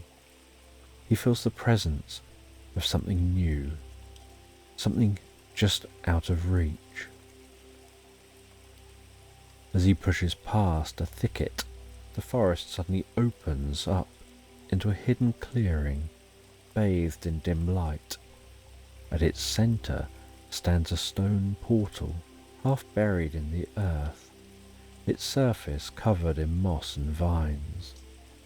It hums softly as though alive, the faint vibration reaching Goldrick through the ground. The air around it is changed and charged with energy, a low hum that seems to pulse with each breath he takes.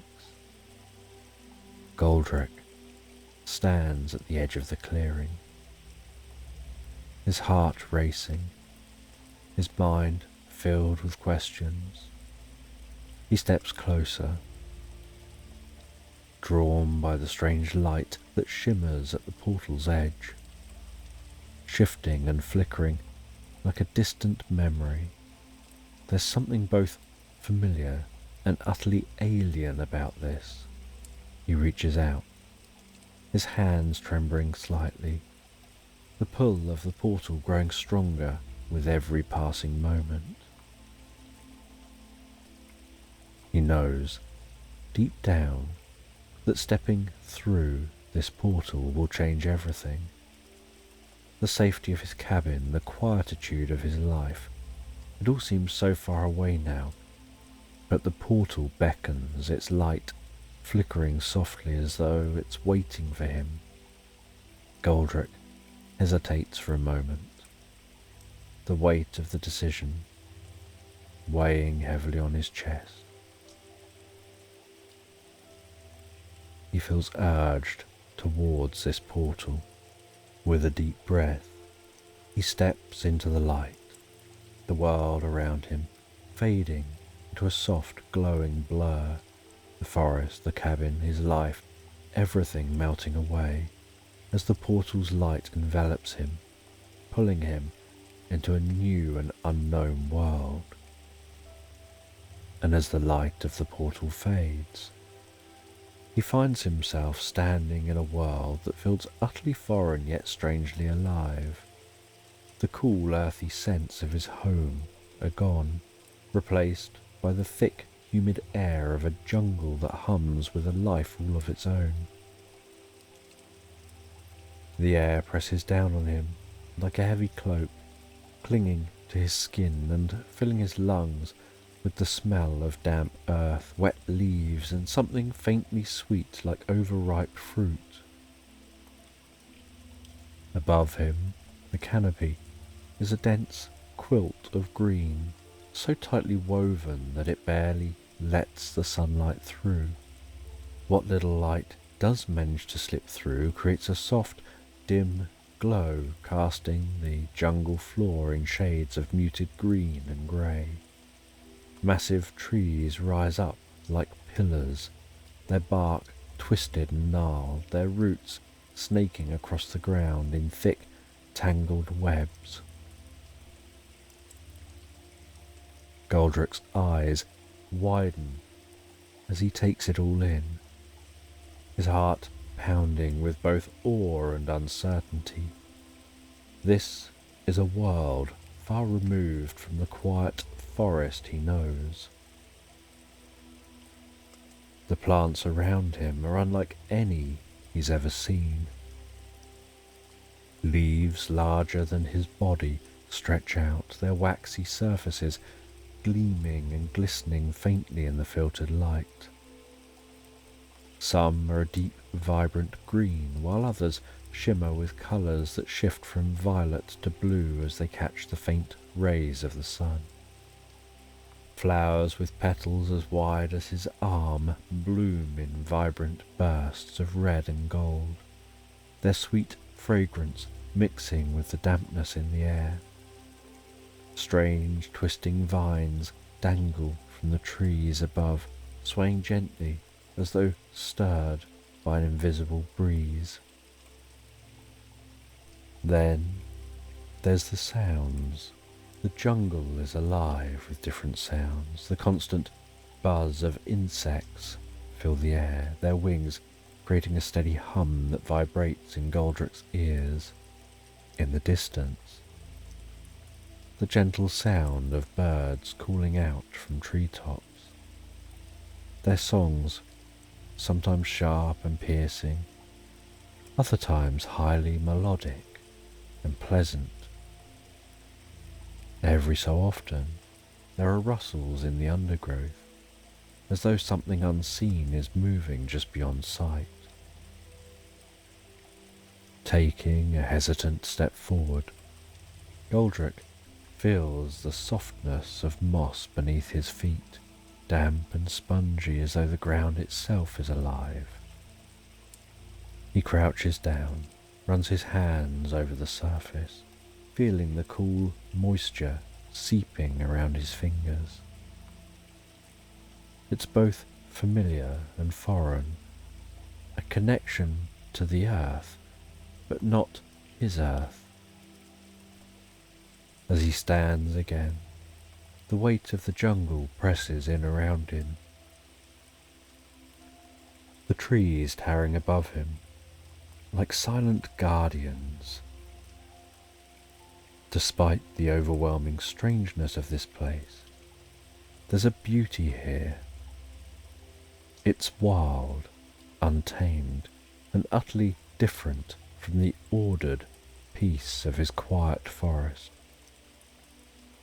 But in its chaos, Goldrick senses something deeper, an energy that hums through the air, vibrating in the leaves, the soil, the very breath he takes. The jungle feels alive in a way that makes his heart race, not with fear but with wonder. The familiar comfort of his cabin, his garden, his fire, those things for now feel like a distant memory, washed away by the sheer magnitude of this new world. He feels like a speck in the vastness of this teeming place. The path ahead is unclear. A thick undergrowth stretches out before him. He feels that he can't stay still. He feels the portal brought him here for a reason. He feels that his feet must carry him on, and so, with a deep breath, he takes another step and then another, the moss giving way to dense ferns, fronds brushing against his legs as he moves deeper and deeper into the jungle, each step cautious but determined, the mystery of this new world drawing him forward. As he walks, the sounds of the jungle become a steady rhythm in his ears, as though the path is wild and untamed. There's a strange sense of purpose in every rustle of leaves, every distant bird call. Time in this jungle seems to stretch and warp, the light above barely changing as Goldrick presses on. Hours pass, though it feels like moments, and the deeper he goes, the more the undergrowth thickens, wrapping around him like a dense green web. His legs grow tired from pushing through the tangled plants, his skin damp with the humidity. Every so often he stops to catch his breath, listening to the jungle around him, trying to make sense of the sounds and the shifting shadows. Just as weariness begins to settle into his bones, the soft murmur of water reaches his ears. His pace quickens, hope rising within him. He pushes past a thick wall of ferns, and suddenly the jungle opens up before him, revealing a wide, dark river cutting through the landscape. The water is swift and deep, its surface reflecting the dim light from above in swirling patterns of black and silver.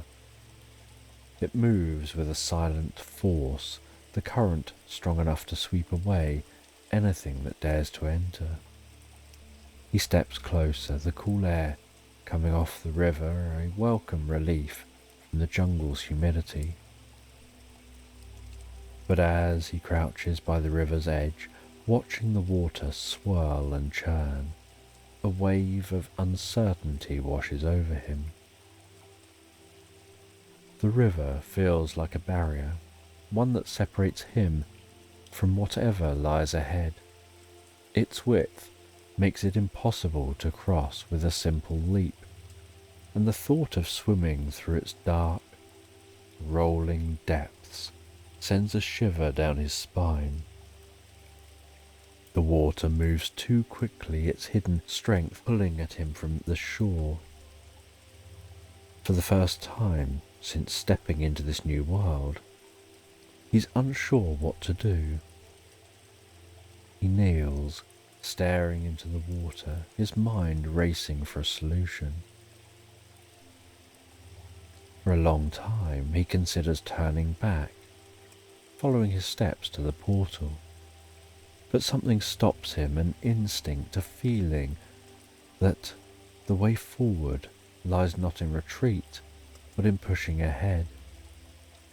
The river may be a barrier, but he knows there must be a way across.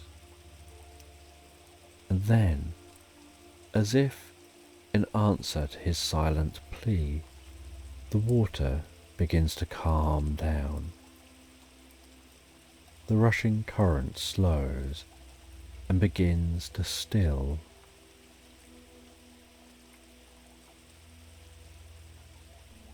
Beneath the surface, faintly glowing stones begin to appear, their soft light illuminating the dark water. They shimmer like stars, revealing a hidden path that winds its way across the river. Goldrick stands, his heart steady. He steps cautiously onto the first stone. The stone holds firm. With each step, he moves carefully from one stone to the next, the cool water lapping gently against his legs. The river, once an insurmountable obstacle, now feels like part of his journey, guiding him as he moves towards the other side of this river. The glowing stones pulse softly beneath him, their light offering comfort and clarity as he makes his way across. As he reaches the far shore, he feels a sense of relief and triumph. He stands for a moment, breathing in the fresh air. Dense jungle continuing on the other side of this river. He feels like he's no longer the Goldrick who lived quietly among the trees, tending to his garden, sitting by the fire. He's now an adventurer, a traveller in a world of mystery and wonder, learning to trust the unknown. As he walks, the jungle continues to deepen around him, its shadows growing longer and the canopy thickening, the air becoming cooler again. Each step feels as though it's taking him deeper into the heart of this mysterious world. As he pushes through a patch of dense vines, he discovers a massive tree. The tree feels alive in a way that's different from the others, as though it's seen more than most, as though it holds memories older than the jungle itself. As he continues, each step that he takes feels like he's working through challenges, uncovering lessons. He finds himself reflecting on his journey, both the journey he's undertaken and the journey that's yet to come.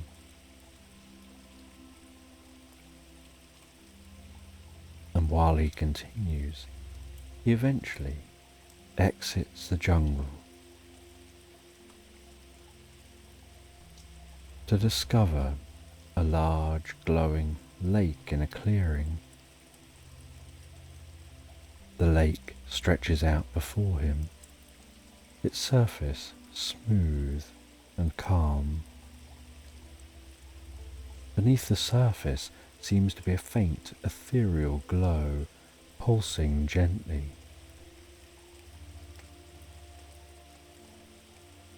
He continues walking closer and closer, his eyes wide with wonder, the air here feeling different, quieter than anywhere else he's been in the jungle. Almost as if this place exists outside of time. He kneels at the water's edge, sees his reflection staring back at him. The surface of the lake seems to be impossibly clear. As he gazes into that lake, he sees strange shapes moving just below the water, creatures unlike any he's ever seen. They're fish, but not ones he's familiar with. The scales of the fish shimmering like jewels catching the light in a way that makes them seem like they're glowing from within, their movements slow and graceful. He watches them in silence, mesmerized by their beauty. Unable to resist, he dips his hand into the water, the coolness surprising him. As his fingers break the surface, tiny ripples spread outward, disturbing the perfect stillness. The sensation is so calming, bringing a sense of quiet peace through his body, releasing and easing tension in any muscles, and any restlessness in his mind quietening. He sits on the edge of the lake, watching the ripples as they expand and fade, listening to the gentle lapping of the water against the shore. He feels that this lake is ancient, filled with untold stories. He has this sense that this area is to be understood and learned from, that the lake holds some level of wisdom and knowing. And after gaining some insights here, he continues on pushing through the jungle until once more the jungle gives way to open sky, to a crisp, cool air, to a rocky and rugged landscape dominated by towering cliffs, rising like giants from the earth, seeming to stretch impossibly high towards the sky. He stops at the base of some cliffs, looks up at those cliffs, has this sense of the wind whistling high up among those cliffs.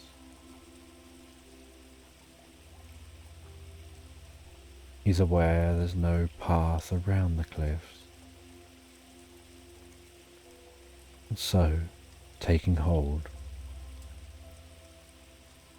and pressing his body against the stone, he begins to climb. He reaches for one ledge and then another, first with a hand,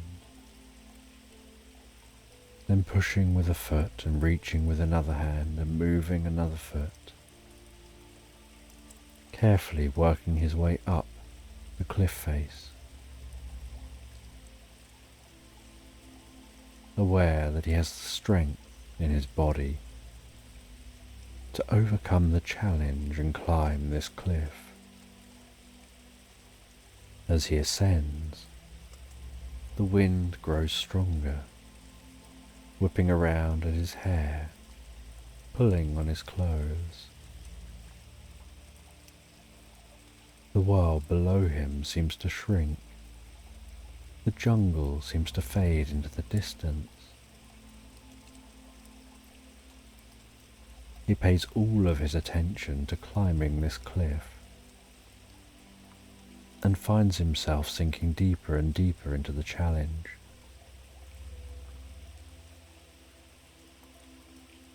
The higher he climbs, the more the landscape seems to change. The air grows colder, the wind grows sharper, the stones become smoother. His muscles burn with the effort, his arms and legs tremble with fatigue, but he presses on, continuing to climb, heading up towards that wide and endless blue, deepening sky, feeling a sense that he's climbing to heaven, before eventually reaching the top, climbing up over onto the top of the cliff, standing up and looking out before him at the vastness of the landscape below, the jungle, the patches of green, rolling hills and valleys, rivers winding through this earth, the sky above so endless, streaked with the occasional cloud and the setting sun. He feels a deep sense of triumph and achievement, a sense he's done something insurmountable and reached the other side. He finds that the descent isn't anywhere near as difficult as the climb, discovers that the valley below is peaceful, the ground is soft beneath his feet. He feels he's been walking for days. He slows down and breathes deeply and comfortably, savouring every moment. The sky shifts from hues of dusk, of golds and violets.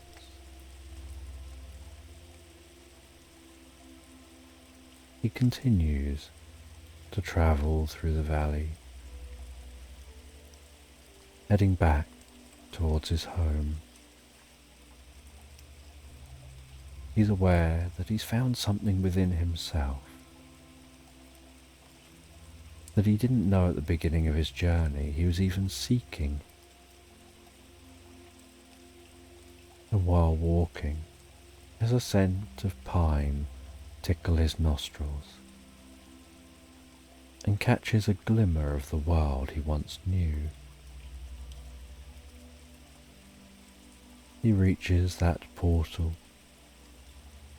He passes through to the other side, continuing his journey through familiar homeland.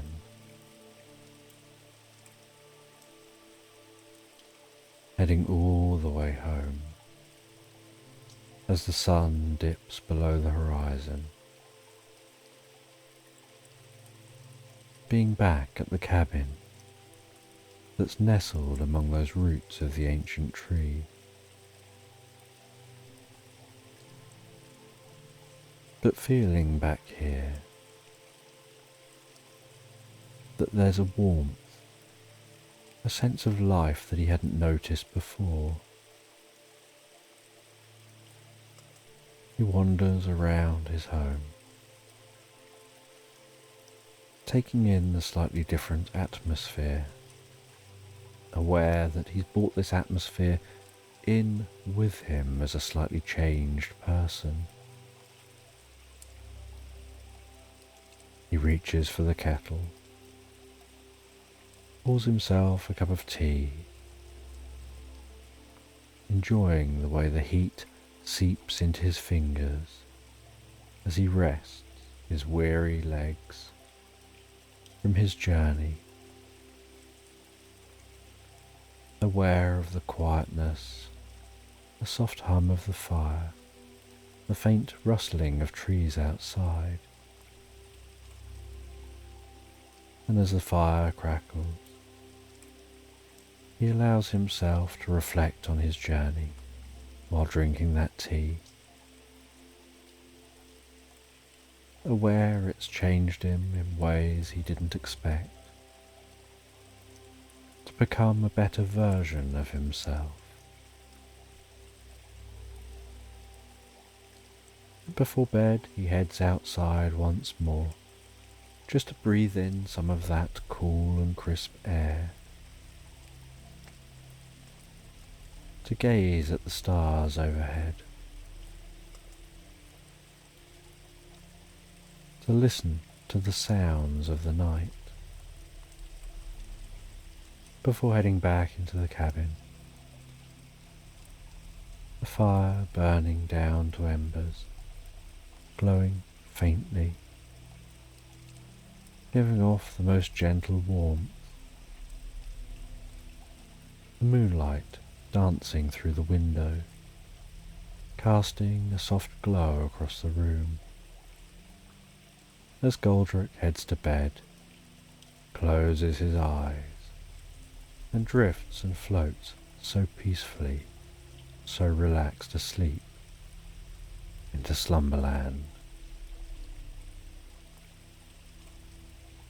In this bedtime story, the air is cool, settling the warmth of the day as twilight descends upon the kingdom. The forest, in the final breath of autumn, is hushed but alive. Golden leaves carpet the ground, soft under paw and hoof, while others still cling to branches, catching the last threads of light. The evening breeze stirs them gently, the sound like soft murmurs through the ancient trees. Overhead The sky deepens from amber into a deep indigo, as though the world is slipping ever so gently into a dream. Beneath a towering oak that stands as an ancient guardian in the centre of the forest, 4 figures gather, each from a different corner of the kingdom. Holly the hare sits with quiet grace, her long ears perked, listening to the rustling leaves as though they might whisper secrets of long forgotten times. Her fur, pale as dawn's first light, catches the last glow of the evening sky. Bramwell the badger, solid and sturdy, leans against the oak's rough trunk, his thick paws digging gently into the earth as if drawing strength from the roots that stretch far below. On a low-hanging branch perches Rowan the raven, his dark feathers gleaming in the twilight, his sharp eyes glinting with unspoken thoughts. Then there's Fern the fox, pacing lightly across the mossy ground, her fiery coat a flicker of movement in the fading light, her sharp nose twitching as she absorbs the scents of the forest. They've come from different lands, each bearing the weight of their own community's suffering. The evil king, with his insatiable thirst for wealth, has drained the towns and villages dry. Markets that once thrived now lie in ruin, the streets echoing with the heavy footfalls of mercenaries rather than the cheerful chatter of traders. Laughter, once a hallmark of village life, has long since been replaced by the fearful clank of soldiers' armour. The kingdom is suffocating under the weight of tyranny, and each of these animals has witnessed their homes fall to ruin, their neighbours struggling under the cruel hand of a king who values nothing but gold.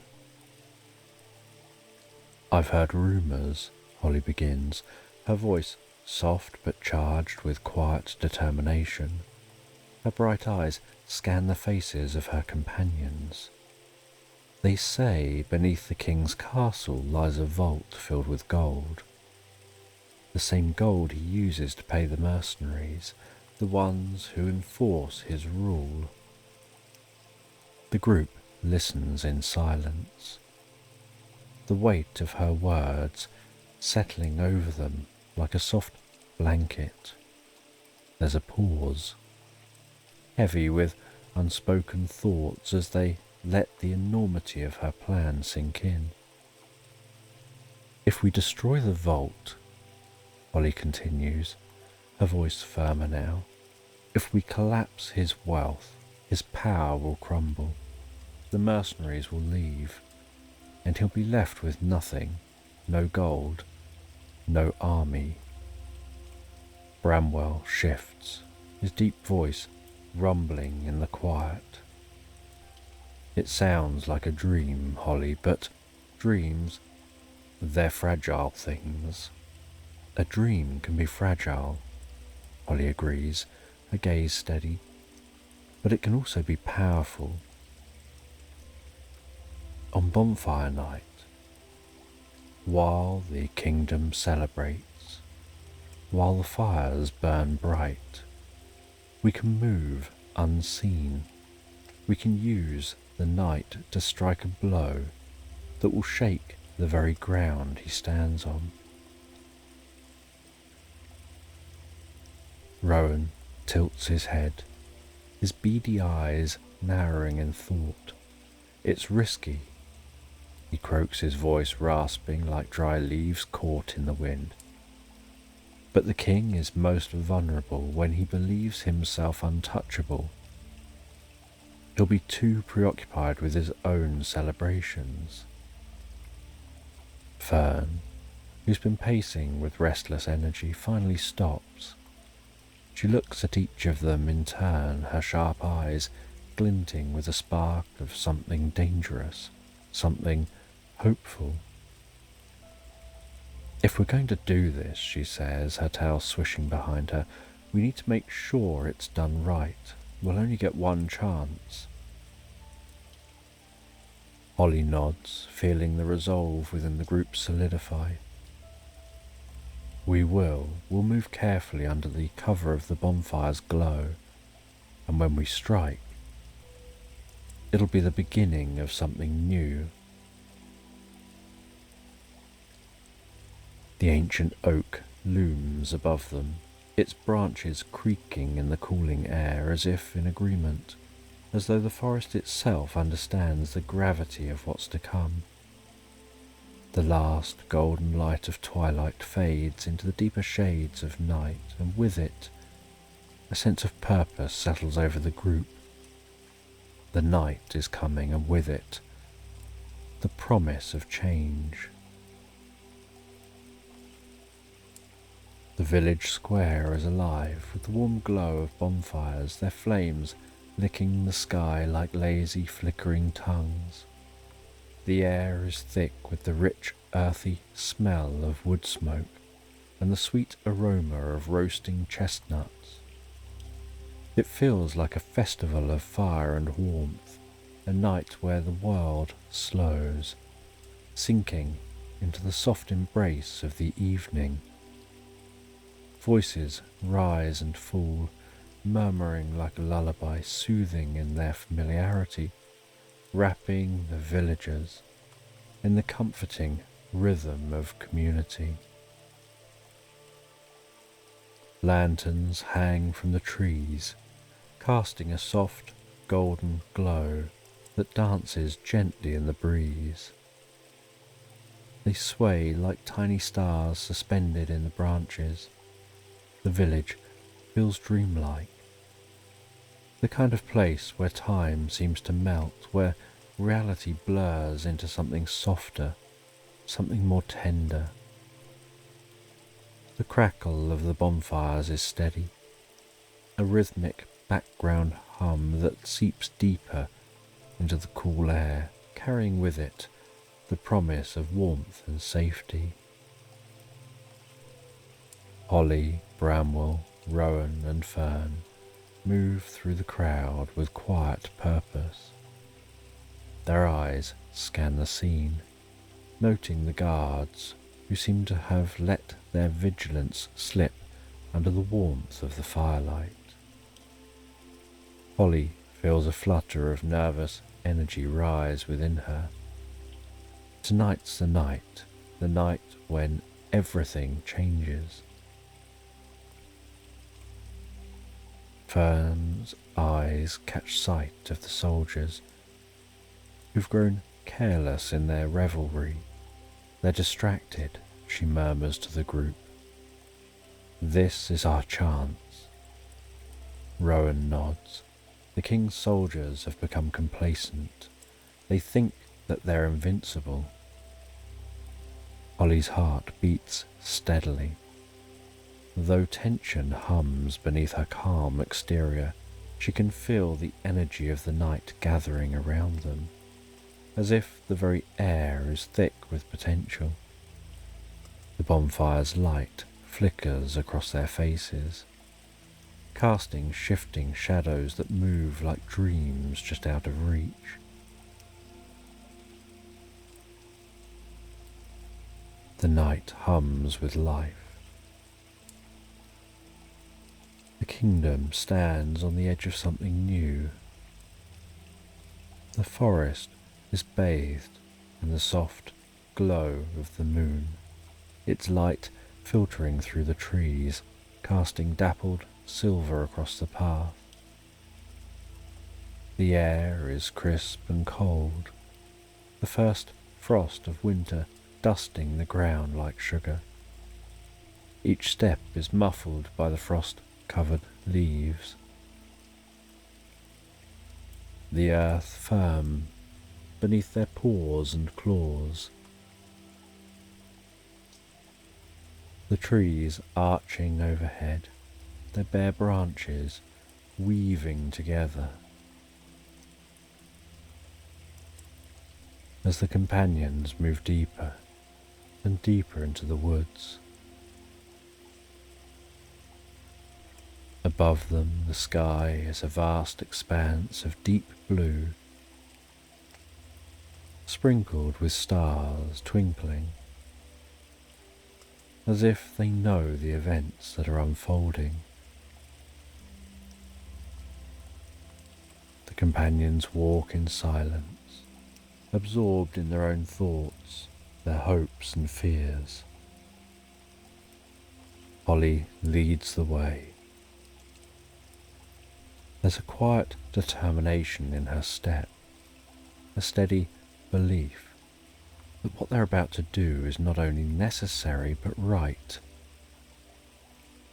Bramwell walks beside her, his broad paws crunching softly against the frost.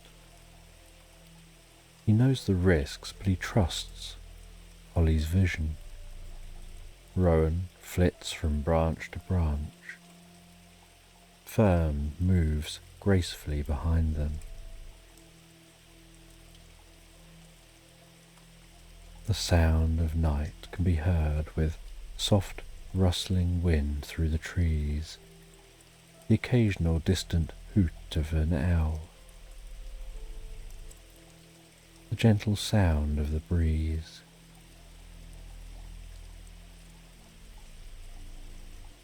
Eventually, after some time walking, they encounter the guardian owl, her feathers dark as midnight, with silver streaks that seem to gleam and glisten in the moonlight.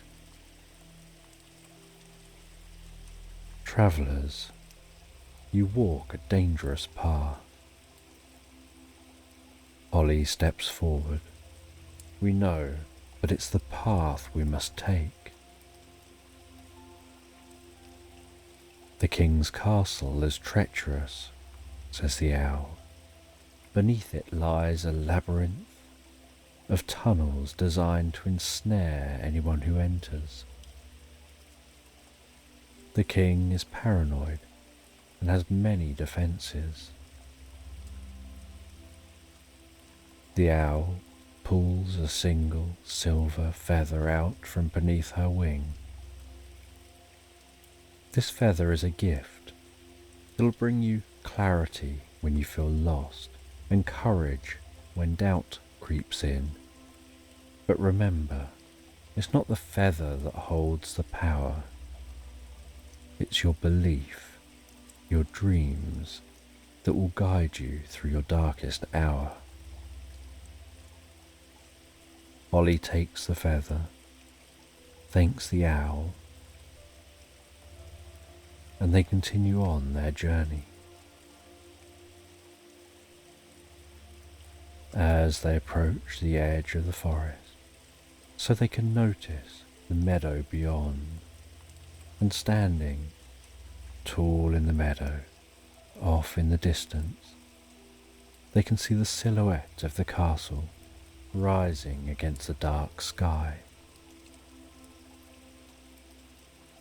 Its spires seeming to almost pierce the heavens like jagged teeth. The stone walls cold and grey, looming ominously. Off in the distance behind them, and glows from other villages, are evidence of the bonfires burning, flickering in the distance.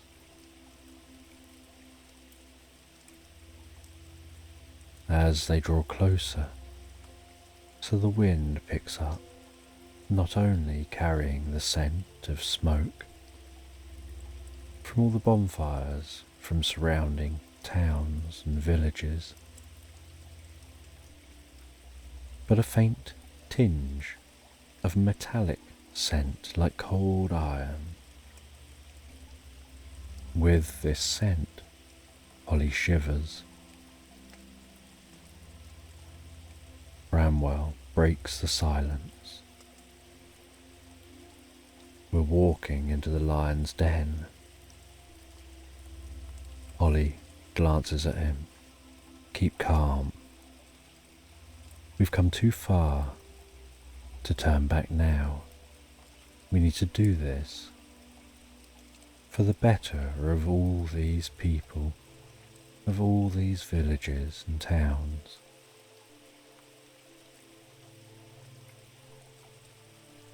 They got closer and closer to the castle, its towers looming larger and larger. Rowan swoops down from above as they reach the outer wall. He tells the others that the side gate is currently unguarded,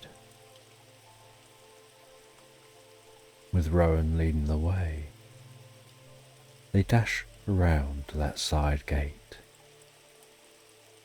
and slip through the gate, their bodies pressed firmly against the cold stone as they move silently through the shadows.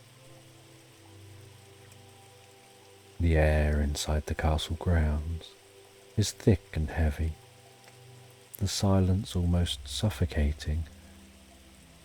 The scent of damp stone and iron fills the air. The group move quietly, heading deeper and deeper into the heart of the king's fortress. Acting like mere shadows in the night, slipping unnoticed through the darkened corridors, heading closer and closer to the gold-filled vault. And deep beneath the castle, the labyrinth of tunnels seems to stretch endlessly. The walls here slick with moss and damp, the stone gleaming faintly in the dim light of Holly's lantern, their footsteps echoing softly through the passageways.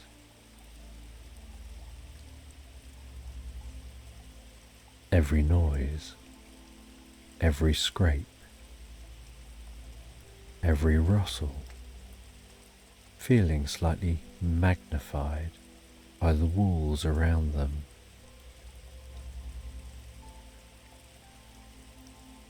Fern scans the shadows as they move deeper and deeper, her senses on high alert. Bramwell brings up the rear. They continue on through this labyrinth of tunnels. And as they continue, the air grows colder.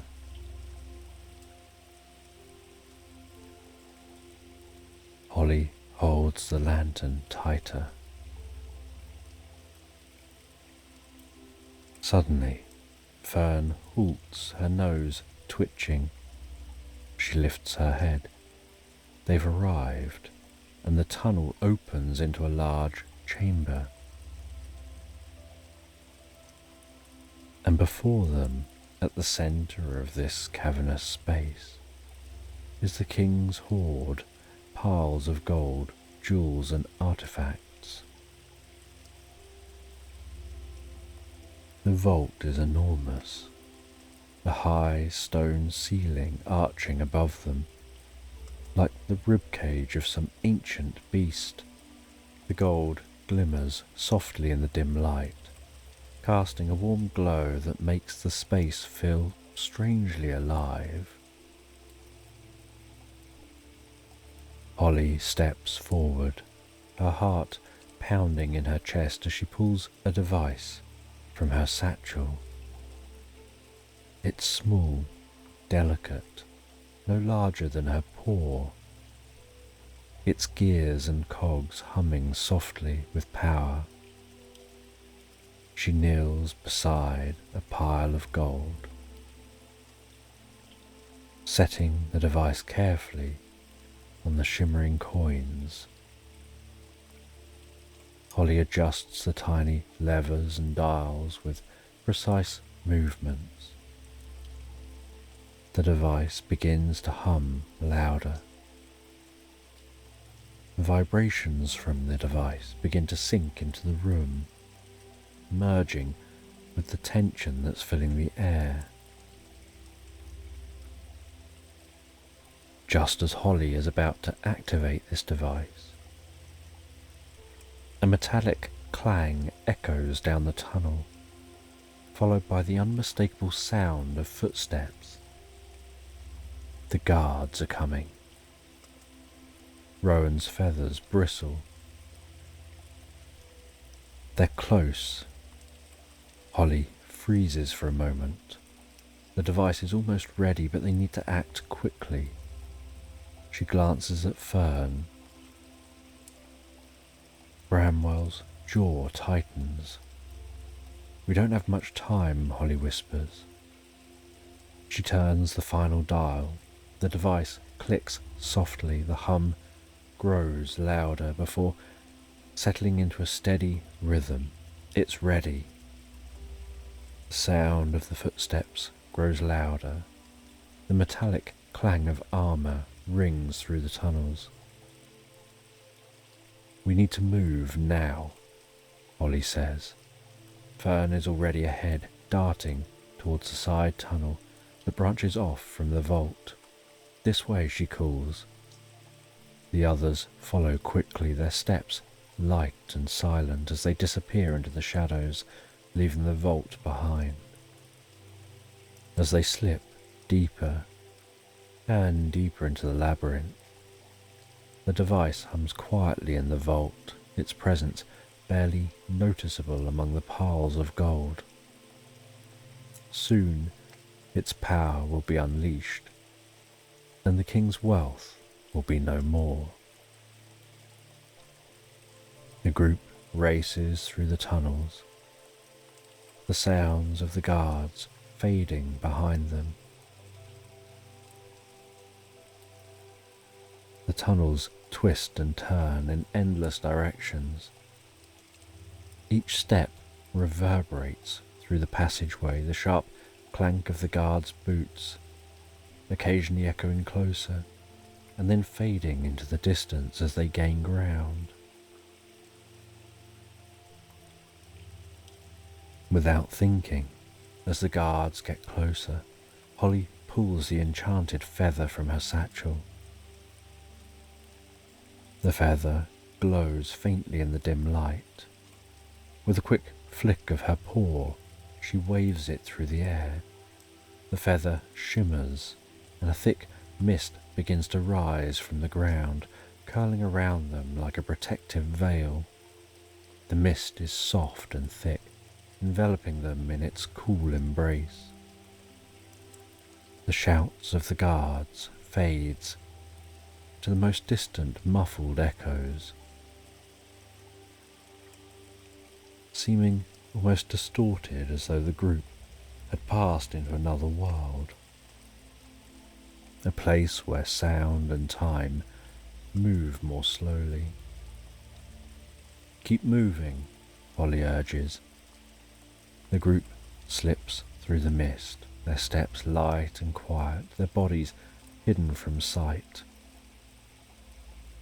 The tunnels twist once more, and then suddenly they burst out of the tunnels into the cool night air.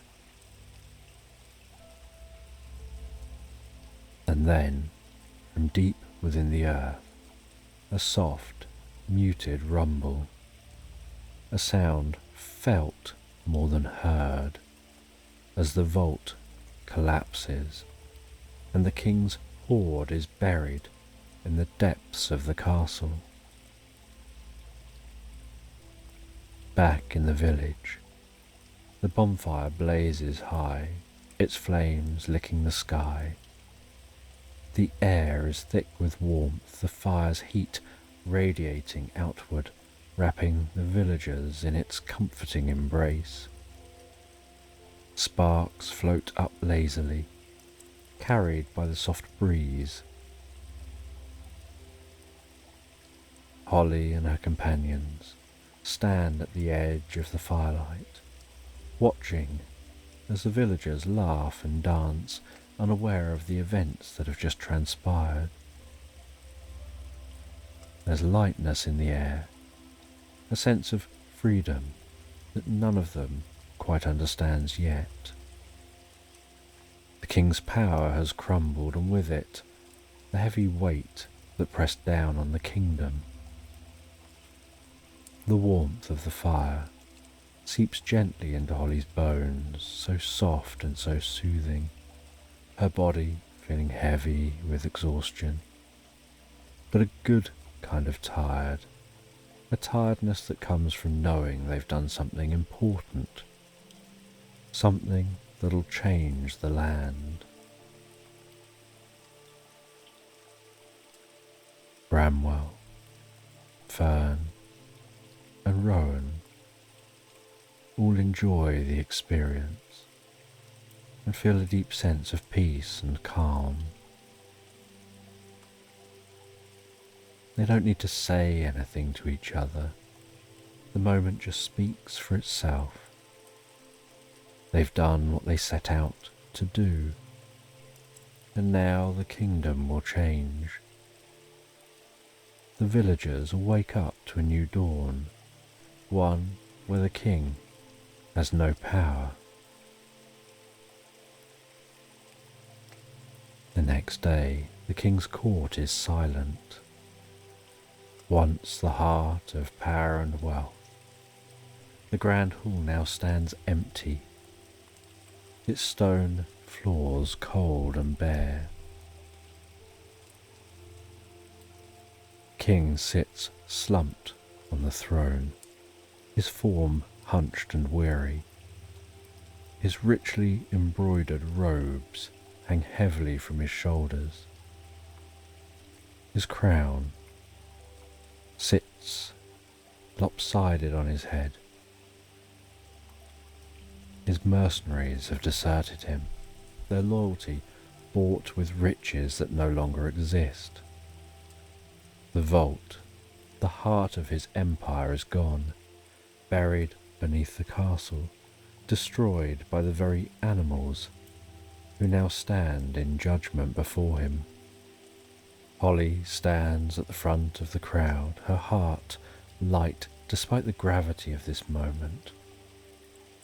Bramwell watches quietly, Rowan perching on a nearby railing. Fern, gazing at what's going on. The animals of the kingdom unite and take action. Each community votes to send 2 representatives who form a new parliament. They stand in a circle around the king's throne, their voices low as they decide his fate. The decision is made without any cruelty or malice, that the king will be exiled. With no power, he'll be reduced to nothing more than a distant memory. He can live out his days far from the kingdom. The forest clearing is bathed in the soft light of a new dawn, the first rays of sunlight filtering through the trees. Holly, Bramwell, Rowan and Fern gather beneath the oak, just as they did at the start of their journey. The kingdom which was once oppressed is now united. A new era has begun, one built on cooperation, compassion and hope. And they stand there, watching the morning sun, feeling a deep, peaceful, pleasant feeling wash over them, of deep relaxation and harmony and love for their land and curiosity about the future. They expect the kingdom to thrive, the people to prosper, and the land to know peace.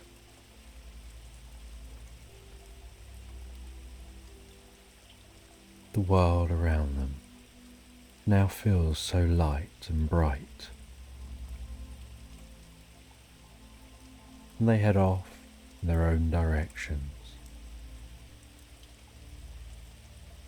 And Holly heads home to bed as the day draws to an end, and feeling a sense of achievement, and feeling like she's falling asleep to wake to a new day, to a new world, to a brighter future. She sleeps better than she slept for many years as she drifts and floats, so peacefully, so relaxed, asleep into Slumberland. And on a crisp autumn evening, the air is clear and still, as though the world is taking a deep, quiet breath. Finn, a young fox with fur the colour of burnt umber, sits by his window, gazing out at the sleepy landscape beyond. The trees are shedding their leaves, and the sky is painted with hues of deep violet and indigo, as if dusk itself is curling up to rest. The candle-lit lantern sways ever so slightly on his windowsill, casting a soft, gentle, flickering glow that dances along the wooden floor. As Finn watches the last golden rays of sun disappear behind the hills, a faint stirring in the air draws his attention. The breeze is gentle, like a sigh carried on the wind, and it brings with it the scent of damp earth and distant bonfires. There's a peculiar stillness in the night, something almost expectant, as though the world is waiting for something to happen. His ears perk up, curiosity stirring inside him, like a leaf caught in a breeze. Outside his window, beneath the lantern's warm glow, something flutters. At first, it seems like a stray leaf caught in the gentle current of air, but then Finn notices it.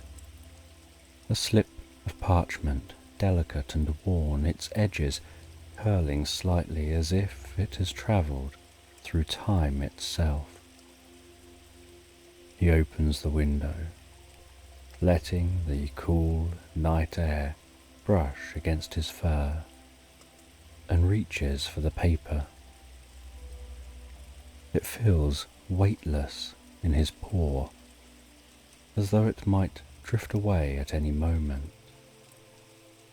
The parchment is old, perhaps even ancient, and the ink upon it shimmers faintly in the lantern's light, as if the words themselves are alive. Finn squints at the flowing script, reading aloud to himself the words curling around him like a soft, comforting blanket. You're invited to the candle-lit library, open only on All Hallows Eve. Come at midnight and discover the stories lost to time. The invitation is mysterious, its meaning cloaked in shadow. Yet, as Finn reads it, a strange feeling settles over him. A sense that this moment, this night, was meant for him. The cool air drifts past him again, gently ruffling his fur, and the distant rustle of leaves echoes softly through the stillness. It's as though the world itself is beckoning him, urging him to follow this strange path. Finn's heart flutters with excitement and curiosity. He's always loved stories, the way they weave worlds out of nothing and carry him far away from the familiar. But there's something more here, something deeper, pulling him in like the gentle tide of a quiet sea. The candle flickers once, twice, casting long shadows across the room, before settling into a steady glow. Finn feels a subtle shift in the air, as if the night itself is preparing for something wondrous, something secret. He knows, without needing to question it, that he must go. The library, wherever it may be, is waiting for him, its doors open only for those who choose to listen. With a soft exhale, Finn tucks the invitation into his coat and steps outside. The night is calm, the ground beneath his paws cool and damp. The lantern sways gently in the breeze, casting its warm light into the darkness as Finn sets off towards the unknown. The moon hangs low in the sky, a silver crescent casting long, sleepy shadows across the path ahead. Finn's paws move soundlessly over the earth, his footsteps merging with the silence of the night, quiet and unhurried. The cool air caresses his fur, wrapping around him like a soft, silken cloak as he walks deeper and deeper into the woods. The path winds lazily through the trees, their branches stretching overhead as though the forest itself is pulling him in. The leaves, still clinging to the last of their autumn colours, rustle gently in the breeze, a soothing sound that blends with the rhythmic pulse of Finn's steps. It feels as though the world is slowing down, each movement becoming softer, more deliberate, like a lullaby floating through the night. The ground beneath him is soft and damp with the memory of recent rain, and the earthy scent of moss and wood fills the air. And every now and then a leaf flutters down, spinning lazily in the moonlight, before landing soundlessly on the ground. Finn's senses feel heightened yet relaxed, attuned to the quiet harmony of the night. He breathes in deeply, the crispness of the air filling his lungs, and with each step, He feels himself sinking deeper and deeper into the calm, steady rhythm of the forest. The trees, tall and ancient, sway so gently in the night breeze, their branches creaking softly, as if they're sharing their secrets with the stars. As Finn walks, he can almost hear their murmurs, their quiet voices blending with the wind, speaking of times long past and mysteries held deep within their bark. It's a comforting sound lulling him further into the stillness of the night. The moon's light bathes everything in a soft silver glow, making the path ahead seem almost otherworldly.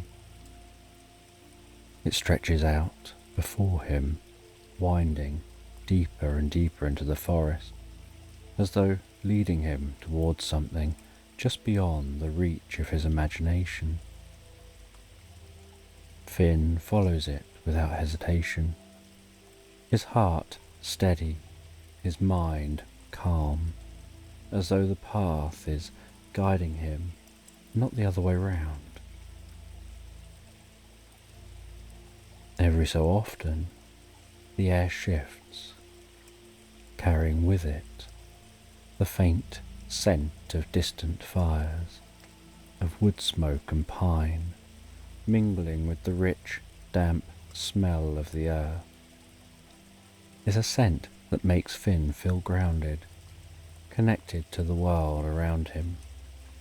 Yet it also stirs something deep within him, a quiet anticipation, a sense of being on the edge of discovery.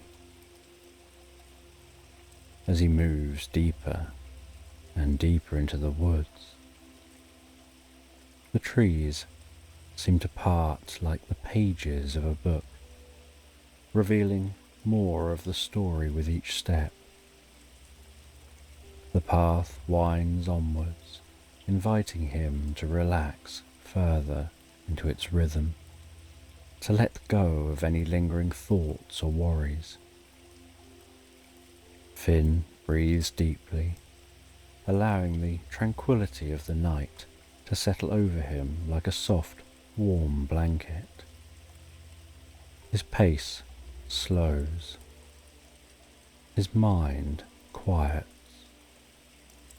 and with every step he feels himself sinking deeper and deeper into a peaceful reverie, as though the forest itself is guiding him to a place where dreams and stories blend together. And as he continues to venture deeper into the woods, he eventually discovers the candle-lit library, bathed in the gentle glow of hundreds of flickering candles that line its towering walls. Its structure is ancient, made of stone that seems to shimmer softly under the moonlight, as though it holds memories of countless stories within its very foundation. The building rises tall, its roof disappearing into the mist that clings to the highest branches of the surrounding trees. Vines crawl up its sides, thick and tangled, their leaves rustling softly in the night breeze. The warm light from the candles casts a golden hue over everything, making the shadows long and soft, stretching out lazily along the ground, as though even they are resting. Finn pauses at the entrance, his heart fluttering with a quiet excitement. There's something about the library that feels both inviting and mysterious, as though it's waiting for him to step inside and uncover its secrets. The air smells of aged wood and forgotten parchment, an aroma filling Finn's senses with calm and curiosity. He steps forward, and as he pushes the heavy wooden door open, it groans softly, as though waking from a long slumber. The warm light from the candles spills out, enveloping him in its comforting glow, and for a moment he feels as if he's stepping into a different world altogether, a world where time moves slower, where the air itself hums with the quiet presence of stories waiting to be told.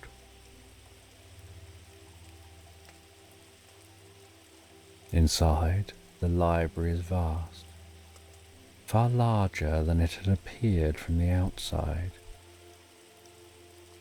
Shelves upon shelves of books spiral upward, vanishing into the dim light above.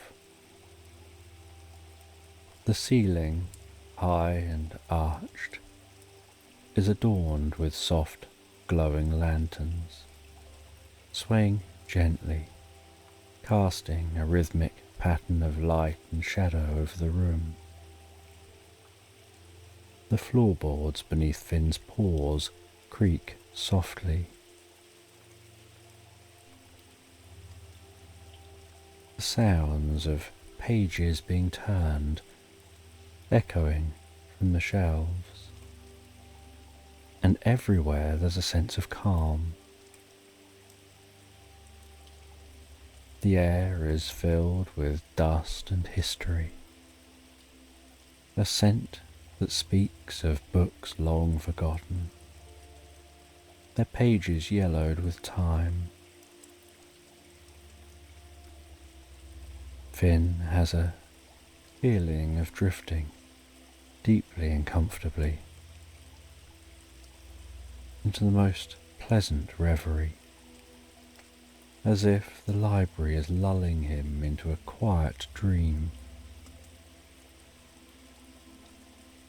Each step he takes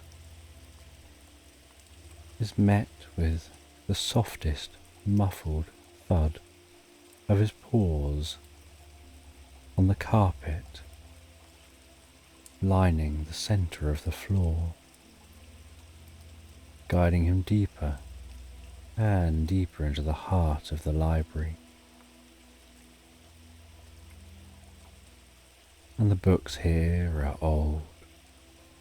Many of their spines are cracked and faded, but there's something alive about them, as though they're breathing, waiting for someone to come and awaken the stories within.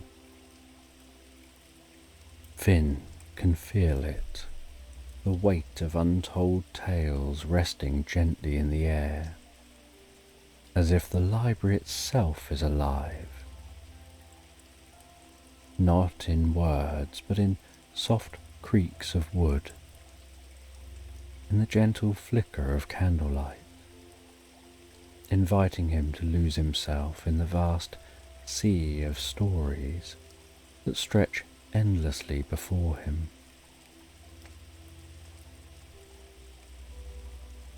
There's a warmth here, a quiet comfort that fills Finn with a sense of belonging, as though this place has been waiting for him patiently for years.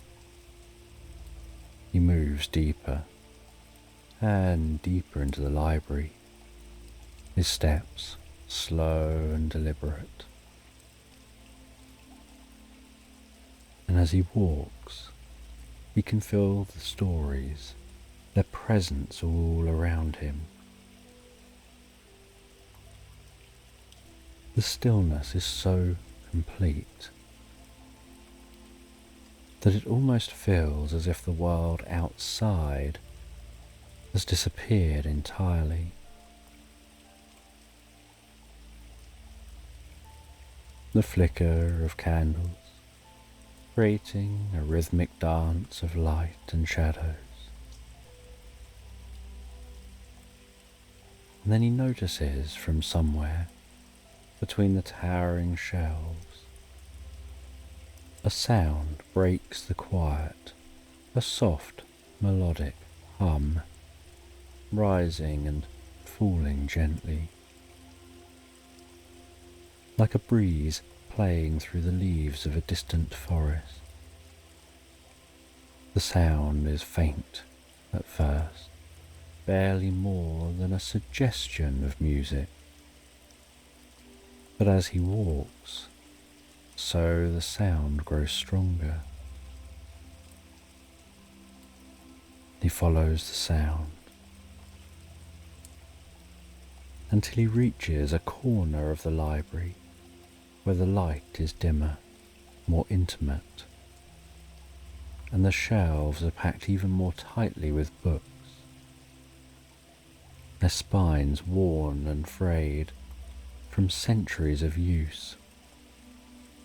And standing in the soft glow of a single lantern is a figure, an owl, her feathers the colour of silver moonlight, perched on a low wooden table, her eyes closed as she hums softly to herself, her wings folded neatly at her sides, their tips glinting faintly in the candlelight, her body seeming to glow with a soft ethereal light. And Finn watches her in silence for a moment, captivated by the gentle rhythmic quality of her hum, the way it fills the air with a sense of calm. It makes him want to sit down and listen forever. There's something ancient about her, something wise and timeless, as though she has seen countless stories come and go, and carries them all within her.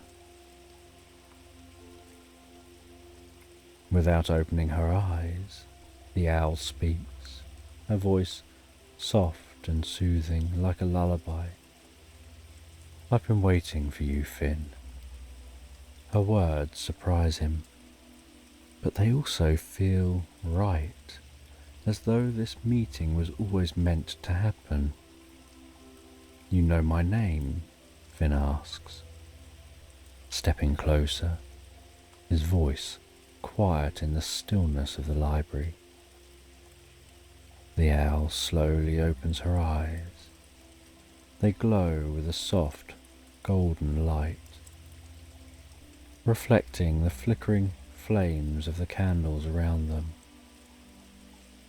Of course, this is the candle-lit library, and I'm its guardian, Evelyn. There is kindness in her gaze, a warmth that makes Finn feel instantly at ease. He steps closer, his curiosity growing. The library, it's unlike anything I've ever seen. It feels alive. Evelyn smiles gently, her feathers ruffling slightly. It is alive in its own way. Every story here holds a piece of life, a fragment of a world once imagined. And this library, it's been waiting for someone to complete a story that was left unfinished long ago. Finn's heart skips a beat. An unfinished story? Evelyn nods slowly, her gaze never leaving his. Yes, a story that was never completed and without an ending. The balance of the library has been disturbed. The story is trapped, suspended in time, waiting for someone like you to bring it to its conclusion. Finn feels a deep sense of purpose stirring within him, a quiet but powerful urge to help. How do I finish it? The owl's eyes soften, her voice becoming quieter, almost a murmur. You'll find the way. The library will guide you, as will I. But for now, rest. Let the stories around you calm your heart. The journey ahead requires both patience and courage. Finn feels a warmth spread through his chest. He looks around the library once more, at the endless shelves of books waiting to be discovered. The air thick with possibility, with stories untold, and yet at the same time it feels like the safest, most restful place in the world.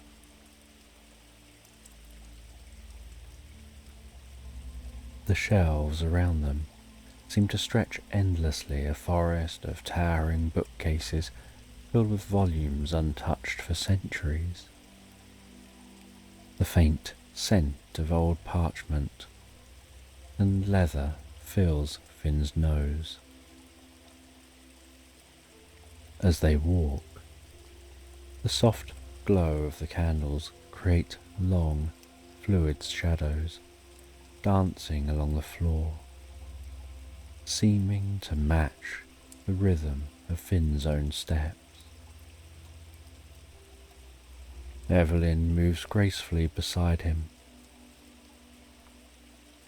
Her presence is calm and steady. How did the story get lost? Finn asks. The story was never completed because its author disappeared before it could be finished. It's a story like no other, woven with magic and dreams, and without its ending the balance of the library is unsettled. Stories need to be told. They need their endings, or they become restless, wandering like dreams that never wake. Am I supposed to finish it? He asks. Evelyn turns her gaze back to him. Yes, but you won't be alone. They continue walking along the edge of the shelves. At the centre of the library, where the shelves part and the ceiling seems to stretch impossibly high, Finn sees a grand, spiralling staircase. It winds upwards, its steps carved from dark, polished wood, each one reflecting the soft glow of the candles. The staircase seems to go on forever, disappearing into the shadows above. Evelyn and Finn begin to ascend the staircase. As they ascend, the air grows softer, warmer. The candlelight becomes more diffuse, seeming to almost blur the edges of the room, until it feels like they're no longer in the library at all, but somewhere between worlds, in a place where the boundary between dreams and reality has softened. The stairs beneath Finn's paws feel less solid, almost as though they're made of clouds. He feels himself sinking deeper and deeper to the gentle rhythm of the ascent. At the top of the staircase, they find a door carved from a pale, shimmering wood, glowing with its own inner light. Evelyn and Finn step through this door. Evelyn explains that this is the portal of dreams. Beyond this door, the boundaries between stories and dreams blur. It's a place where endings are found, where lost pages return. As they step through that door, the world shifts around them.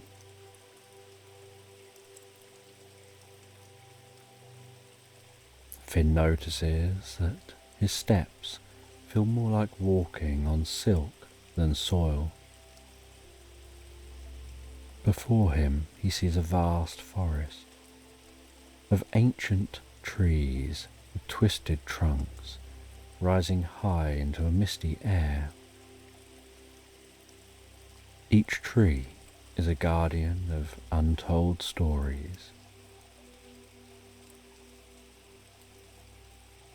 Silver mist seems to cling to the roots of the trees, weaving its way between the trees. The leaves overhead glowing faintly, their light pulsing gently, as if they're breathing. As Finn watches those leaves, he notices one of the glowing leaves detach from a tree and flutter so gracefully to the ground, carried by an almost unseen breeze. As it lands, it shimmers faintly, and Finn notices the ghostly outline of words on the leaf. The forest seems to murmur with a quiet energy.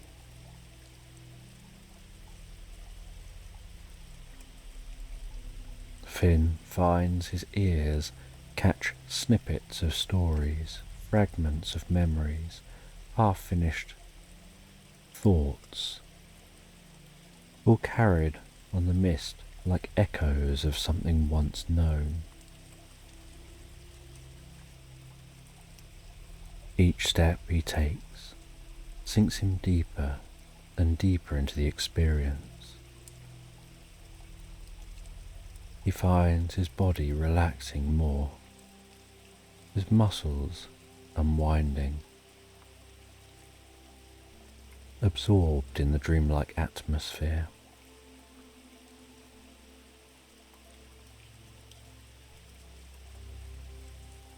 And as they move deeper and deeper into the forest, the branches intertwining overhead, Finn's eyes are drawn to the leaves again, watching as another leaf drifts lazily to the ground. He picks it up, and as he does, the leaf dissolves into a fine, shimmering dust. And for a brief moment, he sees the shape of a story, a young traveller lost in the woods, searching for a way home. But before Finn can grasp the full meaning, the dust vanishes, and the story slips away, leaving only a lingering memory. Evelyn speaks softly. These are the tales that were forgotten, stories that were left behind, their endings never written. They wander here, in the forest of forgotten tales, waiting for someone to bring them back to life.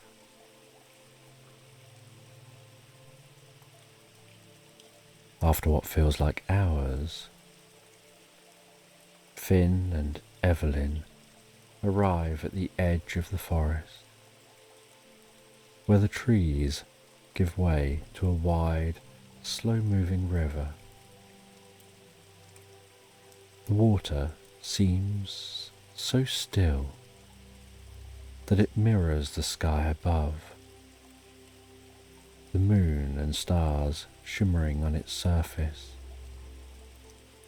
The river stretches out before them, silent and calm.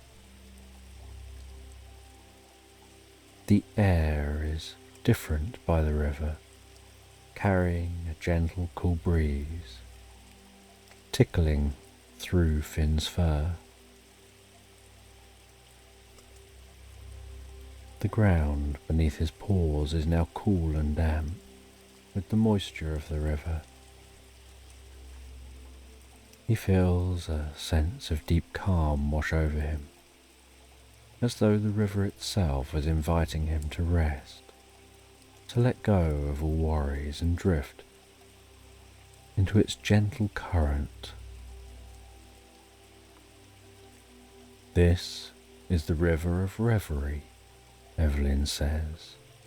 It holds the flow of stories that never end, a continuous current of thoughts and dreams that drift without conclusion.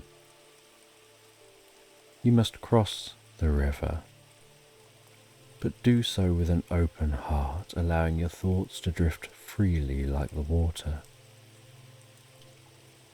Finn gazes at the river, its surface reflecting the sky. He feels a gentle pull of the water, not a physical force, but a quiet invitation asking him to let go, relax, and trust the flow of the river.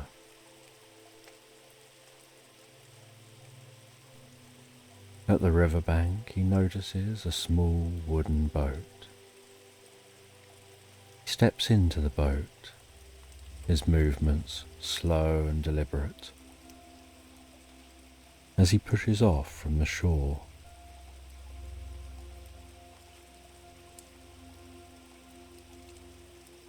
And the boat moves slowly, almost imperceptibly. The river is so still. The boat rocks so gently, lulling him deeper and deeper into relaxation. He finds his mind quietening, his body sinking into relaxation, into the boat's soft embrace. His thoughts becoming light and airy like clouds drifting by. The edges of his consciousness blurring with the world around him. And that boat continues to drift gently to the far shore. And on the far side,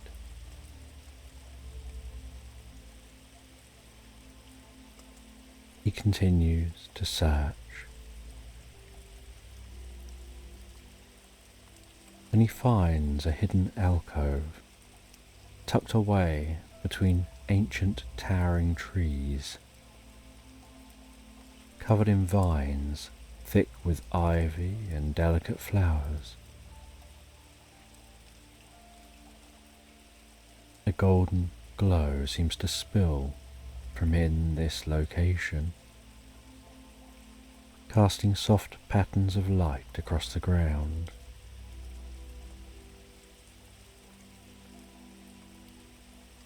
The space seems so intimate, lit with a soft golden glow. And in the centre of this space is a smooth, weathered stone pedestal with a single book, its cover worn with age.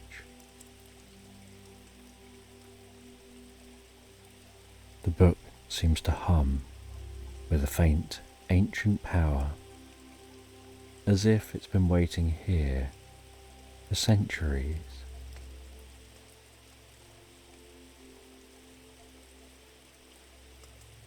With each step he takes towards that book, he feels increasingly peaceful and calm.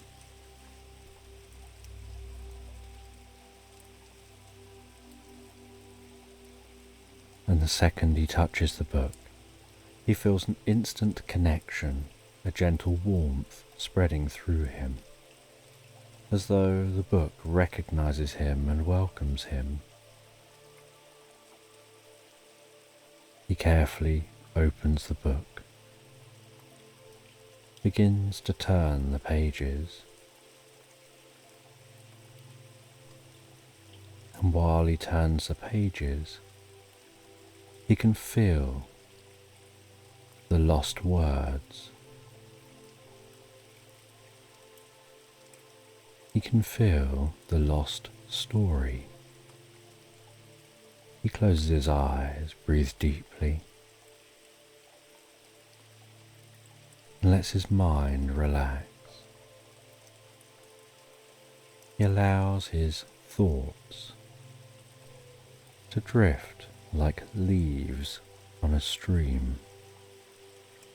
And as he does, the story under his fingertips begins to take shape. Words start to flow from him, not from his mind, but from somewhere deeper, as though he's drawing them through that river and onto the pages here, where he's bringing them back to life.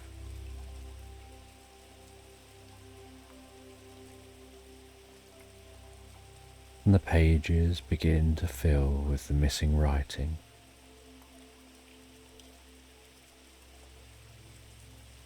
Finn's paws move gently across those pages,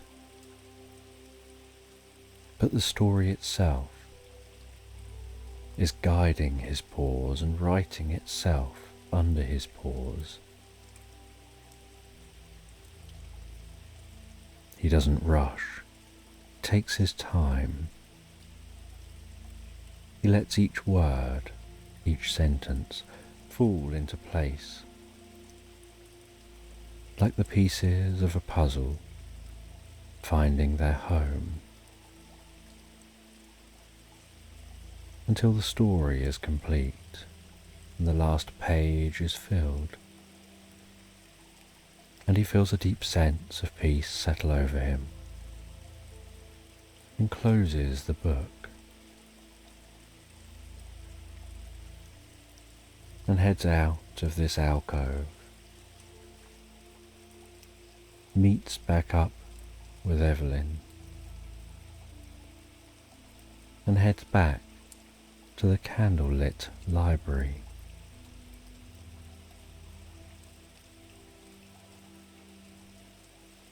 And on his journey back to the library, he feels lighter, as if a great weight has been lifted from him. He feels a deeper sense of inner peace and calm, of understanding of the world around him, of the stories people tell and live by, and the point in their stories that different people are at as they continue their own journeys. And back in the library, Evelyn confirms that Finn has completed his task,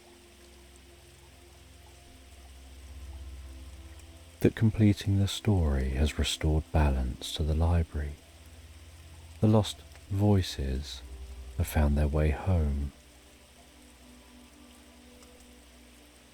There is no longer a ghost hanging over the library. The stories are now complete.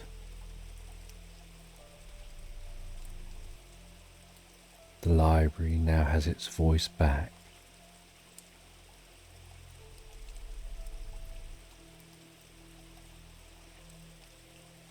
Evelyn thanks Finn for his help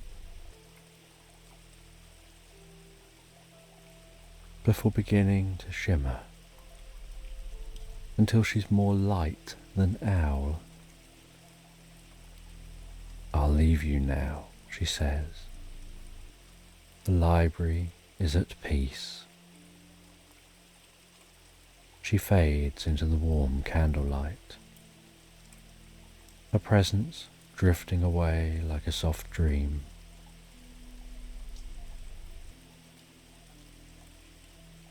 Finn leaves the library, can see how clear the sky looks, the stars twinkling so softly, the moon casting its silver light over the world, the forest quiet and calm as if everything has settled down into a deep and restful sleep. He finds his way back home, settles down at home before going to bed, where he drifts and floats so peacefully, so relaxed asleep, into Slumberland. And in the heart of a quaint, weathered cottage, nestled at the edge of a sleepy village, lies a room where time seems to stretch and yawn with every passing hour. This room is a haven of softness and warmth, a place where the world outside slips away, leaving only the comforting embrace of tranquility. The walls here are adorned with faded floral wallpaper, which exudes a quiet charm, their colours softened by years of gentle sunlight. Every corner of the room speaks of comfort, from the plump, overstuffed cushions that spill across the floor like contented cats, to the well-worn blankets that drape lazily over the arm of an old rocking chair, inviting anyone to settle in and rest. And in the centre of this room, bathed in the golden glow of the late afternoon sun, lies Whiskers, the large, fluffy cat, his fur a luxurious mix of cream and caramel, each strand catching the light and gleaming as if woven from spun silk. Whiskers is a master of relaxation, a creature who has perfected the art of doing nothing with grace and elegance. He's sprawled across his favourite cushion, a plush, deep blue pillow that has moulded itself perfectly to the contours of his body over the years. The cushion sits by the window, where the sunlight pours in like warm honey, pooling around Whiskers and creating a cocoon of warmth that he sinks into with a contented sigh. The room is filled with the scent of fresh lavender, a calming fragrance that drifts in through the open window, mingling with the faint earthy aroma of the garden outside. The gentle breeze carries with it the soft rustle of leaves and the distant hum of bees busy with their late afternoon tasks. But these sounds barely register with Whiskers, who's far more interested in the warm, drowsy feeling that spreads through his body, making his eyelids grow heavier and heavier. Whiskers stretches lazily, his limbs extending in a slow, languid motion that speaks of utter contentment. His back arches gracefully, and his claws, sharp and white, peek out from their velvety sheaths as he flexes them against the cushion. With a low, rumbling purr, he rolls onto his side, his fur rippling like a field of golden wheat in the gentle breeze. The sun's rays dance across his body, highlighting the subtle variations in colour, from the deep caramel of his back to the creamy white of his belly. He closes his eyes, the world around him blurring into a haze of warmth and light. As he settles deeper into the cushion, the room seems to respond in kind, growing quieter, more peaceful. The ticking of the old clock on the mantel slows to a soothing rhythm, like the steady beat of a heart at rest. The sunlight, warm and soft, seems to sink into Whisker's fur, melting away any last remnants of wakefulness. His breathing becomes slow and steady, each exhale a sigh of contentment. The soft sounds of the room, the whisper of the breeze, the creak of the floorboards, the distant chirp of a bird outside, all blend together into a lullaby that lulls Whiskers into a state of deep, restful relaxation. The world outside the window begins to blur as Whisker's mind drifts further and further into a dreamlike state. The sun, now low in the sky, casts long golden beams across the wooden floor, creating patterns that dance and sway like leaves floating on a gentle stream. These patterns seem to draw Whiskers deeper into his cushion, as if the very light is encouraging him to sink down into the soft embrace of sleep.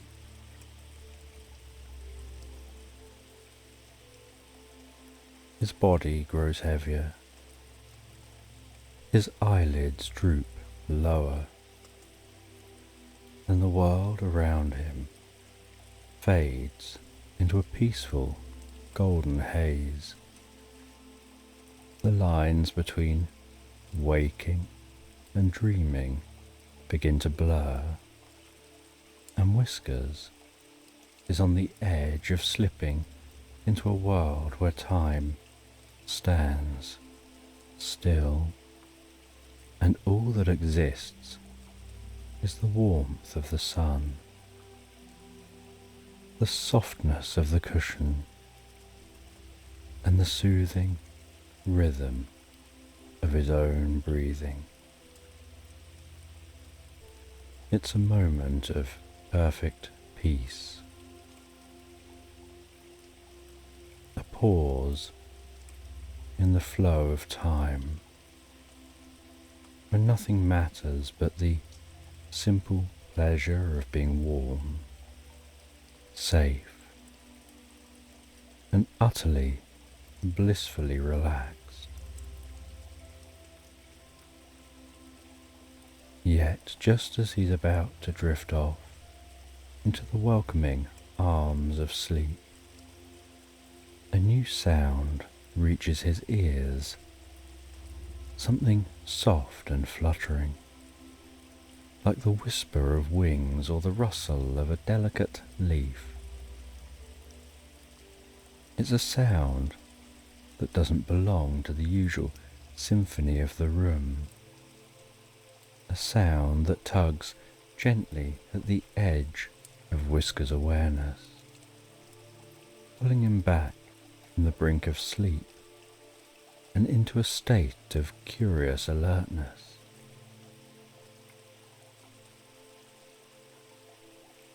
The room has changed, as rooms often do in the liminal moments between day and night.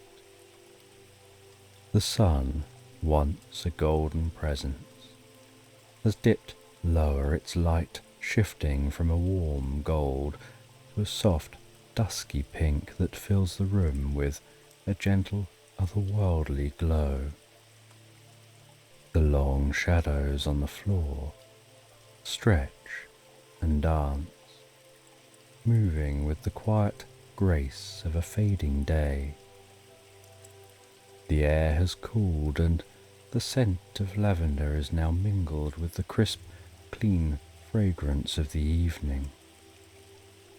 Whiskers stirs, one ear twitching towards the sound that's disrupted his peaceful reverie. His eyelids, so heavy just moments before, lift slowly, revealing eyes of the deepest amber, still glazed with the remnants of sleep. For a moment, he remains still, as if deciding whether this new sound is worth his attention or if he should simply sink back into the cushion and let it pass. But the sound comes again, soft, yet insistent, a fluttering that seems to hover just beyond the edge of his understanding. He turns his head slowly, his gaze drifting towards the window, where the last rays of the setting sun cast a rosy glow over the garden outside. The room around him is a haven of comfort, but something about the world beyond the window now holds a strange allure, a pull that Whiskers hasn't felt in a long time. His usual laziness, so deeply ingrained in his nature, begins to wane, replaced by a flicker of something else, curiosity. Outside the window, something shimmers, a small, mysterious light hovering just above the ground like a firefly caught in the twilight. It moves gently, as if beckoning, its soft glow flickering in the growing dusk.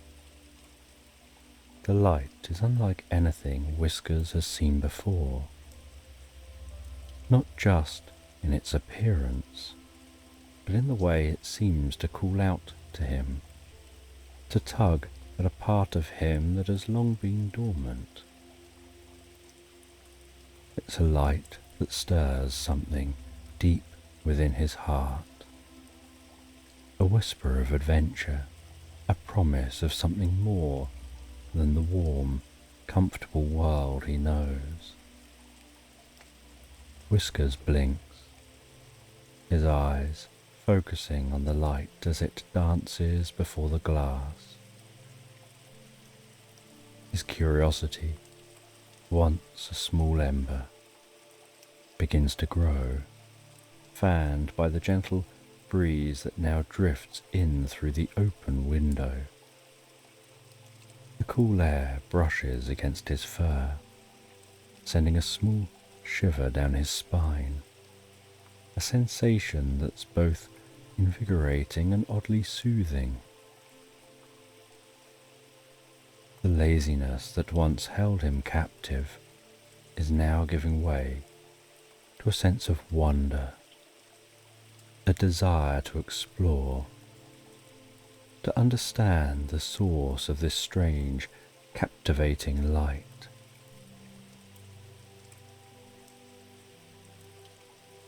With a soft grunt, Whiskers rises from his cushion, his movements slow and deliberate, as if he's testing the strength of his curiosity against the pull of his usual inertia.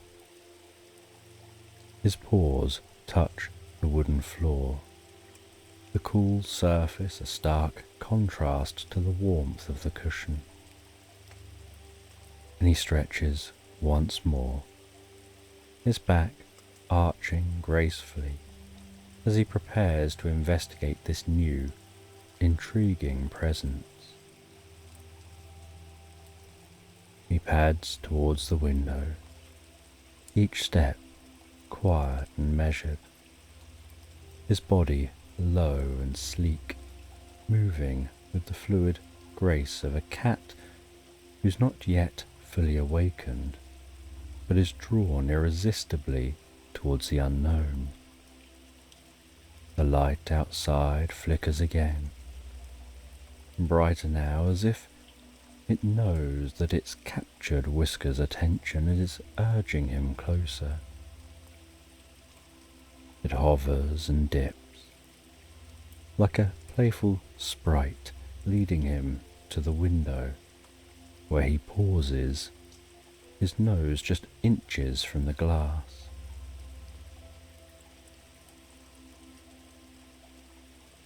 Through the window, the garden is a world transformed by the soft light of dusk.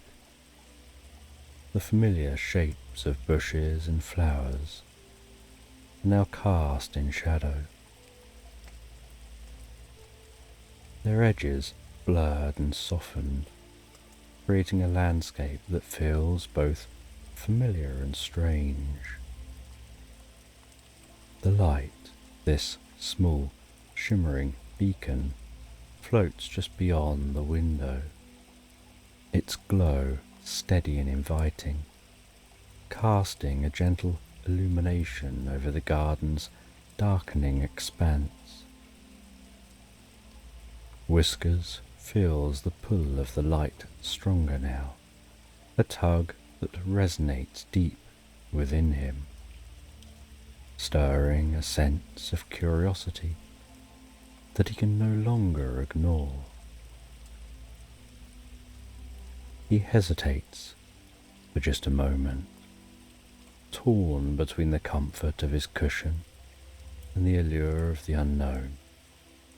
But the light is insistent, its glow beckoning him to step out of his familiar world and into the twilight, where mysteries await and dreams are made. With quiet resolve, Whiskers decides to follow the light. He nudges the window open, the cool evening air rushing in to greet him, carrying with it the scents of the garden and the promise of an adventure. The light flickers one last time, as if in approval, and begins to drift away, leading Whiskers out of the room and into the night. and Whiskers gives one final glance back at his cozy cushion before stepping through the window, leaving behind the warmth and comfort for the cool, mysterious embrace of the evening.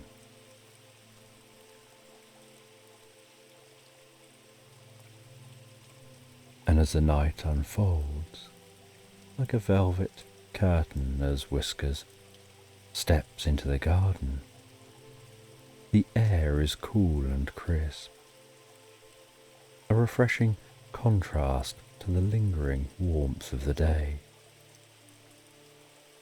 It wraps around him like a soft, comforting blanket, his fur bristling slightly in response to the night's chill, each hair standing on end as if to catch the faint whispers of the breeze that dance through the leaves above. The garden, so familiar in daylight, seems to have transformed into a place of mystery and enchantment. Shadows stretching long and dark across the ground, their shapes shifting and swaying with the movement of the wind. What were once simple bushes and flower beds now seem like hidden alcoves and secret corners, each one holding the potential for discovery. The night-blooming flowers have opened their petals to the moon, releasing the most beautifully intoxicating fragrance that fills the air.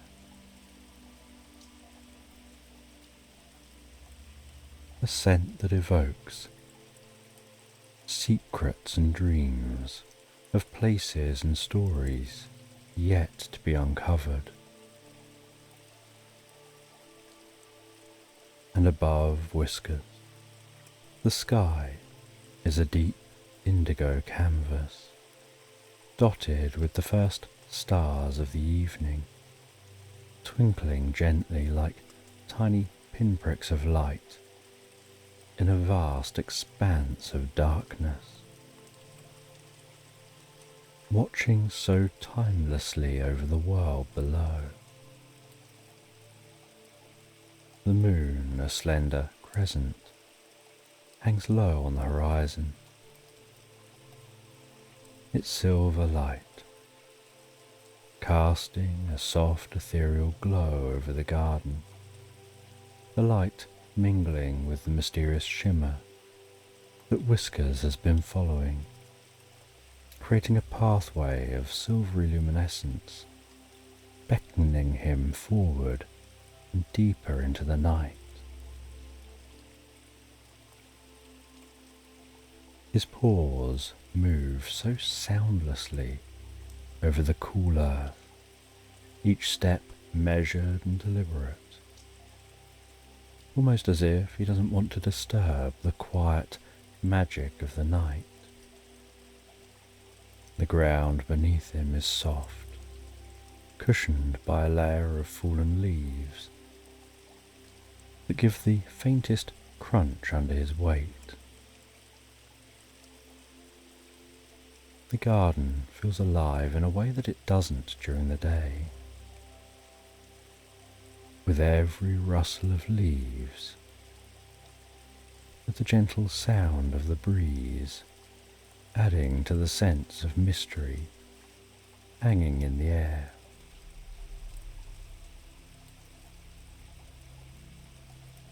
The tree's branches lean over, creating a walkway to follow. Whiskers continues on, finding occasionally that he wants to dance playfully in the shadows as they flicker and twirl.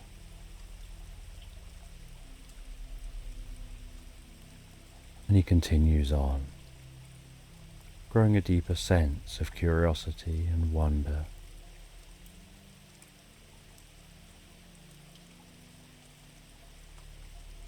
and the light guides him deeper and deeper into the garden, further and further away from his home. And he follows that light, noticing the world around him, gently shifting and changing.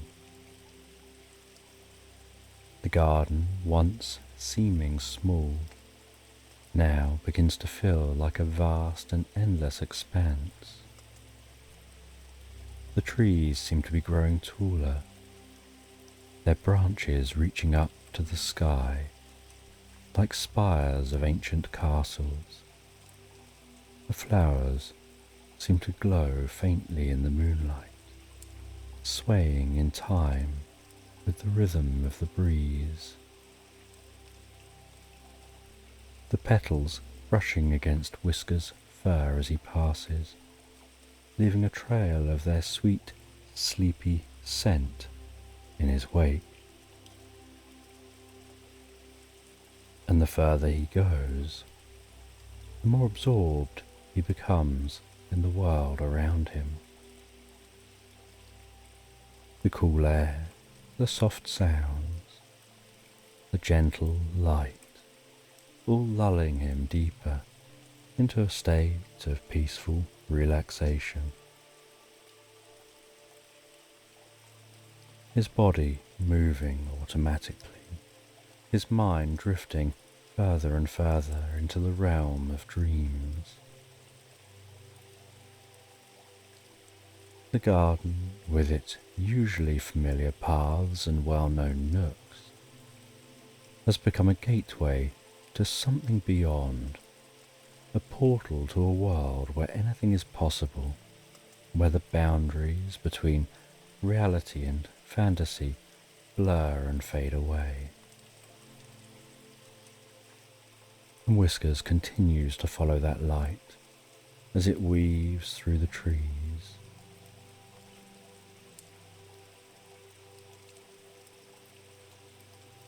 And while following, the world around him becomes softer and more dreamlike,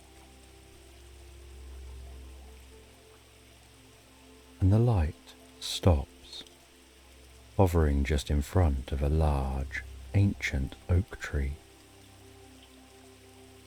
The tree is immense, its trunk thick and gnarled,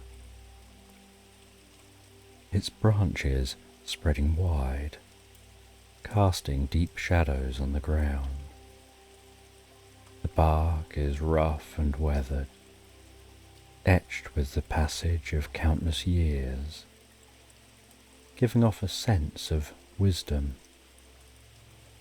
as if the tree has stood here since the beginning of time.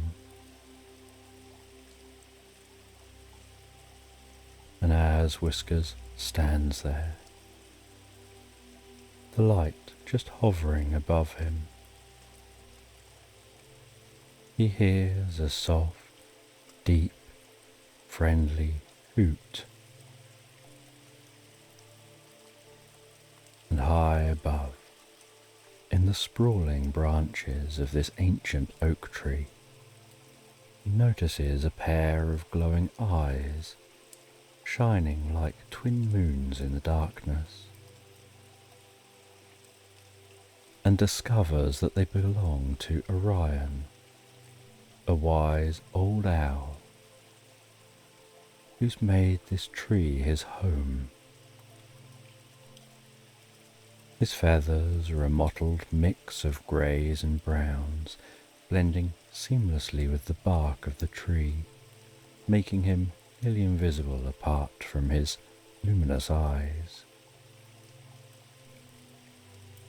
He sits perched on a branch, his large wings folded neatly against his body, his head tilted slightly to one side as he gazes down at Whiskers.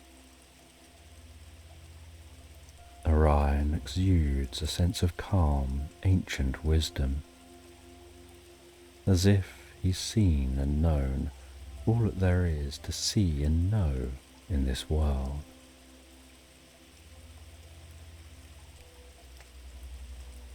There is something deeply comforting about his presence that makes Whiskers feel safe and at ease, almost like he's in the company of an old friend. Orion hoots softly, the sound deep and melodic, resonating through the still night air. A sound that seems to echo in the heart, stirring something deep within Whiskers. A recognition of the ancient rhythms of the world, of a connection between all living things.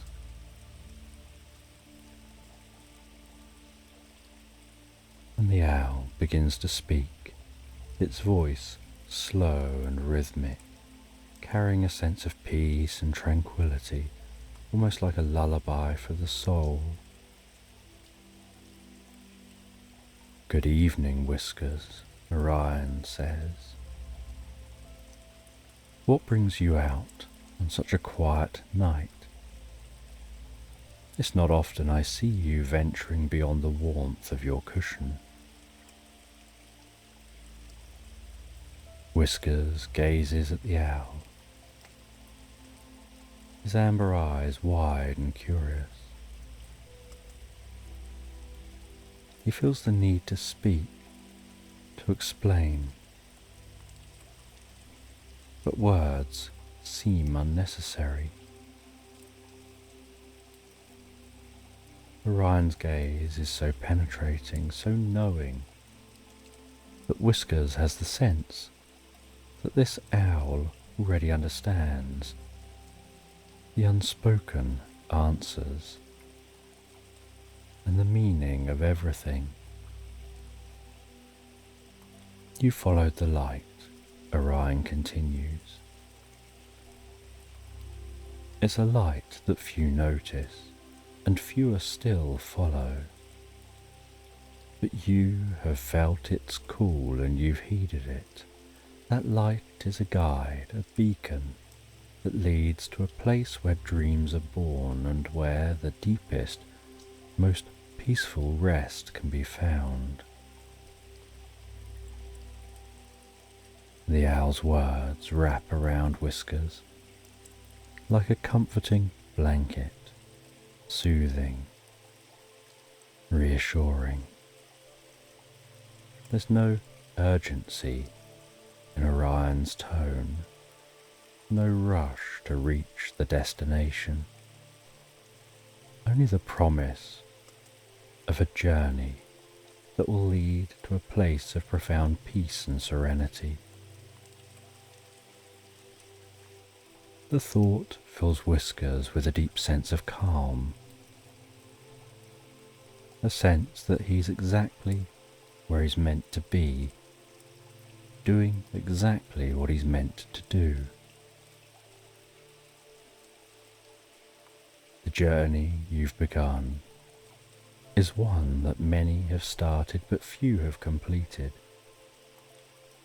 It's a journey into the heart of the night, into the very essence of sleep and dreams. You'll find that the world around you is different here, that the rules of the waking world don't always apply, and the light will always guide you, and I'll be here to watch over you.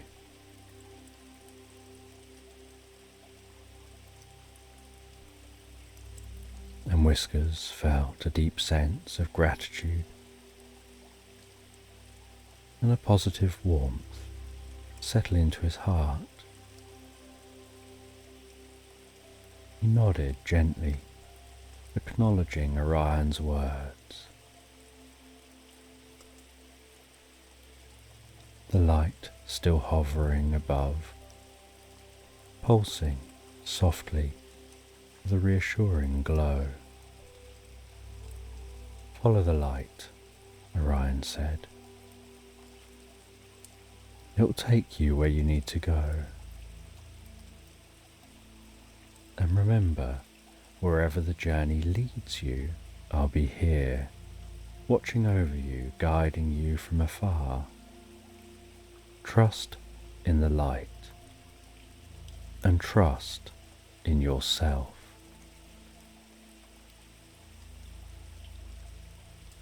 And as Orion finished speaking, he spread his wings with a silent, graceful motion, dropped off the branch, and flew into the darkness.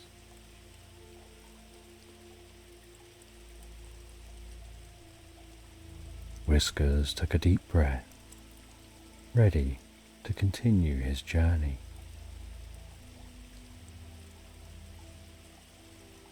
The mysterious light leading him further and further through the garden,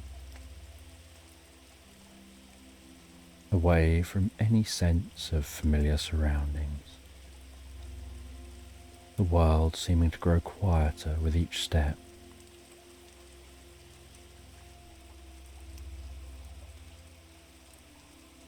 The sound of the night becoming muffled.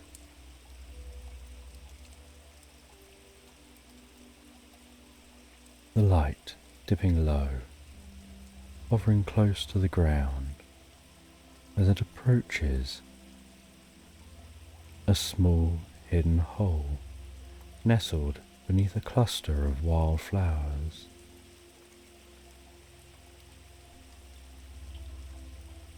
The flowers' petals shimmer faintly in the moonlight, creating a gentle glow that illuminates the entrance. The light pauses at the entrance. Whiskers hesitates for a moment as he peers into the small dark hole. The scent of earth and moss gently meeting his nostrils. With curiosity, he lowers his head and starts to head into the hole. He finds that the descent is smooth and easy. The earth is cool and soft. The tunnel is lined with gentle moss, offering up a soothing texture against his fur.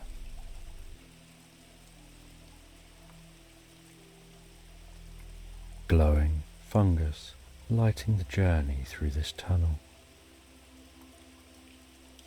Like the walls are covered in twinkling stars. This tunnel giving off a sense of peace and calm and comfort. Like a sanctuary hidden within the earth.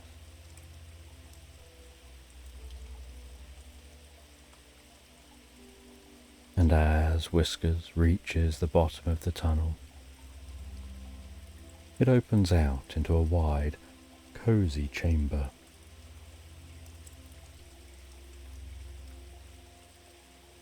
The floor covered in a thick carpet of dried leaves and soft grasses. The freshest, most pleasant scent rising from the ground, like a spring meadow. The air warm and comfortable.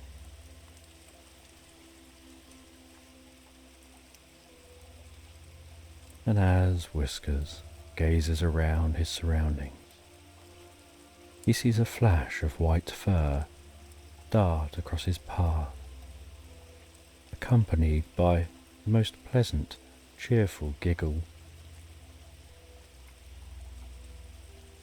And he spots a small, energetic rabbit bounding around, its eyes wide and sparkling with mischief.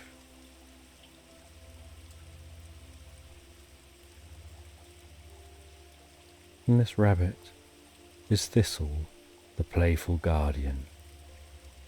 and she greets Whiskers with a joyful bounce, her soft fur brushing against his as she circles him in an enthusiastic welcome. "Hello there," Thistle exclaims, her voice high and sweet, filled with the unbridled joy of a creature who knows nothing of worry or fear. "Welcome to my cozy little burrow. It's not often we get visitors down here, especially not from the world above. You must be a very special being." Whiskers feels a warm smile spread gently across his face, the infectious energy of the rabbit lightening his heart. He watches as Thistle bounces around him, her movements quick and graceful, as if she's dancing to a tune that only she can hear. There's something so pure and carefree about her. "Come, come," Thistle urges, her voice like the tinkling of bells. "You must be tired after your journey. Why don't you rest here for a while? The moss is soft, the air is sweet, perfect for a little nap." For a moment, Whiskers is tempted. The burrow is indeed inviting, its warmth and softness beckoning him to lie down, close his eyes, and drift into a peaceful slumber. But then he remembers the light that's led him here, the gentle glow that still hovers just above him, patiently waiting. There's still more to discover, more to learn. "What about the light?" Whiskers asks, his voice soft and low, almost as if he's speaking to himself. "It's leading me somewhere. There's somewhere I need to go." Thistle stops her bouncing, looks at Whiskers with wide, understanding eyes.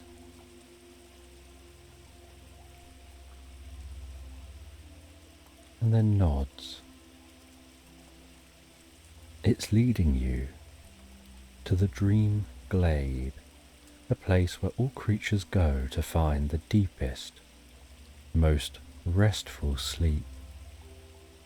It's a magical place, hidden deep within the heart of the night, where dreams are born, and where the worries of the world simply melt away." Thistle hops closer, but only those with a true desire for peace and rest can find it. Many have tried, but only a few have made it to the glade. It's not just about following the light, it's about following your heart, about truly wanting to let go and embrace the serenity that awaits. Whiskers listens, the words resonating deep within him, feeling a profound sense of peace and harmony. "You must continue," Whiskers. "Follow the light. It'll guide you to the glade." Whiskers sets off, continuing to follow. He leaves the warmth of Thistle's burrow behind. Heads back out into the night.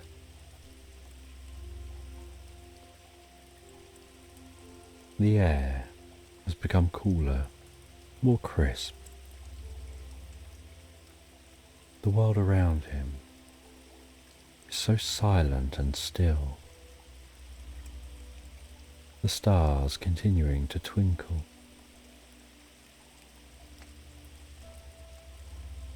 He heads towards a bubbling stream. The stream winds so gently through a moonlit meadow, its waters glowing faintly as they catch the light of the stars. The sound of the water, a quiet, soothing melody, a soft murmur filling the air with a sense of peace and tranquility.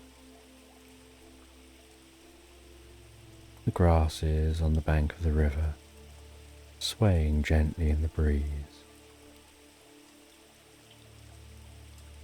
Whiskers approaches the stream. He walks slowly and deliberately. There seems to be something magical about this place. Something that makes him feel as if he's standing at the threshold of a dream. The clear and cool water reflecting the sky above, creating the illusion of another world just beneath the surface. Whiskers gazes into the stream, his eyes drawn to the reflection of the stars, and for a moment he feels as if he could step into that mirrored world and lose himself deeply in its serenity.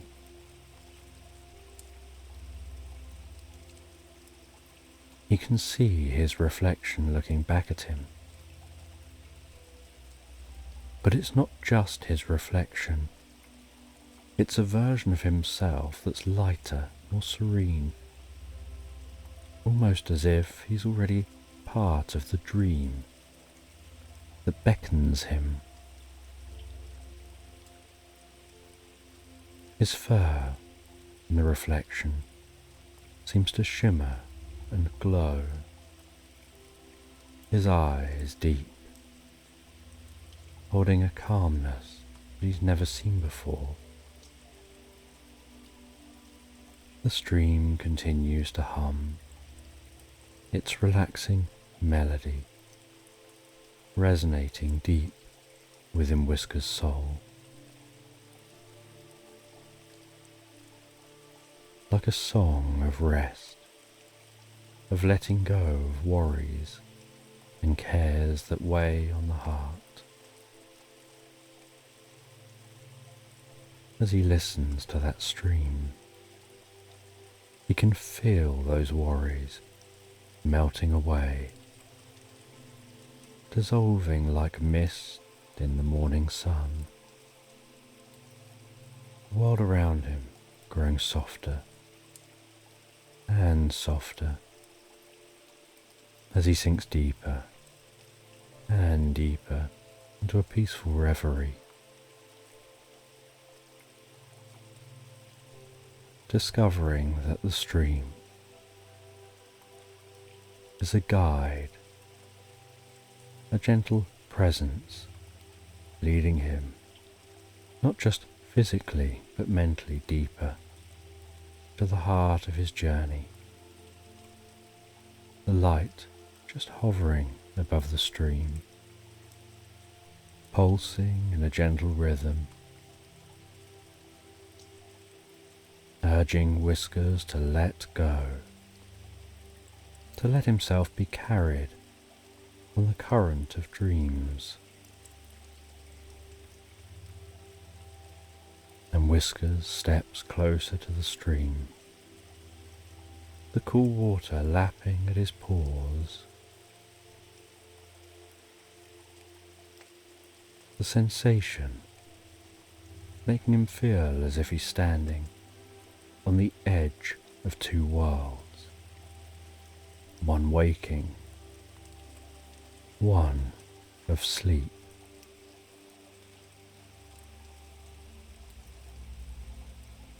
He gives way to immersing himself fully in the tranquil, pleasant embrace of dreams emitted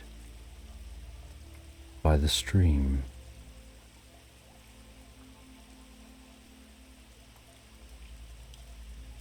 He enjoys this sensation for a while,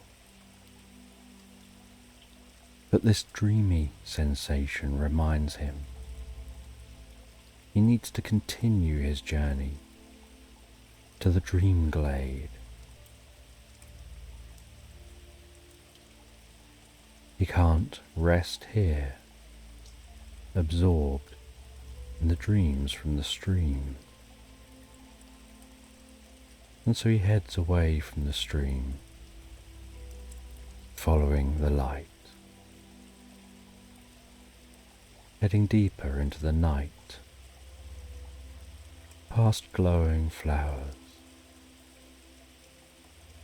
like tiny lanterns lighting the way, feeling the pull of the glade growing stronger with each step. And as he continues on, walking away from the stream, following that light, the light passes into a dense, ancient forest. The trees so tall and majestic, branches stretching and intertwined high in the sky, blocking out much of the moonlight. The occasional shard of light dancing before him as they walk deeper into this ancient forest.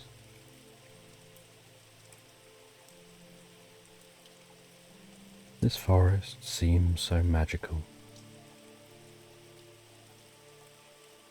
a place where he can imagine souls go to rest and find peace. The light ahead weaves through the trees like the most gentle breeze as Whiskers follows.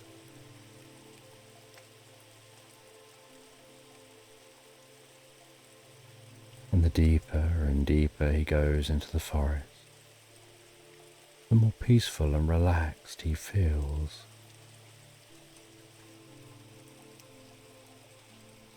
And in the heart of the forest,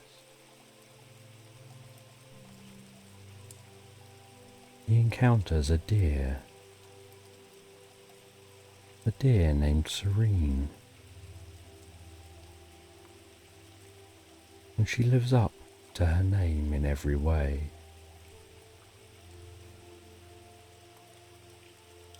She gives off a deep sense of kindness and calmness and deep understanding. She has soft and brown fur, moves so gracefully and unhurried, as if she has all the time in the world.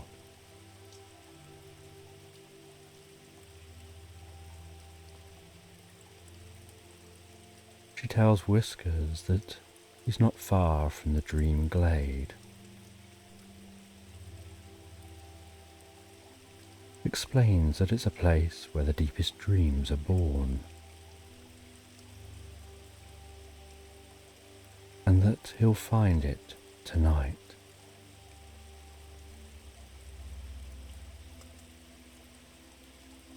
And Whiskers feels a deep sense of serenity from Serene, before noticing the trees beginning to part beyond her, and a path widening, and the light moves towards that widening path. And with a deep sense of curiosity, Whiskers follows.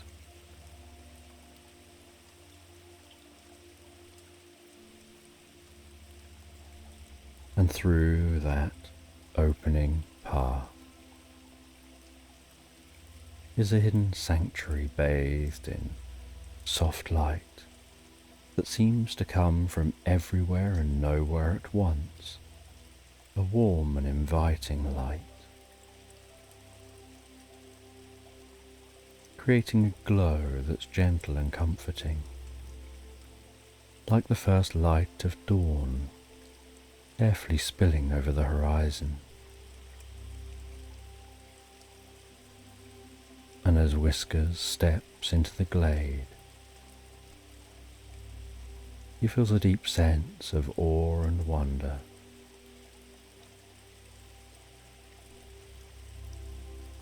The air seems to be filled with a distant sound of chimes, like tiny tinkling bells, singing in the breeze, adding a deeper, dreamlike quality to this place.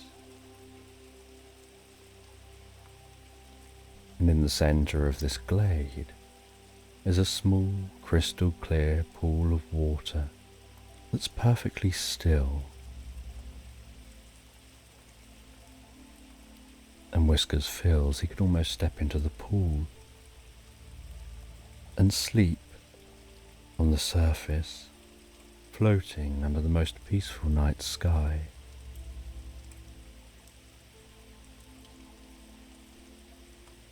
And the light that's guided Whiskers throughout his journey to here hovers above the pool.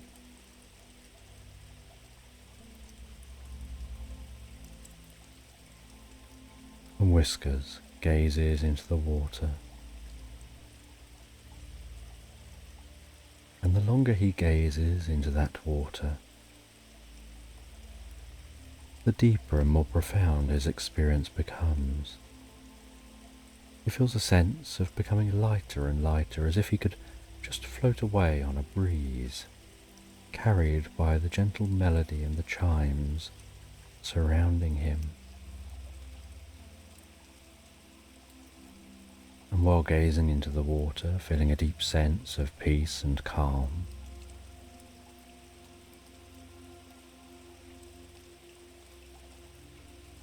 he feels that he can barely keep his eyes open, as if dreams are approaching.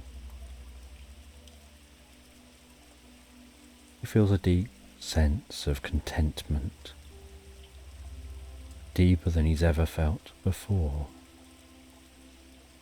as if every worry, every care, all discomfort is lifted from within him,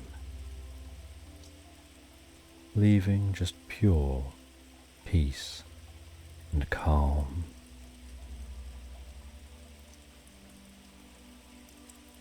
Feeling this glade is offering up a sense of healing, renewing his mind and body, filling him with comfort.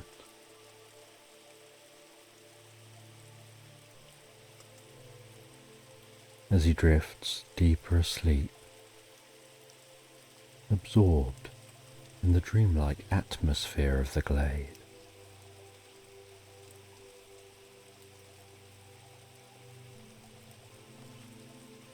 And Whiskers lies there so peacefully, so relaxed in the glade, his body relaxing deeper and deeper, his mind resting and at ease.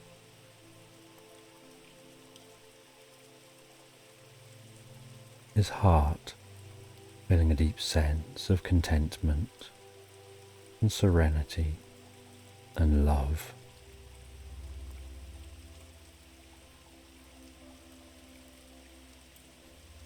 Exploring the corners of the silence as he drifts deeper and deeper into the experience.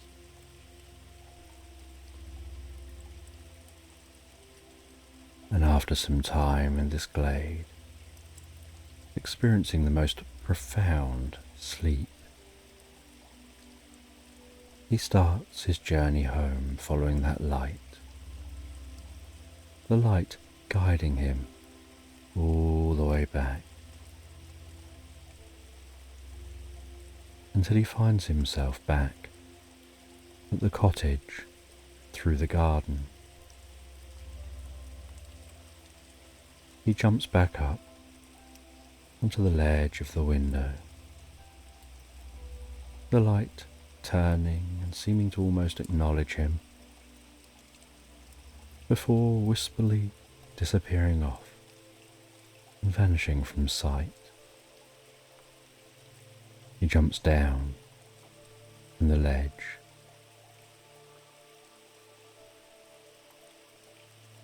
back in the familiarity and the warmth of the cozy room in the cottage.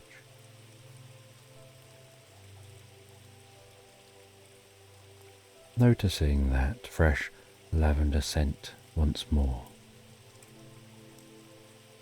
as he heads back and rests back down on his favourite cushion, curling himself up on its inviting surface and sinking down into a profound sense of peace and relaxation, stretching lazily, closing his eyes,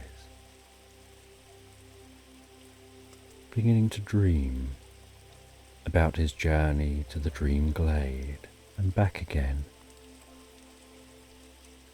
what he saw, what he heard, the smells, the experience, before drifting and floating deeper and deeper asleep, so profoundly all night long, into Slumberland.